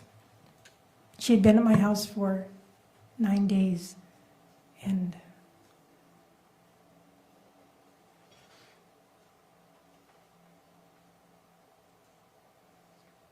Okay, let's turn your attention to June 16th. okay. You found out the day before that Diana canceled the Vegas trip with Kate and Matt, right? Is that the right date? I don't remember the dates. Okay, do you remember a time in June where, I do remember sometime in June when Kate said the Vegas trip had been canceled. okay, Kate comes out on June 20th, right? Yes. Okay, and I'd like to show your call log from June 16th, if we could move to State's Exhibit.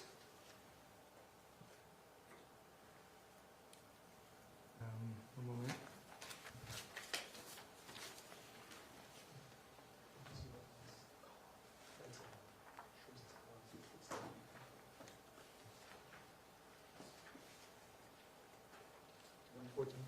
I'd like to show you Smart to State's Exhibit 114.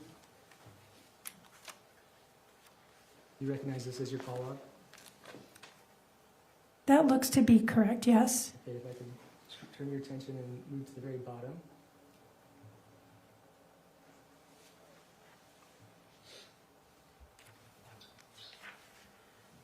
Okay, and the very first person you call that morning is who? Number 19, Yes. that would be Tara Lynn. Okay, and do you remember what you talked about? 6:16. Yes, I remember some of the conversation, yes. What was the conversation about? About Katie coming out to Utah. That's when I was talking on speakerphone at least part of the time. And David was saying, like in a half joking, half serious manner, well, what are you going to do if Matt shows up? And Okay. go ahead. Well, and you're talking to, Objection, Your Honor, he asked what was the conversation. I think she should be able to continue the. Is that the conversation, or is there more to it? I don't, that's, I thought she was done. All right, is there, okay, well, why don't you find out if there's anything more? Okay, you talked about Matt, correct? Yes, You talked about Katie coming out. I'm sure we did. Okay, and then your next phone call that you have, if you could scroll up a little bit, is to Costco credit card, right? Yes. And that's the call to go and get Kate a Costco credit card, right? Yes, to add her as an authorized user. Okay, and before you testified that you had called like a week and a half before, but clearly this call occurred on June 16th, right?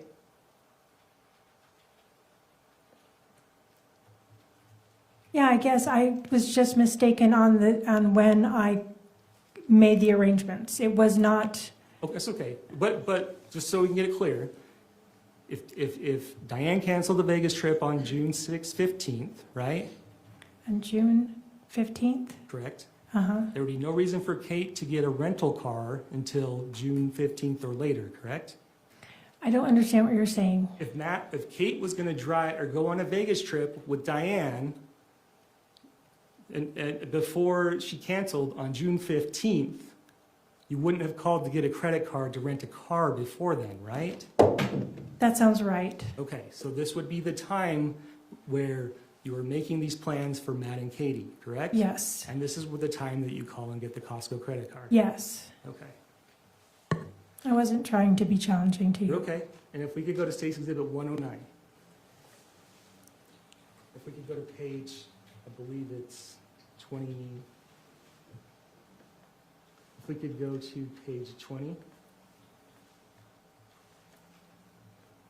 Maybe 16, sorry, page 16. 16. Okay, so while you're on the phone, and you've already testified to this, with Tara Lynn, you search Utah gun law registration, right? Yes. And while you're also on the phone, you search Utah Shoit break-in. I think that just came up. Like, you know how things pop up? I don't think that I searched Okay, that. but does your phone say Google search Utah Shoit break-in? I don't remember making that search. Okay, so the computer made a typo and made a search for you, is that right? Is that what your testimony is? I'm saying I don't remember making that Google search, and I don't know how these come up when you click on something. I don't know Okay. how it shows up, because I don't remember making that search. Okay, if we go up to the next page. And then you start clicking on some websites, including Utah State Gun Laws and Registration Explained. Yes, You remember searching for that? I do.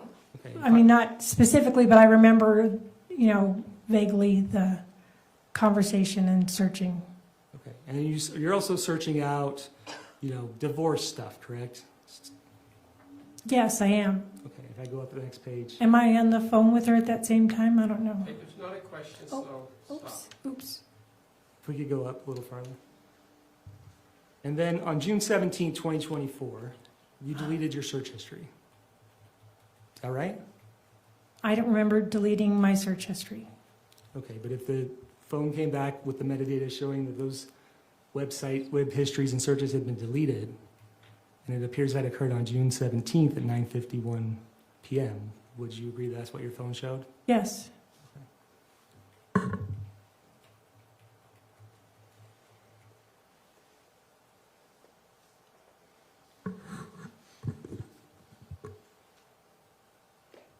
And this is also the same day, June 16th,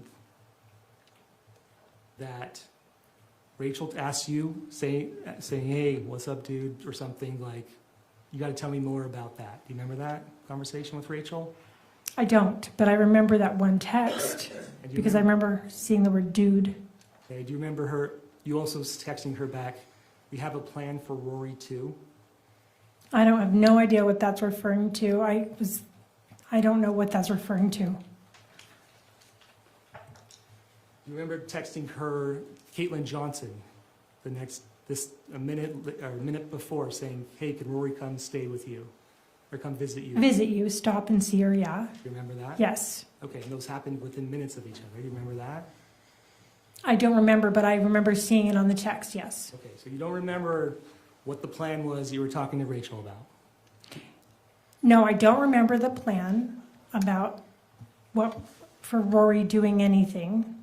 And I do remember that my daughter Rory said she wanted to go on a road trip to Seattle, and I texted Caitlin and asked her if she could stop by and see her. Okay, and your daughters, Tara Lynn and Rachel, again later that day, started texting about shooting Matt, going out and practice shooting before Matt had a chance to come out. Do you remember that text in this trial? Would you pull it up, please? Sure.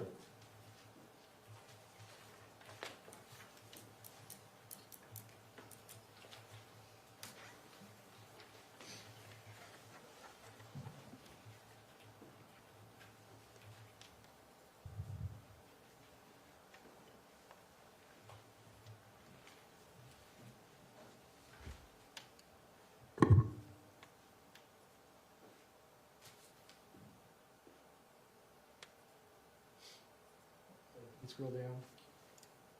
That's 128. Yeah.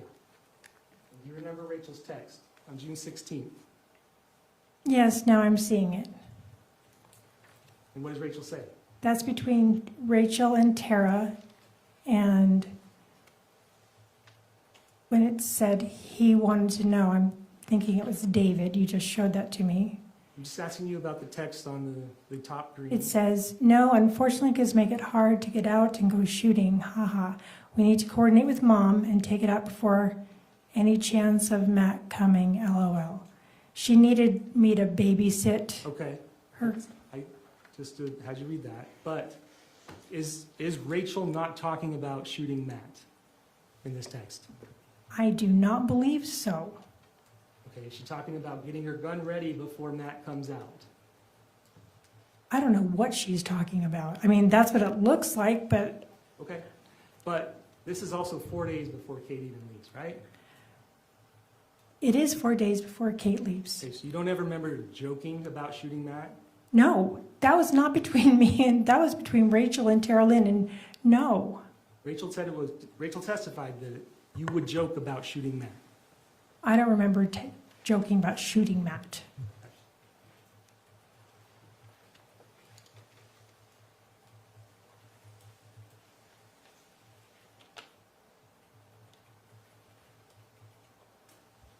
Okay. On the day of July 12th, 2024, Say that date again. July 12th, 2024, Okay, that's the day that Matt comes out to Utah. okay. And you testified that you were surprised that Matt was driving out, right? Yeah. And that's the biggest concern you had is like, I can't believe he's driving out. Is that what you testified to? Yes. Because you didn't think you could make it in the truck, right? Yes.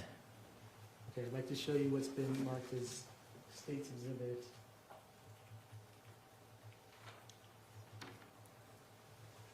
Uh, 10? 10? Yes.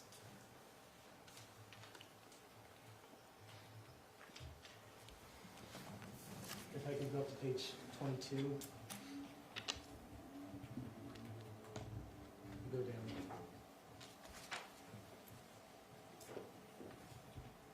Is this when Kate first tells you that Matt's going to drive out?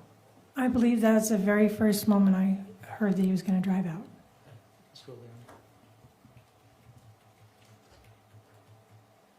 Scroll down. Keep farther. Okay, stop right there. Not once in those text messages do you mention any surprise about Matt driving out, do you? I called her and expressed surprise, but I already knew that my surprise came from the fact that his truck was not insured, not registered, and not long-term trip worthy. I know, so I thought that he was going to be essentially stuck in California till Kate went back home. Okay, and Kate did not want to go back home, right? She didn't want to, but she knew she had to. She was dating, right? Yes, And dating to the point that she even tried to bring someone to the hotel the next day, right? yes. So you knew she wasn't going back. No, I did not know she was not going back. I believed with all my heart she was going to have to go. She was definitely going back. I didn't know when. There wasn't any bags packed. I thought she had bags packed. There was no suitcases there. She just was going to put all the Sterilite drawers into the bed of the truck and put whatever she wasn't packed, it was going to be either easily done or It's just, you didn't see her any bags ever in the front room, right? Or any clothing or anything. no, but I didn't go upstairs at all. And now you have a conversation with her, right? On this text stream. Okay, yes.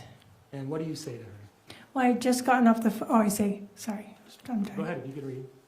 Honey Bunch, I'm really happy that Matt's going to try. I'm a little nervous about it, but I hope that it works out because you have a sweet little family. Okay, if you can keep reading. And I'm super happy that he stopped drinking.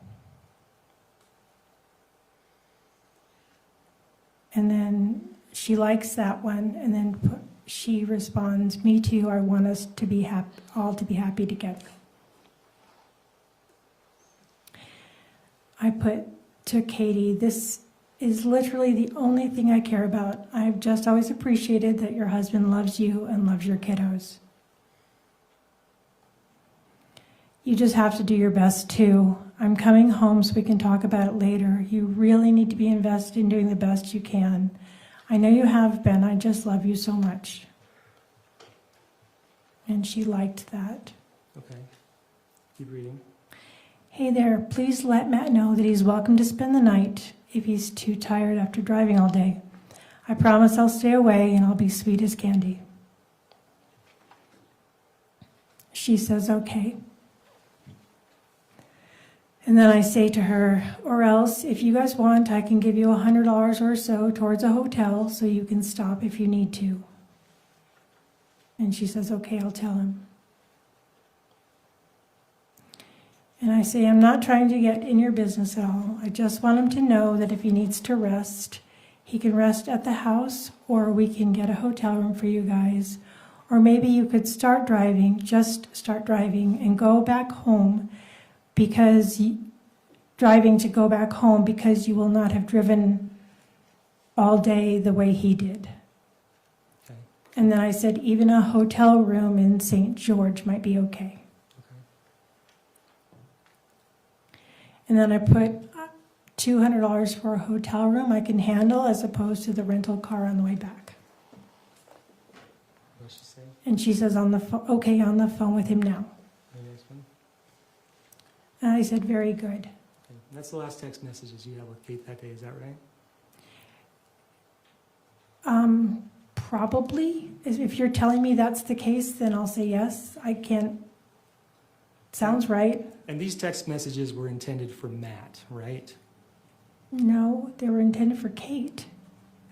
These were text messages, you were having just a conversation with Kate, and this is what you were telling her and how you feel? Yes. Okay, so if I could go up one.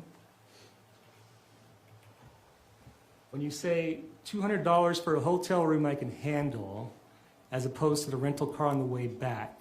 Because she would have to explain to him why I could afford a $200 hotel room when I was acting like I couldn't afford a car rental. She'd have to explain that to him. Right, and again, I'm asking you yes or no questions, okay? If we can just stay with that. So, there was no rental car. Kate knew that there was no rental car going back. Matt had already paid for a rental car, right? Objection. Had Matt already paid for a rental car? What's your objection? I think he's misstating the facts, or at least some foundation to what he's referring to. I don't recall that Matt paid for a rental car. Are you aware that Matt gave Kate money, he put money in her account for a rental car? Yes, Okay. And so you are also aware, you also know that Kate was never going to go back in a rental car to California. Kate wasn't going to go back on that day in a rental car to California. Okay, so you say $200 for a hotel room I can handle. You said that, right? Yes, And you also said as opposed to a rental car on the way back. yes, Correct. Okay. And these are things that she ended up telling Matt, right? I don't know if she told him or not. But these are things you wanted her to tell Matt. Yes, Okay. If I could have I would like to play for you what's been marked as State's Exhibit 117.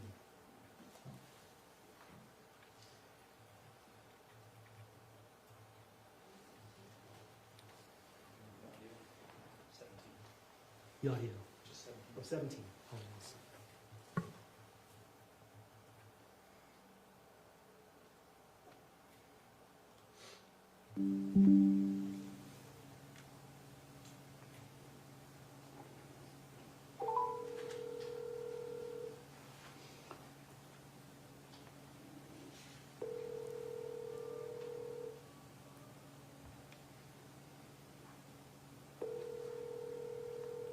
Yeah, how's it going? Good, how are you? Pretty good. What's going on? I just called to see how your drive is going. I'm just passing that abandoned water park. Oh, fun, cool. Yeah, I just like ran out looking at it. Yeah, my mom said if you're too tired, when you get here, that you can always sleep here. She said she'll keep her distance. She'll actually be asleep. It's not like that. I'm just not gonna talk. That's all. Okay, or if we want, we can get a hotel. She said she'll give us $100 towards it. No. It's not like that. I just wanna see my baby, see you. I brought my pillow and everything else, Right. so I'm really worried about it. So, what do you want to do? I want you to be comfortable. I will be. I just become Okay. once I have my family. Okay, well, good. That's all I Okay, want. awesome. Yeah. So, cool. Awesome. Okay. And you heard Kate testify, right? yes, And Kate testified that her part of the murder plan was to make sure that Matt went into the house, right?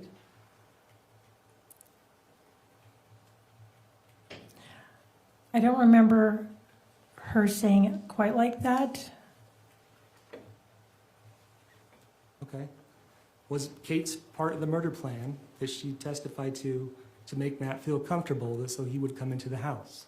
There was no murder plan that I was a participant Just that in. Kate testified to. I'm not saying you were part of it. I'm saying, did Kate testify to that? I'll object at this point, Your Honor. Kate has testified to what she testified to, and my client is...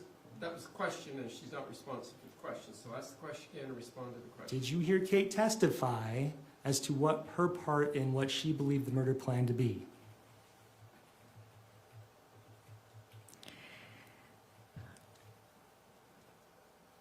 I don't remember.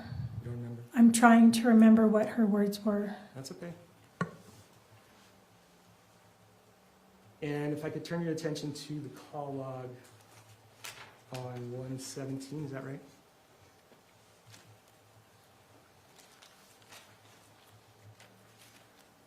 Oh, it's Matt. It's Matt's call log. It's 12, sorry. We can turn your attention to page 12, I'm sorry, or exhibit 12. is this paper or is this an audio? It's paper.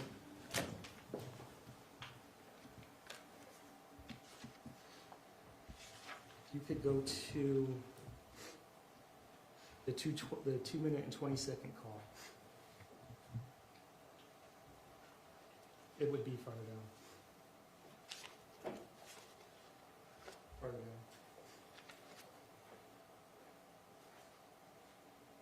Farther down. Oh, right there. Sorry. That phone call, I believe that Detective Nordine testified to was at 2:20 p.m., correct? Do you remember that? Can you explain to me? Your Honor, at this point, I would just ask for some foundation of what I'm looking at, because I don't know what he's referring to. It might be helpful for the witness to. It's okay. I'll strike that, Your Honor. Thank you. Okay.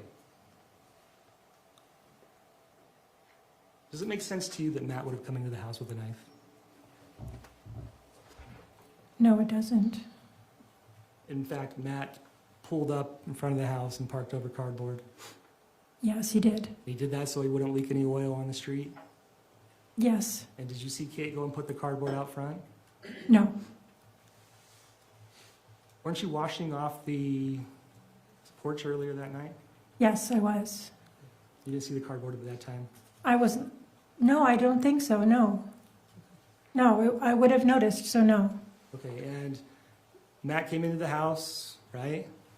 Yes, He didn't knock, he didn't ring the doorbell. correct. He took off his sandals and put them nicely in front of the carpet, right? That's what I saw in the photos, So yes. so you believe that to be true? I do. And you heard Kate testify and you heard those phone calls, right? Of Kate's phone calls to him? Yes. Yes. And there's nothing that Matt believed other than he was coming to pick up his family, right? Yes. So there would be no reason for him to even be angry or worried at all, right? No. And your testimony is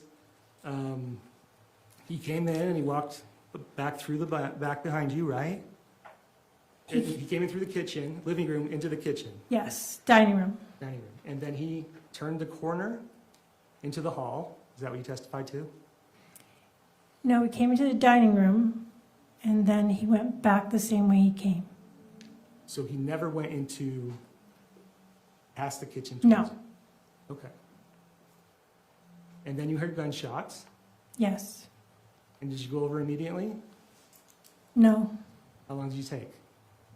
It's hard to say exactly, but I was kind of in shock and I was confused. Okay. And you go upstairs first? Is that the first thing you do? After I had a few words exchanged with Kevin, yes, then I went upstairs. Are you looking for your phone at this point? No. And you go upstairs, you talk to Kate, right? Yes. And then you come back downstairs and you can't find your phone, right? Yes. And at that point, you decide to check his pulse, Before I looked for my phone is when I checked for his and you pulse. checked on his wrist, right? Wrist first. And the wrist that he'd been shot on, Yes. and you didn't notice any, I didn't Injuries. notice any injuries whatsoever.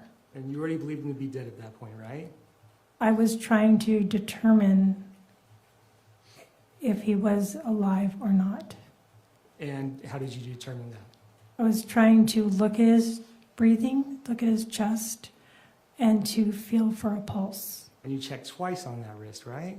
Yes. Wrist that had the knife in it, right? Yes. And the knife stayed in his hand while you're doing that, I was going to take the knife out. but you didn't. I didn't. Okay. And then you find your phone over by the counter where you've been sitting, right? On the next counter, on the other side of the stove, but yes. And then you call the police. Yes. And as soon as you call the police, you realize that the neighbor Caitlin is called. No, I didn't know that the neighbor called. So when she said Caitlin, I was confused because I was trying to figure out why would I be called by a name, and it was a wrong. I was just confused. Okay. And then you tell the police that you need an ambulance, right? Yes. These are just yes or no questions, okay? And you told the police that you thought he was breathing, right? I think I asked. Is it yes or no? If you don't remember, you can just say you don't remember. I asked Kevin to check to see if he was breathing. And the police show up right then, right? Yes. I'd like to play what's marked as State's Exhibit 104.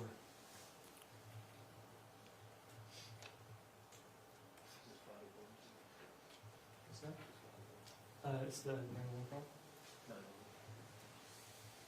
July 12, 2024, 22:15:45. 911, what's the address of the emergency?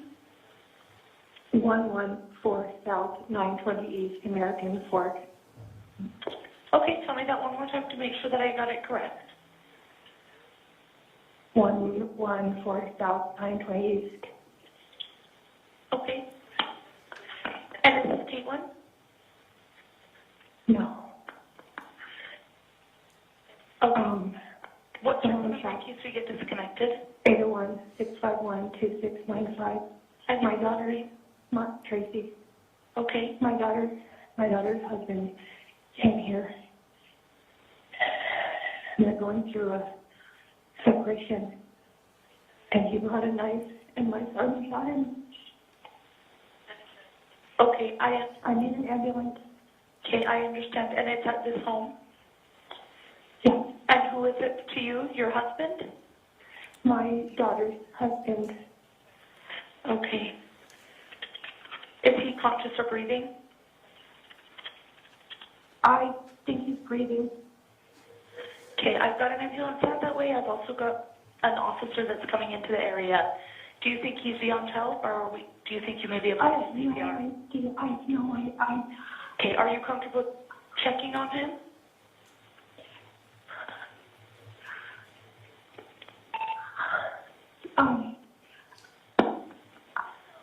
Where is the gun at? On my kitchen counter, Where is he at? in the hallway. Are you comfortable checking to see if he's breathing? Kevin, check to see if he's breathing. Check if he's a pulse. Check. Okay. That may be the officer. Somebody needs to go let them in. Okay. Okay. Okay, they're here. They're here. Okay, I'll go ahead and let... Okay, I'm going to... Okay, so the police come right then, right? Yes, And you're standing pretty close to where you were when the shooting occurred, right? yes. And Kevin's where he was when the shooting occurred, right? No, Kevin was, at that point, he was on the other side by he had moved back twice. He was at his feet, Okay. then his head, and It's then just his... a yes or no. Well, he had to open the door. Okay. So he had to move from by Matt's head, where he was kind of checking for his vitals, to go open the door. Okay. And when they show up, all the lights are on and off in the house except for the lamp that was by the counter, right? The porch light was on, and the lamp in the kitchen was on. Okay. But none of the lights were on. We're in the hallway, right? No, Okay. None of the lights were on in the kitchen or the living room, right? the kitchen light was on. It was the living room. It was The the little lamp. lamp, right? Yeah, But not any other lights, right? I don't remember. I'm sure there's lights on upstairs. And then you get taken outside, right? Yes, And you'd never seen that knife before, right? No. That was the first time you seen the knife. yes. And you were looking at it in the dark, mostly for 8 minutes, right? I probably wasn't staring at the knife for 8 minutes. I was looking more at Matt and then Kate and Kevin. Okay. But when you talk to Diane Restelli on the phone, and she asks, you tell her what kind of knife it is, right? Yes. You tell her it's a tactical knife, right? Yeah, yes. Okay. And you heard the body cam of Officer Laycock, right? I heard. What do you try? Did you hear Kate tell Officer Laycock that she heard yelling before the shooting? I don't remember hearing her say that to an officer, Okay. but I believe you. Okay. It's yes or no. Do you remember hearing that? No. Okay. And do you remember seeing the officer take Kate out into the yard and put her a little bit away from you? Do you remember Yes. that? Yes. And do you remember that you wanted to go and try to talk to her and try to go and sit by her? Yes. And you were even told by Officer Neal that you weren't allowed to, right? Yes. And then you talked to Officer Stimson, and then you kind of tried to again. Do you remember that? You tried to go and sit and talk to her again? I probably I don't remember doing that, but I probably did because I was wanting to hold her hand or something. Okay. And you yell over to Kevin, you say, I don't know what's going on, or I don't know what to do is what you said. Do you remember that? I don't know what to do. So don't say anything. Is that what the quote is that on the body cam? I'm asking if you remember. I remember telling him, I remember calling to him something, but I don't remember word for word what I said. Okay. And while this is going on, you're thinking about who Caitlin is on the 911 call, or do you know already? I think that's the furthest thing from my mind. I'm not thinking about that The phone 911 call anymore. No. You knew who it was, right? You knew who called. It wasn't registering until later when I had time to think, so no. Did you know any other Caitlins in the area? No. Did you know your neighbor was Caitlin? Yes. And the reason that you were worried about what time Caitlin called is because you couldn't come up with a story, isn't that right? No. And that's why you tried to talk to Kate to tell her not to, so you could tell her that the plan was over, right? Where there's a new plan? I have no idea what you just said. You were calling an audible from the plan. That's why you needed to talk to Kate, right? No. What? Say that again, please. You had a plan with Kevin and Kate to kill Matt. No. Okay. And you went, and Kate didn't know that when you guys were out in the hall, went out to the lawn, right? Kate wouldn't have known the plan changed, right? After your phone call with 911? No. No. And so Kate tells the officer that she heard yelling, right? I don't remember hearing that at all. I don't know what she talked to the officers about. And initially on your 911 call, you told the police that Matt came in with a knife, right? Yes. And then you said later that you never saw a knife. I was reporting on the phone call what Yes or Kevin had said to me because I asked him what happened, and he said Matt had a knife. Yes or no? Ask the question again. Did you tell the police that you never saw a knife after the phone call with 911? I told the police that when I saw him in the dining room, that I don't remember seeing a knife.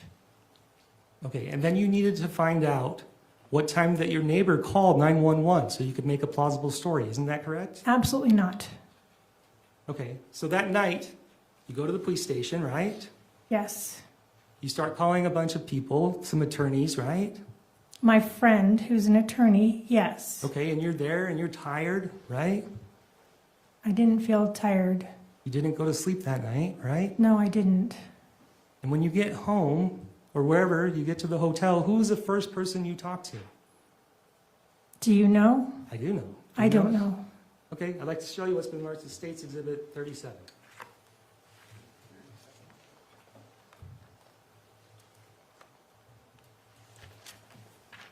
And who is this conversation between? Oh, it's with Caitlin. This isn't talking, this is texting. That's why. Texting, okay. First person you had communication with? I hadn't looked at my phone. Okay, is it yes or no? Just a yes or no. I just want a yes or no question. So I'm going to object, Your Honor. I think the line of questioning is intentionally trying to confuse my client. First saying that he called her and then bringing up a text exhibit and then saying he's texting and he's asking for this defendant to keep on track of his questions. It's impermissible to intentionally confuse a defendant trying to get some purported answer. I'm not trying to confuse you, Your Honor. I could be more specific. I don't think he's trying to confuse her, Mr. Face. He did say a phone call. Let me finish. But I do think that we have changed some semantics. Texts aren't calls. And so I can see where that can unintentionally confuse somebody. But I don't see that as deliberately confusing somebody, Mr. Facebar. So let's just be a little more precise. Okay. I tell my witnesses to be precise. Let's be a little more precise here. Okay. If I could just draw your attention, scroll down a little bit.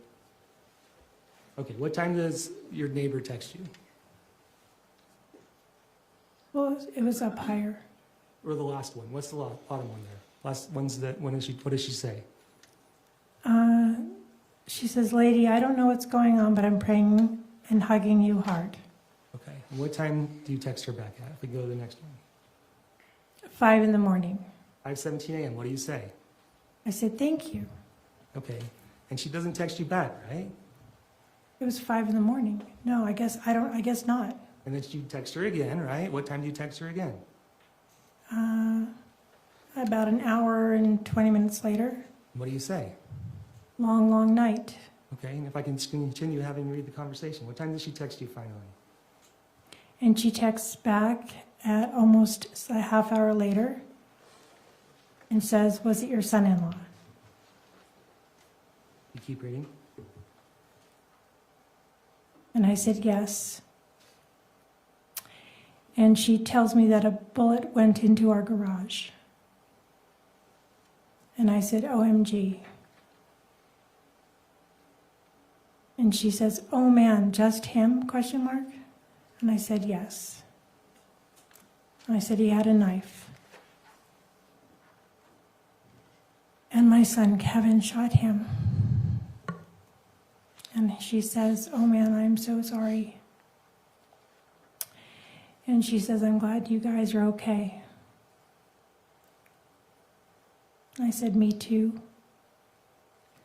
And I said, "Kevin is still being held at the police station because it's being investigated." And she asks, "Do you guys need anything?" And I said, "Maybe later." And she says, "Oh man, I'm sure that's normal. Are you home or did you guys have to leave?" And I let her know I'm at the Holiday Inn Express in American Fork. We can't be there yet. Right now I'm just grateful my kids and grandkids didn't get hurt. I'm probably going to rest, probably not sleep until Kevin is out. And she says, "Me too. I saw them going into your garage when the cops asked me to go outside. I was like, oh, thank God. We were praying." And I asked her, "What time did you call 911? "Yes, huge hugs. Get some rest. Please let me know if we can help." And I said, "Did you call 911 or did another neighbor?" Okay. We can stop there.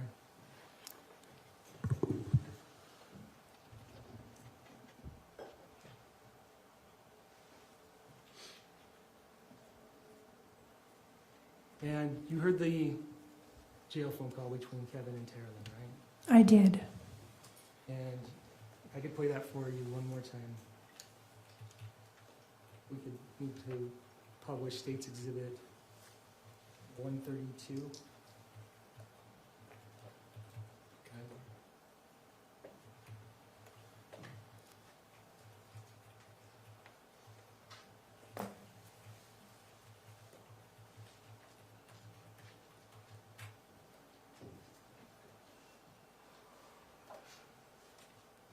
She ruined so many lives, and I'm worried to hurt her feelings. Yeah. Well, I can tell you something now, a little extra. What's that? Oh, I asked if she was sure. She was sure? Mm-hmm. Because she was like, didn't tell me anything about all this stuff about to happen. And I was like, "Are you sure this is exactly what's going to happen?" And I'm like, she's scheming and doing all this. And she says yes. And she beat Cheyenne. That was her response. Or he beat Cheyenne. Oh my God. I know I was already here. I'm sorry that I wanted to tell you that for so long. No, I know. I can't even imagine. I can't even imagine. And I feel so like sad. I still bear so much of the blame too for all this. And that makes me so mad that she's caused you to have to live with this. I mean, Like it's, I could have done something different. I should have stood up and I should have said no. yeah. Yeah. But your mom should have never asked you that. You should have never had to have to say no.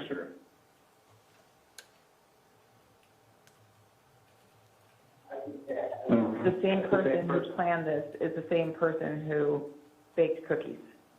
It's the same, like. And that's wild. Like, she's the one who made me my chocolate chip cookies without chocolate chips. I know. Yeah. And blueberry muffin cake for your birthday. Yeah. But this is what she wanted to do. This is I mean, she had it, and there's consequences. She had to. I just don't think, she just doesn't think far enough ahead. She never has. And I think she just is so used to getting away with everything. She just. I literally warned her. I said, this will change so many lives. You won't even know how many lives it's going to change. Oh my God, you said that? Wow. Yes. I said, this is a decision you can't take back. I said that to her. Wow. Kevin. Yeah, so there's that. You were the voice of reason that we all wish we could have, like, seriously, that's what Rachel and I were talking about, like, the reason she didn't want to tell us is because she didn't want to hear our opinion. But you gave her the opinion that we would have given her. Like, what the fuck are you, this is insane. This is gonna, you can't do this kind of thing. I literally warned her. I was like, this is going to have long, like, I said, I don't remember exactly what I said, but I know I got it across very eloquently and very efficiently of, like, this is not the best idea you're having. Like, think about it for a second. Oh my God. But, and then that's why I feel so much blame, because I didn't step up at that point and be like, you know what, no, I need to take my own advice. I trusted her. That was your son, Kevin Ellis, right? That was Kevin. He was saying that you were the one that made this plan, right? That's what he said. And you believe that's because he's trying to save face with the rest of your family, right? Yes. But Kevin has been mad at you since the beginning, right? Since July 12th.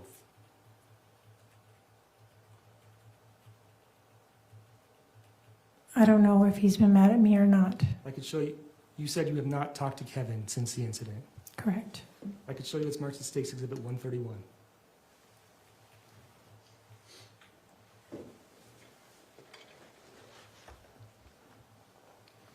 Do you know who these text messages are between? No. Are these not text messages between you and Tara Lynn from August 6, 2024? Oh, that sounds right. So less than a month after the incident, right? Uh-huh. You tell Tara Lynn, please tell Kevin that if he is mad at me and doesn't want to talk to me, that he doesn't have to. And then later you say, I am mad at me too, and I will love him no matter what. Yes. Nothing further to find out. Thank you. Redirect.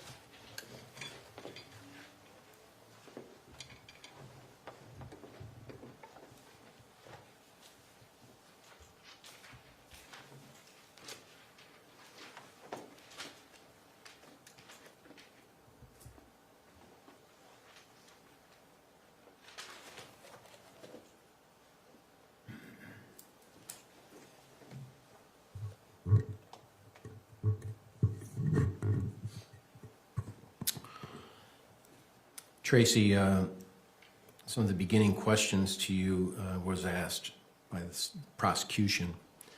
You're very involved in your kid's life. Is that right? Yes. When you sent a text to Kate offering for a hotel room, is that you being involved in your kid's life? It's me offering to help. And be involved, yes. How old is Kate? 36 or 37?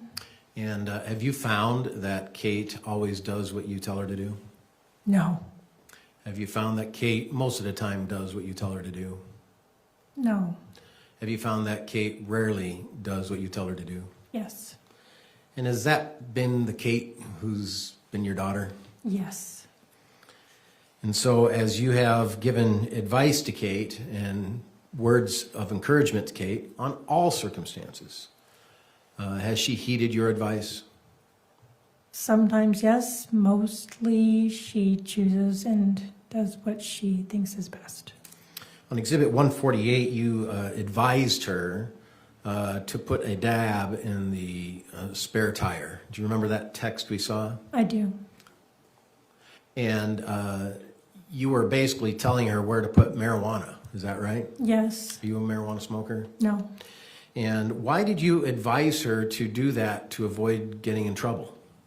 Because I was trying to protect her from being arrested while she's traveling across state lines with something that's illegal in one state and sometimes legal or not legal in another state. Okay. Is it your understanding marijuana is legal in California? Yes. Is it your understanding marijuana is not legal in the state of Utah? I thought if you have a green card, it's sometimes legal. A green card? It's a card, medical marijuana use card. Okay, so there's some times here in the state of Utah, to your understanding, you can use marijuana. Is that right? Yes. With a proper card. Yes. But in California, is it your understanding that's not needed? Yes. And did you know that she was driving from Temecula, California into Utah? Yes. Did you know that she's going to drive about 275 miles in the state of Utah? Yes. Who was in the car with her? Her 2 children. And what would happen in your estimation if she got pulled over for by law enforcement during that drive on June 20th? She would either get a ticket or get arrested. Yeah, and were you trying to avoid that worse option? Yes. Did it cross your mind that if she got ticketed and arrested 200 miles from home, that the 2 babies would be alone and in custody of someone else? Yes. Were you trying to protect that situation? Yes. Did you approve of her smoking? No. Did you want Matt dropped off the Fan Dam chat account? Yes. Why? So for privacy, so that Kate could say things about where she is or what she's doing and choose to tell Matt what she'd like, not have him just read what was going on. Is this account open to all family members who have phones? Yeah, I don't think everyone's That on a it. yes? Yes. Is it open to Tara Lynn? Yes. Is it open to Rachel? Yes. Is it open to Kevin? Yes. Can you just text silly things to each other on Yes. this text?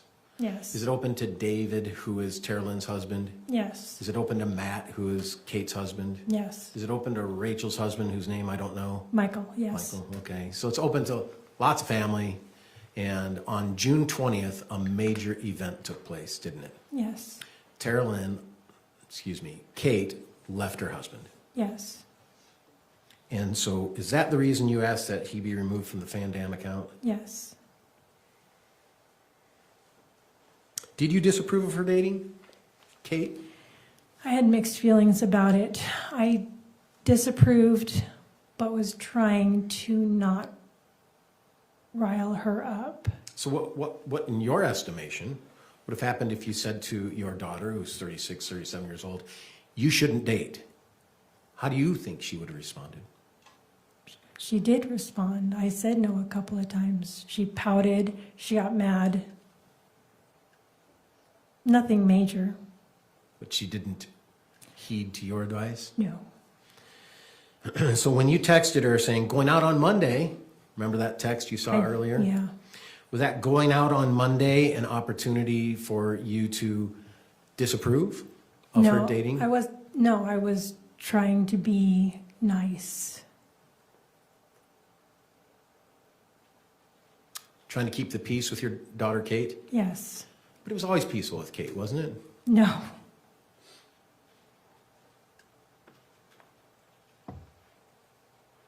That text, you also stated that Matt chose this. Yes. Why did you say Matt chose this? She was expressing to me that it was hard to hear Matt be sad.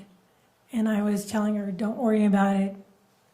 He created the situation of arguing, and he at least participated in the marital discord.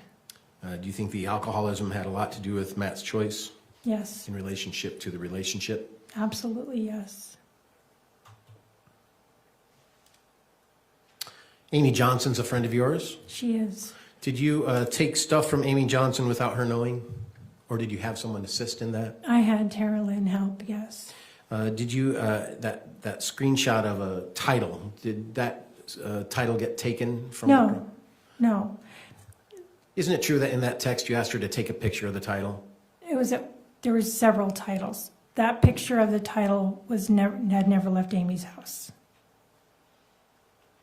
Did you handle Amy's properties with appropriate care? Yes, Did you defend Amy during times of her end of life? yes, Did you have to defend Amy at the times of the end of life? yes.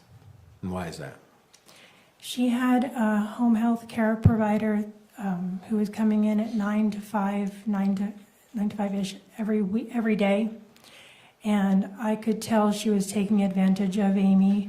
She had already taken a tiny home and moved it to her property. The home health care person Yes, took a tiny home? yes. With Amy's verbal permission is what she said. And it wasn't purchased, it was a gift that Amy had given her. And she was trying to get an Airstream also onto her property. And so I was feeling like the home health care person was not the person who should be accepting gifts of that magnitude. And I was really worried about Amy's condition. Was that Amy frail? She's vulnerable, yes. She's very vulnerable, Was Amy frail? yes. Okay. Do you recall on page 87 of Exhibit 108 the discussion about mountain lions? Yes, Were you trying to get mountain lions to eat Matt? no, Thank you.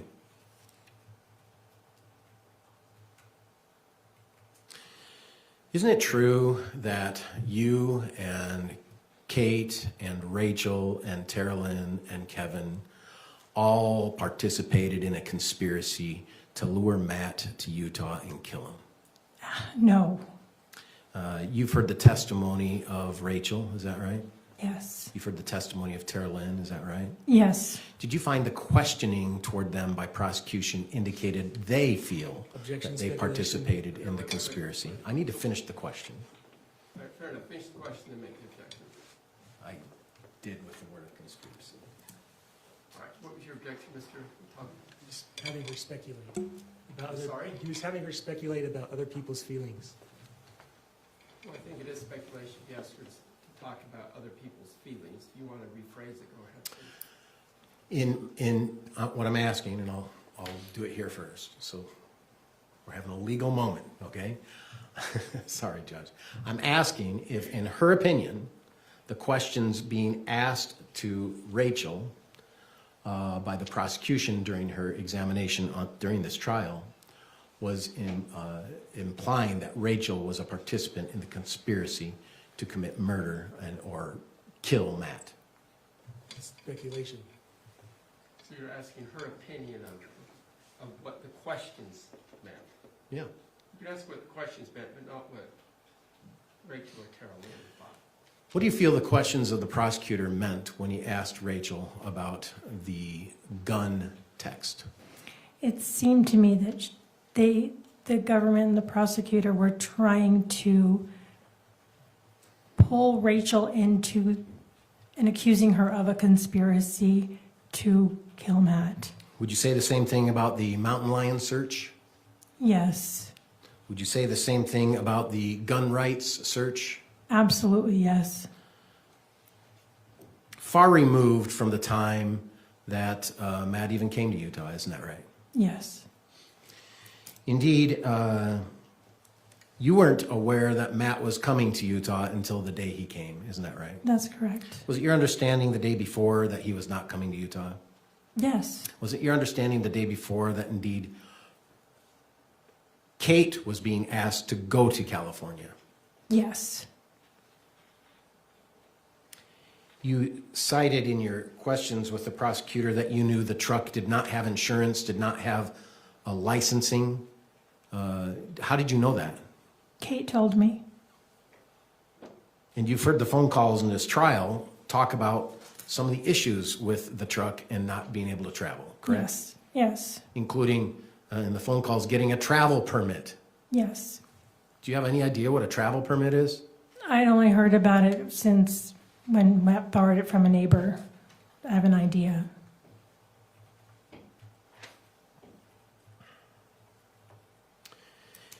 Indeed, you're being accused of the conspiracy of Matt regarding the parental kidnapping searches, aren't you? Yes, And why did you search parental kidnapping?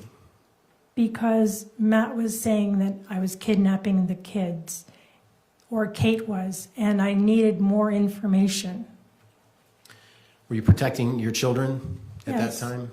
Yeah, I just, Or at least one child? yeah.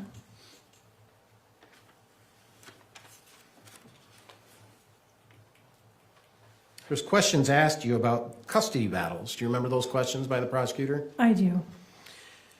You've been divorced how many times? 4. And had you been involved in custody battles in those divorces? Custody disagreements. How about the divorce itself and custody battles? Who gets custody? Yeah, we've discussed in 2 of the divorces, we didn't see eye to eye. But did you come to an agreement? Oh, yes. How long did it take? A month or 2? Did it require conversations? Yes. Did it require each party bending a little bit to come to an agreement? Yes. Did you think Kate would not get custody of the children? No, I thought she would get custody the way divorce where you share custody. You thought it'd be a shared custody experience? Yes. How old was Steele? 3, he turned 4. Did you think Matt would get custody? He would get shared custody, yes. Did you feel Matt loved his children? Yes. Do you feel Matt loved Kate? Yes.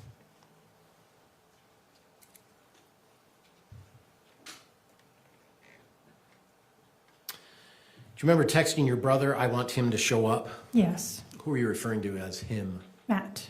And why did you want Matt to show up? I wanted him to come and talk to Kate because then he would be talking the way I thought it would happen on the 20th, which is around people. Have a conversation where they could talk and about a very sensitive subject. Like divorce? Yes.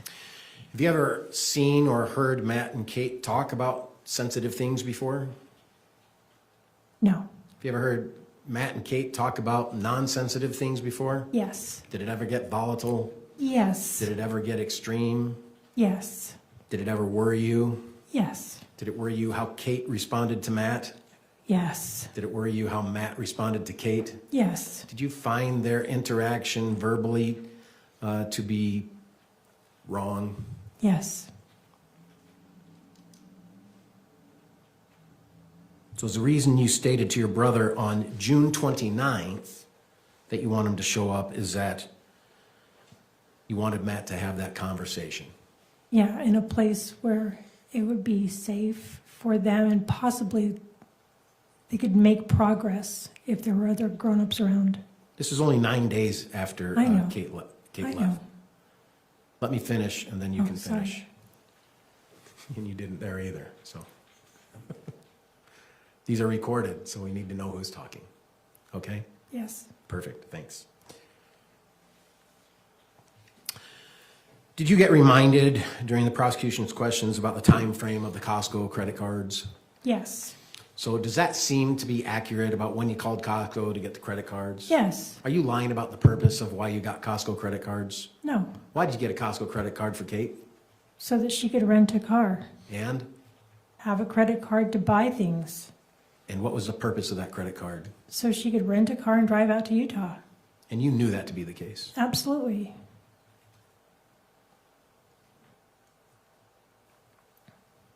Back before Kate came to Utah, did you conspire a plan to send Rory far away to Seattle so that she wouldn't have to see a murder of Matt? No. What was your understanding of the whole situation regarding Rory and your from the state of Washington? Rory whimsically, in an offhanded way, asked if she could go, if she was thinking of driving to Seattle. I think she was 19 at the time. So she's in that place where she would want to do a road trip. Do you feel that question was asked you by prosecution to involve that storyline with the conspiracy to murder Matt? Yes.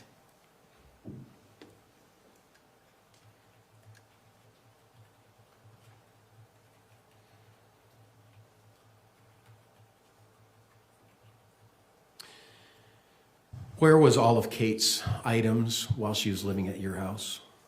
Upstairs in my closet area and at the foot of my bed. In the master bedroom? Yes. You're sleeping in the basement on an air mattress? Yes.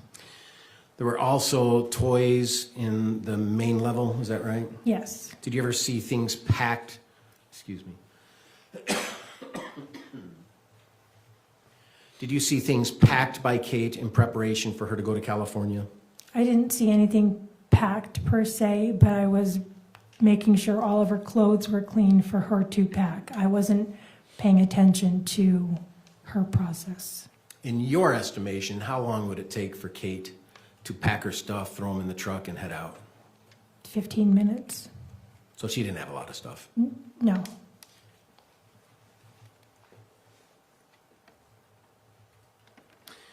In your comment regarding the text of money for the hotel and money for the rental car, do you remember that text you read Yes. a little bit ago? Why did you say the $200 to cover for the rental car? I said it because Kate was telling Matt that there was no money for a rental car. But if I was offering her money for a hotel, I wanted her to be able to explain to Matt, yeah, she could pay for the couple $100 for the hotel, but the rental car was too much. I was not being honest with the situation to Matt because I had enough money to rent a car and let her get back to Utah.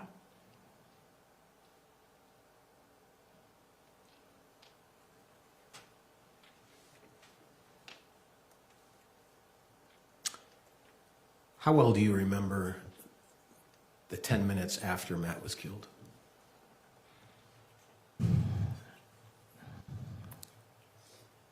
Some parts I remember clearly, some parts I don't remember at all, and some parts are kind of in the middle. Do you remember seeing Matt when he first arrived Yes. at the house? Oh, sorry, I did it again. I remember seeing, yes, I do. Thank you. Did he have a knife? I didn't see a knife. If you were to plan a conspiracy, would you have come up with a really good plan? Yes. Like he had a knife? Yes. Like you heard arguing? Yes. Like you heard fighting? Yes.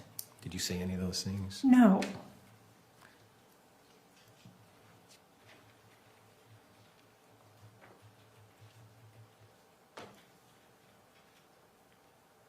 When the 911 operator mentioned the name Caitlin, did you have any idea what she was talking about? No.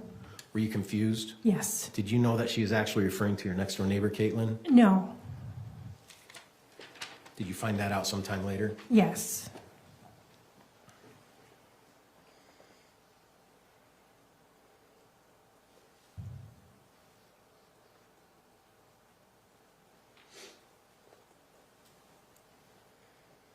You've heard Kevin's voice in that video or the audio recording, right? Yes.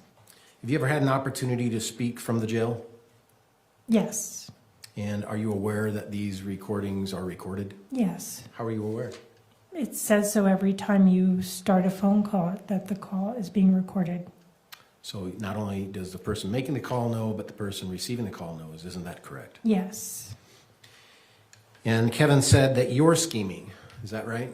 Yes. Kevin said that she beat Cheyenne, then he corrected, he beat Cheyenne. Yes. And then he said, I wanted to tell you for so long. Yes. But why didn't he tell her? I don't know.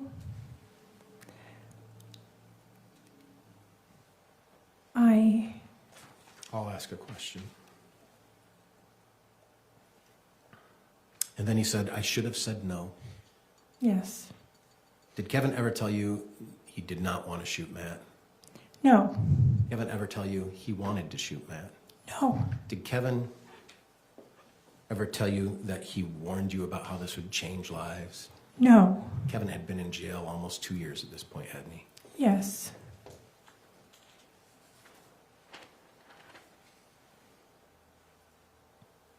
Did Kevin literally warn you about the damage this would all cause?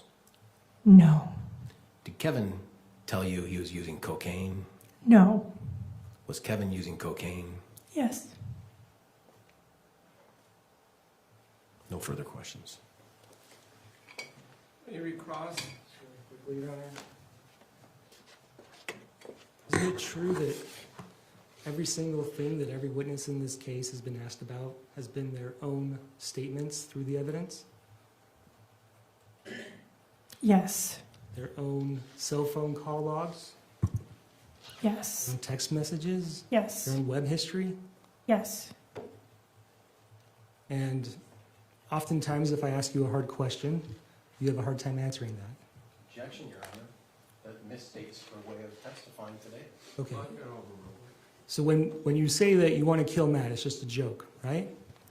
It's an expression. It's not a joke per se. It's an expression of frustration. So searching mountain lions, you're not really thinking about mountain lions eating Matt.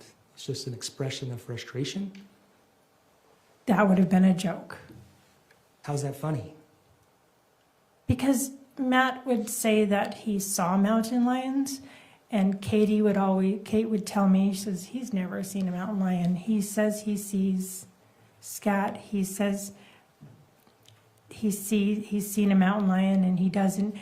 And I looked it up to see if it's anything, so I could say, he should wear I don't know, just like, I was going to make a joke back to her comments. So it's just a coincidence that this is the day after Matt had told you, that you're finally welcome back at the house, right? It's just a coincidence? Yes. And you can't remember searching shooting an intruder, even though it says Google search, right? You can't remember that. Correct.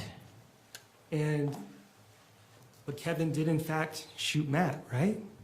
Yes. And he told the police that basically Matt was an armed intruder. Isn't that correct? Yes. That he entered the house without permission, right? I don't know if he told the police that. Did you see the interview? Did I see Kevin's interview? Yes. I don't think so. Okay. And you agree that it's not reasonable that Matt would have had a knife, right? Yes, I agree that's reasonable. But then you can't even tell me whether Matt had a knife or not when he got shot. I said I didn't see one in his hand. You were mere feet from him, sitting in the kitchen, right? Yes. You hear a whole bunch of gunshots, right? I didn't see Matt get shot. Right, but you heard a bunch of gunshots, right? Yes. All you had to do was basically lean forward and look over and you could have seen him, right? I wouldn't have. You said you could see the stairs. Yes. And now you're saying you walk over there, you get within inches of him, and you don't know if he has a knife. That is true. I don't remember seeing a knife. I'm trying to remember. In fact, It's okay. You didn't see a knife. That's your No. testimony, right? I wasn't looking for anything. Okay. It's a yes or no. You didn't. Your answer is no. You did not see a knife, right? Yes, Okay. But when you're on 911 call, you said Matt came in with a knife, right? yes, And that your son shot him. yes, And then you told Diane that Matt didn't knock on the door. Yes. Didn't ring the doorbell, right? yes. And you were using that as justification to explain why Matt got shot, weren't you?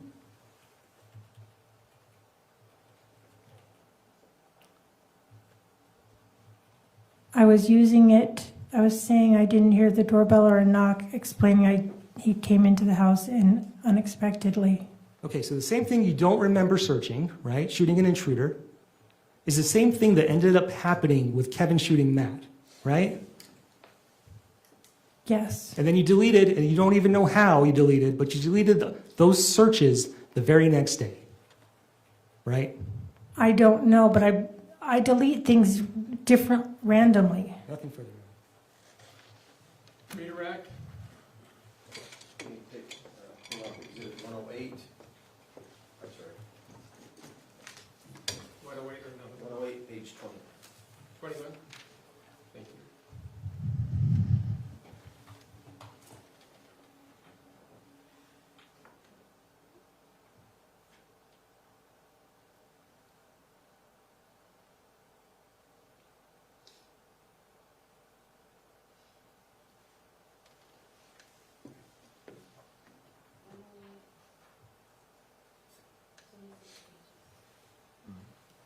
I'm looking at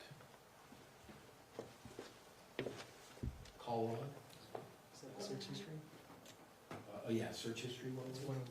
109. Okay, sorry. 109, page 21.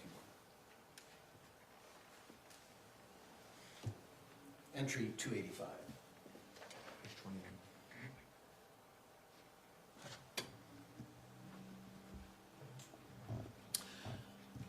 So do you see? Sorry, that's not the right one.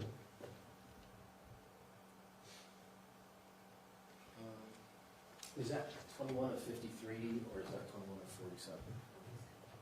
So I'm looking for the other. What's the date on that? Let's go to 6/16, can we? Let's just find 6/16 instead of going to a different exhibit. It's going to be here. There we go. Up a little more. Keep going. Keep going. Oh.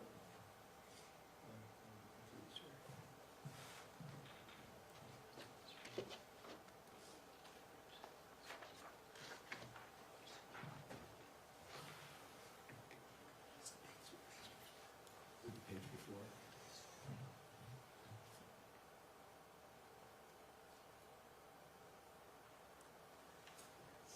Keep going down. Right there. Thank you. We have the same exhibit on different printouts, Judge. I'm sorry. No, I understand. That's fine. There's a lot of exhibits to work with. So June 16th, 2024, that is in and around the time of the decision Kate makes to go to Utah. Is that accurate? Yes, And you have one Shoyit break-in Google search. You see that? yes, Were you using your thumbs on that one? don't know. Okay. And the one after that, or the one before that, it's at 10:20:21 a.m. on 6/16, Utah gun law registration. You see that?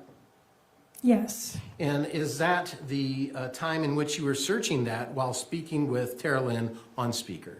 yes, And so 1 minute later, Utah Shoyit break-in, you were doing other searches while speaking with Tara Lynn on speaker. Is that Yes. right? And can you read the one right above it? one dead, one hospitalized in Layton shooting, ABC4 Utah, which means it was local news.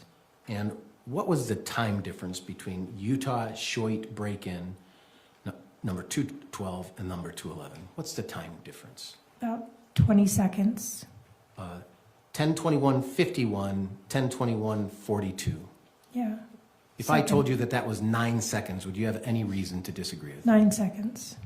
Did your Utah Shoit break-in have anything to do with the killing of Matt? No. Did it have more to do of just searching on the web? Yes. Is that very similar to the very next one, 9 seconds later, one dead, one hospitalized in Layton shooting? Local news, yes.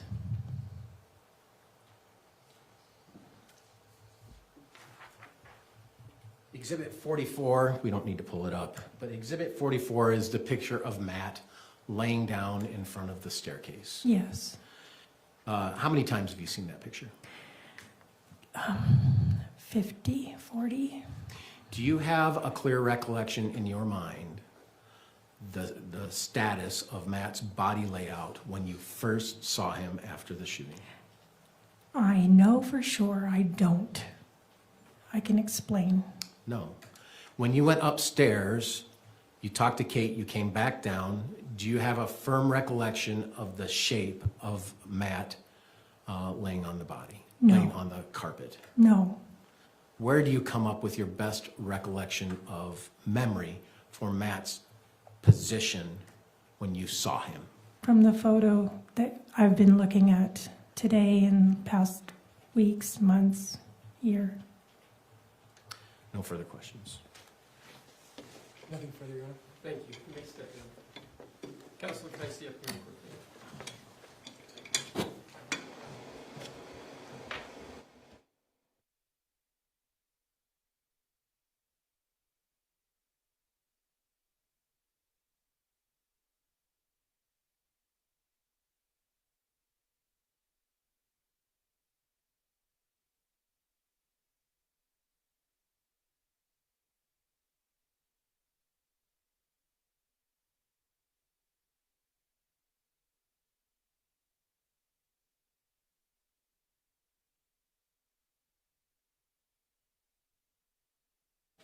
All right, Mr. Facemeyer, please call your next witness. Your Honor, the defense rests. Thank you. All right, ladies and gentlemen of the jury, well, before I give you that announcement, Mr. Watabe, formally, any rebuttal witnesses? No, Your Honor. All right. So with that, both sides have rested the evidence. However, the most difficult part will start tomorrow when we do oral arguments and closing arguments. I read you the jury instructions, then you do your deliberations. Because you have not received the final instructions of the law, it still would be inappropriate for you to think about the case, form an opinion about what the evidence does or doesn't mean, to talk about it with each other or anyone else.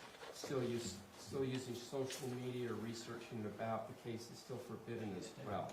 So just keep an open mind, forget about the case as much as you can, and just enjoy your evening tonight. Tomorrow, plan on that being a long day. It could go into the late hours of the evening. We're going to start at 9 a.m. tomorrow, 9-ish. We're going to stay and chat briefly after you leave to go over other issues, and then we'll be meeting again early in the morning before you're here, after they've had a time to discuss things overnight. Make sure you make arrangements with family members and others if needed to watch children or take care of any other matters, because it's a high likelihood that you'll be here well after 5 p.m. If necessary, we will also bleed over into Wednesday, Thursday, Friday for deliberations if you need it. So you shouldn't plan anything in the evening or during the day during any of this week until I have finally released you after your verdict has been rendered. With that in mind, thank you so much for paying attention today, and we'll be in recess with the jury. All rise.